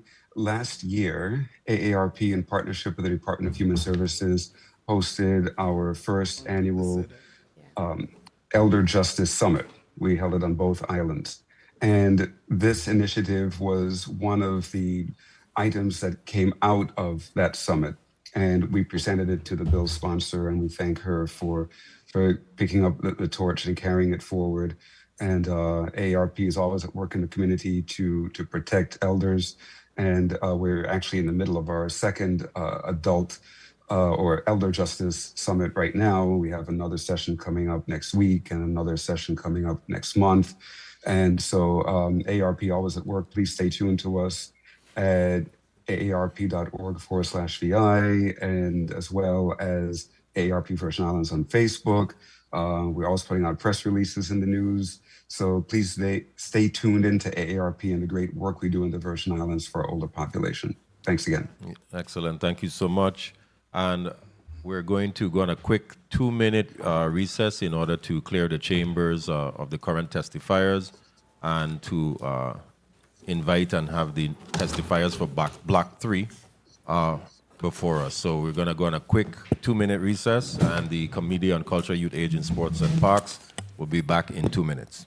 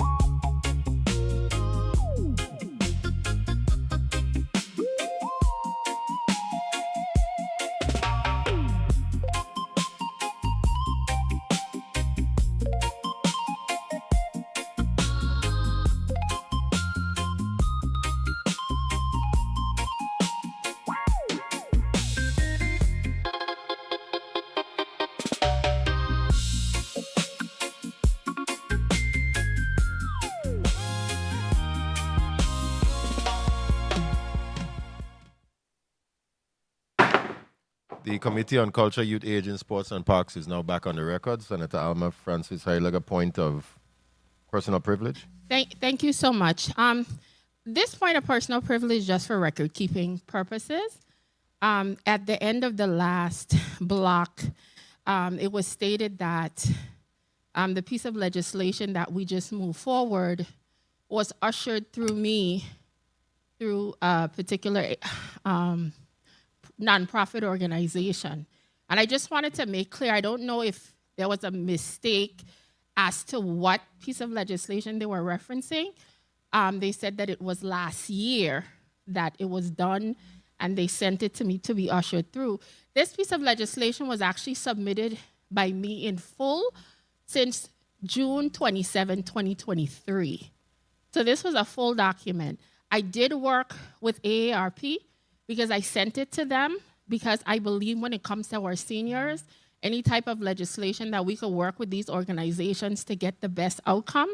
So I do appreciate for their input, but I just wanted to make sure that that part was cleared up because this was not a project from last year. This was since 2023, this was submitted. And sometimes as legislators, it takes years, as you could see, for some bills to even touch the Senate floor. So thank you very much for that opportunity. Thank you so much, Senator Alma Francis Heiliger. We're about to move into Block 3. Madam Clerk, would you be so kind and please read Block 3 into the record? Block 3, Bill number 36-0247, an act amending Title 32, Virgin Islands Code, Chapter 2, establishing the Territorial Park Naming Program, creating a uniform process for naming and renaming parks, recreational areas, and facilities owned by the government of the Virgin Islands. Proposed by Senator Maurice C. James. Invited testifiers, Honorable Vince Roberts, Commissioner, VI Department of Sports, Parks, and Recreation. Honorable Lisa Alejandro, Commissioner, VI Department of Property and Procurement. Ms. Christina Edwards, Director of Territorial Parks and Protected Areas, VI Department of Planning and Natural Resources. This concludes the reading of Block 3, Mr. Chair. Thank you so much, Madam Clerk. What we will do now, before going to the sponsor of the bill, we want to do a mic check for all of the testifiers. We're going to begin here in the St. Thomas Chambers, starting to my right. Good afternoon, Vincent Roberts, Commissioner, Department of Sports, Park, and Recreation. Okay. Good afternoon. Good afternoon. Kitty Edwards, Director, Division of Territorial Parks and Protected Areas. Vincent Richards, Department of Property and Procurement. Good afternoon, everyone. Okay, thank you. Are there any other testifiers online or in St. Croix? I don't think so. And colleagues, please note that I've strategically separated both Vincents, just so there's no confusion. All right? So we're going to go ahead and I'm going to ask who speaks to this bill? I do, Mr. Chair. That was really good with the Vincents, by the way. I do, Mr. Chair. Please proceed, Senator Maurice James. Thank you, sir. Colleagues, I respectfully ask for your support of this legislation establishing policies and guidelines for the naming of parks within the territorial park system. The naming of a public park is more than a ceremonial act. It is a lasting decision that reflects our history, our values, and the people whose lives and contributions we choose to honor. These names become part of our public record and are passed on to future generations. This bill provides a fair, transparent, and consistent process to guide future decisions. By establishing clear standards and procedures, we help ensure that every naming decision is thoughtful, based on merit, and made with due consideration of the significance of the honor being bestowed. Good government depends on clear policies. Without them, decisions can appear arbitrary or inconsistent. With them, we promote fairness, preserve the integrity of our territorial park system, and provide future legislatures with a framework that serves the public interest regardless of who occupies these seats. Our parks belong to all the people of the Virgin Islands. The names we place upon them should be the product of a deliberate and principled process that inspires pride, preserves our heritage, and honors those who have made extraordinary contributions to our community. I just want to say that I read the testimony of the director of the Division of Territorial Parks and Protected Areas, and I definitely intend to incorporate all the suggestions, the recommendations, and the Director Edwards, in fact, did give these to me, and by an oversight, they weren't included because I have the words. Clearly, when it comes to federal requirements, those must be followed. When it comes to deed restrictions, those must also be lawfully followed. So I definitely don't have any objection to that, and I understand too with the manpower that we have, I have no objection to 180 days to 365. So I respectfully ask for your consideration and support of this bill. Thank you very much. Thank you, Mr. Chair. Thank you, Senator Maurice James, for your remarks in relation to Bill number 36-0247. We're now going to proceed with testimony. I'm going to start off with the Commissioner of the Department of Sports, Parks, and Recreation. Please, just one last housekeeping thing. Before responding or making any comments, state your name and title for our in-house stenographer. Thank you. Good afternoon, Chair Angel Borges Jr., members of the Committee on Culture, Youth, Aging, Sports, and Parks, senators of the 36th Legislature, distinguished guests, and listening and viewing audience. I am Vincent L. Roberts, Commissioner of the Department of Sports, Park, and Recreation. I thank you for the opportunity to testify on Bill number 36-0247, which seeks to establish a territorial park naming program and create a uniform process for naming and renaming parks, recreational areas, and facilities owned by the government of the Virgin Islands. Throughout our history, the Virgin Islands have honored educators, athletes, veterans, cultural icons, community leaders, and public servants throughout the naming of public facilities. These recognitions serve as lasting tributes to individuals whose contributions have helped shape our territory and preserve the stories and accomplishments that define our collective identity. As the agent primarily responsible for the management, maintenance, and operation of public parks, athletic facilities, playgrounds, beaches, recreational areas, and open spaces throughout the territory, the SPR recognizes the value of a standardized and transparent process for considering future naming and renaming proposals. Such a process can promote consistency, encourage public participation, and ensure appropriate historical documentation and accountability. As the committee considers this legislation, the department respectfully offers several recommendations to support successful implementation. First, the government of the Virgin Islands should undertake a comprehensive inventory on all parks, recreational areas, and public facilities that may fall under the scope of this legislation. While DSPR maintains records of facilities under its management, there remains a broader need to identify and document all government-owned recreational assets throughout the territory and clearly establish which agency has ownership, management responsibilities, or operational jurisdiction over each property. For example, following the separation of housing functions from the former Department of Housing, Parks, and Recreation, questions remain regarding ownership, maintenance, responsibility, and operational control of certain facilities. Similar issues may exist with properties currently associated with other government entities. Establishing a definitive inventory and jurisdictional framework will help eliminate uncertainty regarding which facilities are eligible for inclusion into the territorial park naming program. Second, the department recommends that all facilities covered under the program be identified with complete and standardized physical addresses. Many parks, beaches, and recreational areas throughout the territory continue to be referenced primarily by estate names, neighborhood descriptions, landmarks, or informal designations. The absence of standardized locations data can create challenges in maintaining records, processing naming requests, documenting legislative action, and providing accurate public information.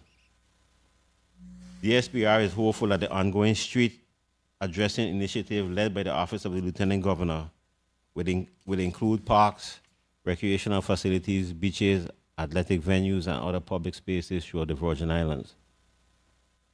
These recommendations are critical to the development of an official territorial registry of named parks, recreational areas, and public facilities. Such a registry would preserve historical date records, document legislative actions, identify facility locations, and prevent duplicate or conflicting naming designations. It would serve as a central repository for information regarding all named public facilities throughout the Virgin Islands. The department also sees an opportunity to utilize technology to enhance public education and engagement. Incorporating QR codes into facility signage will allow residents and visitors to access historical information, biographies, photographs, legislative records, and other educational resources related to individual or events being honored. A centralized territorial database would ensure consistency, accessibility, and long-term preservation of this information. Equally important is the establishment of uniform signage standards throughout the territory. Consistent graphics design elements, historical interpretation, and educational content can strengthen the connection between our public facilities, the individuals they commemorate, and the communities they serve. Our parks, beaches, athletic venues, and recreational facilities should function not only as a public asset, but also as educational resources that connect residents and visitors to the rich cultural heritage and history of the Virgin Islands. In closing, the DSPR believes that preserving our history through the naming of public facilities is an important responsibility.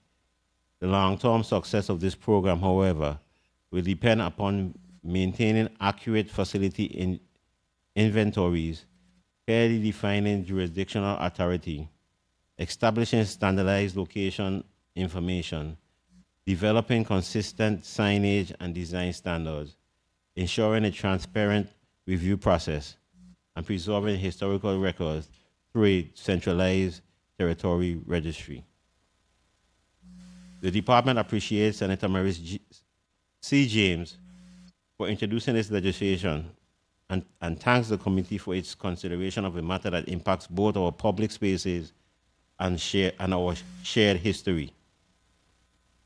We look forward to working collaboratively with the legislature, the Department of Planning and Natural Resources, the Office of the Lieutenant Governor, Department of Property and Procurement, community organizations, and other stakeholders to develop a process that is both practical and reflective of values, history, and heritage of the people of the Virgin Islands. I thank you for the opportunity to testify, and I'm available to answer any questions the committee may have. Thank you. Next, we will have Mr. Vincent Richards from the Department of Property and Procurement. Good afternoon, Committee Chair Angel L. Bolkes, Jr., Committee Vice Chair Carla J. Joseph, Senator Marvin A. Blyden, Senator Alma Francis Heiliger, Senator Novelli Francis Jr., Senator Franklin D. Johnson, Senator Avery L. Lewis, members of the 36th Legislature, Central and Legislative staff, fellow testifiers, visitors present in the chambers, and members of the viewing and listening audience. I am Vincent Richards, Assistant Commissioner of the Virgin Islands Department of Property and Procurement. I appear today on behalf of Commissioner Lisa M. Alejandro to offer testimony on Bill number 36-0247, an act amending Title 32, Virgin Islands Code, Chapter 2, to establish a territorial park naming program, creating a uniform process for naming and renaming parks, recreation areas, and facilities owned by the government of the Virgin Islands. The Department of Property and Procurement supports the importance of preserving the history, culture, and identity of the Virgin Islands through the naming of public parks and recreational facilities. Establishing a standardized process for naming and renaming these public spaces promotes transparency, consistency, and public engagement while ensuring that individuals and events of significance are appropriately recognized. The department supports the intent of the legislation as a consistent process for naming public facilities that promotes accountability, preserves our history, recognizes community contribution, and highlights public confidence in government decision-making. The department also appreciates the testimonies provided that will be provided by both the Department of Planning on Natural Resources, Divisions of Territorial Parks and Protected Areas, and the Department of Sports, Parks, and Recreations. The recommendations offered by both agencies are complementary and should be incorporated into the final legislation. DPP agrees with the Division of Territorial Parks and Protected Areas that the legislation should recognize circumstances in which properties are acquired through deeds, donations, grants, and other instruments that prescribe naming requirements or impose restrictions affecting future renaming decisions. Additionally, federal grants and funding agreements frequently contain signage, identification, and acknowledgement requirements that must be honored regardless of any local naming process. These considerations should be expressly addressed to avoid conflicts with existing legal obligations. The department supports the Department of Sports, Parks, and Recreation's recommendations for an inventory of all parks, recreational areas, and facilities that may fall under the proposed bill. It is important to clearly outline the areas that fall within the territorial park system and those that remain under the purview of the Department of Sports, Parks, and Recreation, as noted in Title 32, Section 21. While we support the intent of the bill, we respectfully yield to the Department of Planning on Natural Resources and the Department of Sports, Parks, and Recreations regarding the implementation of the legislation affecting their areas of operational oversight. As the government's central property management agency, Property and Procurement will continue to support our sister agencies in confirming and documenting the ownership status of each property within the territorial park system. The Department of Property and Procurement appreciate the legislature's commitment to preserving the history and heritage of the Virgin Islands through this initiative. We look forward to collaborating with the sponsoring senator, the Department of Planning on Natural Resources, the Department of Sports, Parks, and Recreations, and other stakeholders to ensure the legislation is implemented effectively, responsibly, and in accordance with existing legal and fiscal responsibilities or requirements. Thank you for the opportunity to testify. I'm available to answer any questions the committee may have. Thank you, Mr. Chair. Thank you so much for your testimony. Now we will have the testimony from Ms. Christina Edwards, the Director of the Territorial Parks and Protected Areas from within the Department of Planning and Natural Resources. Thank you. Good afternoon to the Committee on Culture, Youth, Aging, Sports, and Parks, senators, legislative staff, fellow testifiers, and all present and listening today.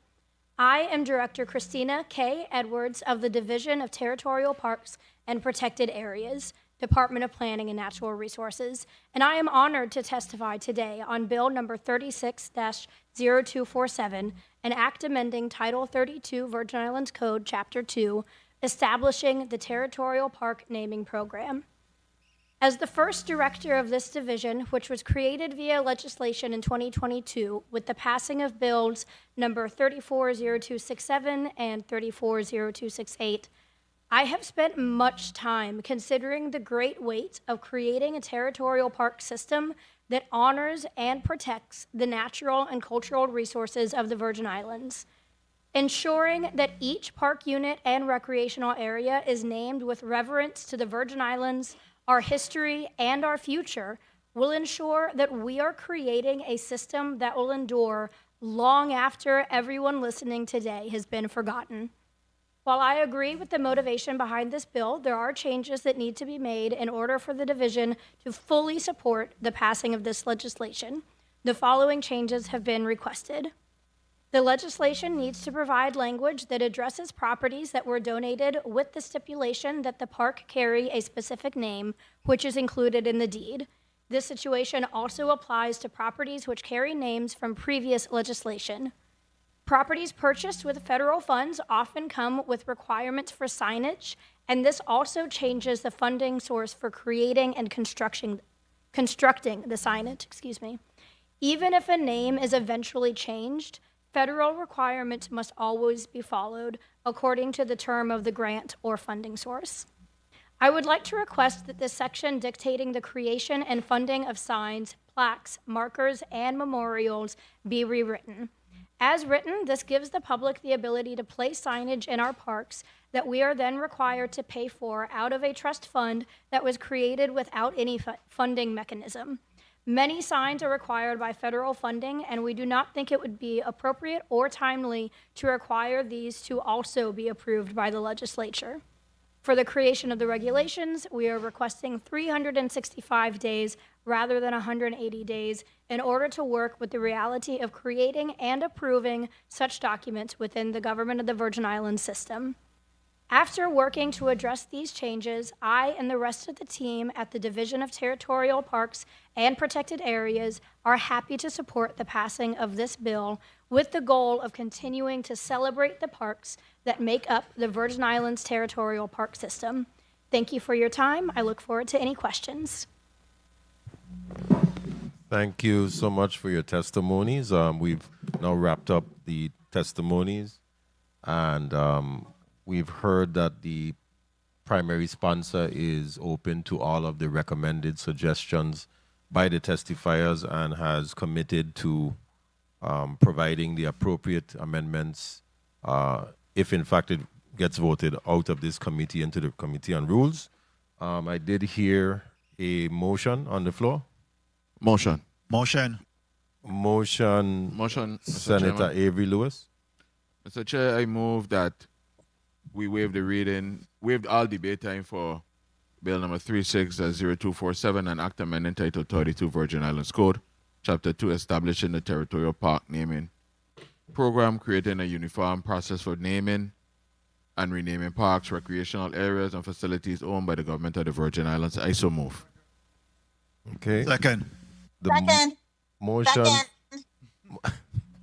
Motion to waive the debate time on Bill number 36-0247 was properly moved by Senator Avery Lewis and seconded by Senators Marvin A. Blyden, Novelli Francis Jr., and Carla Joseph. Hearing no objections, so ordered. Motion. I hear a motion on the floor. Senator Novelli Francis Jr., you're recognized for your motion. Thank you very much, Mr. Chair. Mr. Chair and colleagues, I offer a motion on the behalf of the bill sponsor, Senator Maurice C. James Sr. I move that Bill number 36-0247, an act amending Title 32 Virgin Islands Code, Chapter 2, establishing the territorial park naming program, creating a uniform process for naming and renaming parks, recreational areas, and facilities owned by the government of the Virgin Islands be approved by the Committee of Culture, Youth, Aging, Sports, Park, and Recreation, and sent forward to the Rules and Judiciary Committee for further consideration and vetting. I so move. Second. Okay, motion properly made by Senator Novelli E. Francis Jr. on Bill number 36-0247, an act amending Title 32 Virgin Islands Code, Chapter 2, establishing the territorial park naming program, creating a uniform process for naming and renaming parks, recreational areas, and facilities owned by the government of the Virgin Islands, was seconded by Senators Marvin A. Blyden, Senator Avery Lewis, Senator Carla Joseph, and Madam Clerk, please call the roll on the motion. Senator Angel L. Bolkes Jr. Yea. Senator Bolkes Jr. Yay. Senator Carla J. Joseph. Yes. Senator Joseph. Yay. Senator Marvin A. Blyden. Senator Blyden. Yay. Senator Novell E. Francis Jr. Yay. Senator Francis Jr. Yay. Senator Alma Francis Heiliger. Senator Francis Heiliger not voting. Senator Franklin D. Johnson. Senator Johnson absent. Senator Avery L. Lewis. Senator Lewis, yay. Mr. Chair, we have 5 yeas, 1 not voting, 1 absent. Thank you, Madam Clerk. Bill number 36-0247, an act amending Title 32 Virgin Islands Code, Chapter 2, establishing the territorial park naming program, creating a uniform process for naming and renaming parks, recreational areas, and facilities owned by the government of the Virgin Islands, has been favorably voted upon and is approved by the Committee on Culture, Youth, Aging, Sports, and Parks, and will be forwarded to the Committee on Rules and Judiciary for further action and consideration. So ordered. Point of personal privilege. Personal privilege. Senator Maurice James. Thank you, sir. I just want to thank my colleagues, and I want to let the director of the Territorial Parks Management know that I will definitely be reaching out to her before next week for sure, and before it gets to rules, so that I can get her input and concurrence on the amendments that I'm going to be making. Thank you very much, sir.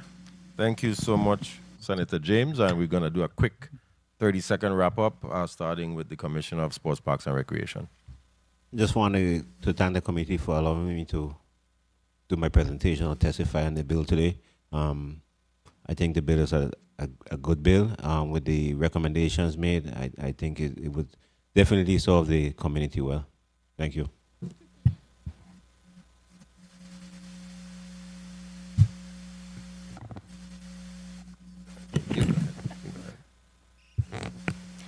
Good afternoon, Director Edwards. Thank you, everyone, for the opportunity to testify today. I very much look forward to working with our government colleagues to get this bill completed and enact the naming program. Thank you. Vincent Richards, thank you very much, Mr. Chair, and to the other members of the committee. I look forward to continue working with the director and the commissioner and their agencies to get this project completed. And Mr. Chair, thank you very much. I appreciate the efficiency of this committee today. Well, thank you. I would like you. to thank all of the testifiers and for those attending this committee meeting here today. It was very productive and informative. I also want to thank you, my colleagues, for being here and toughing it out with us all day long. To any non-committee members, of course, central staff, our media division, our legal counsel division, the journals division, and Ms. Dow for stepping in and helping out. Thank you very much. We appreciate it. My staff, and last but not least, the listening and viewing audience of the Virgin Islands. Thank you for listening in, whether you listen virtually or on the airwaves. We appreciate your time. The Committee on Culture, Youth, Aging, Sports, and Parks is hereby adjourned.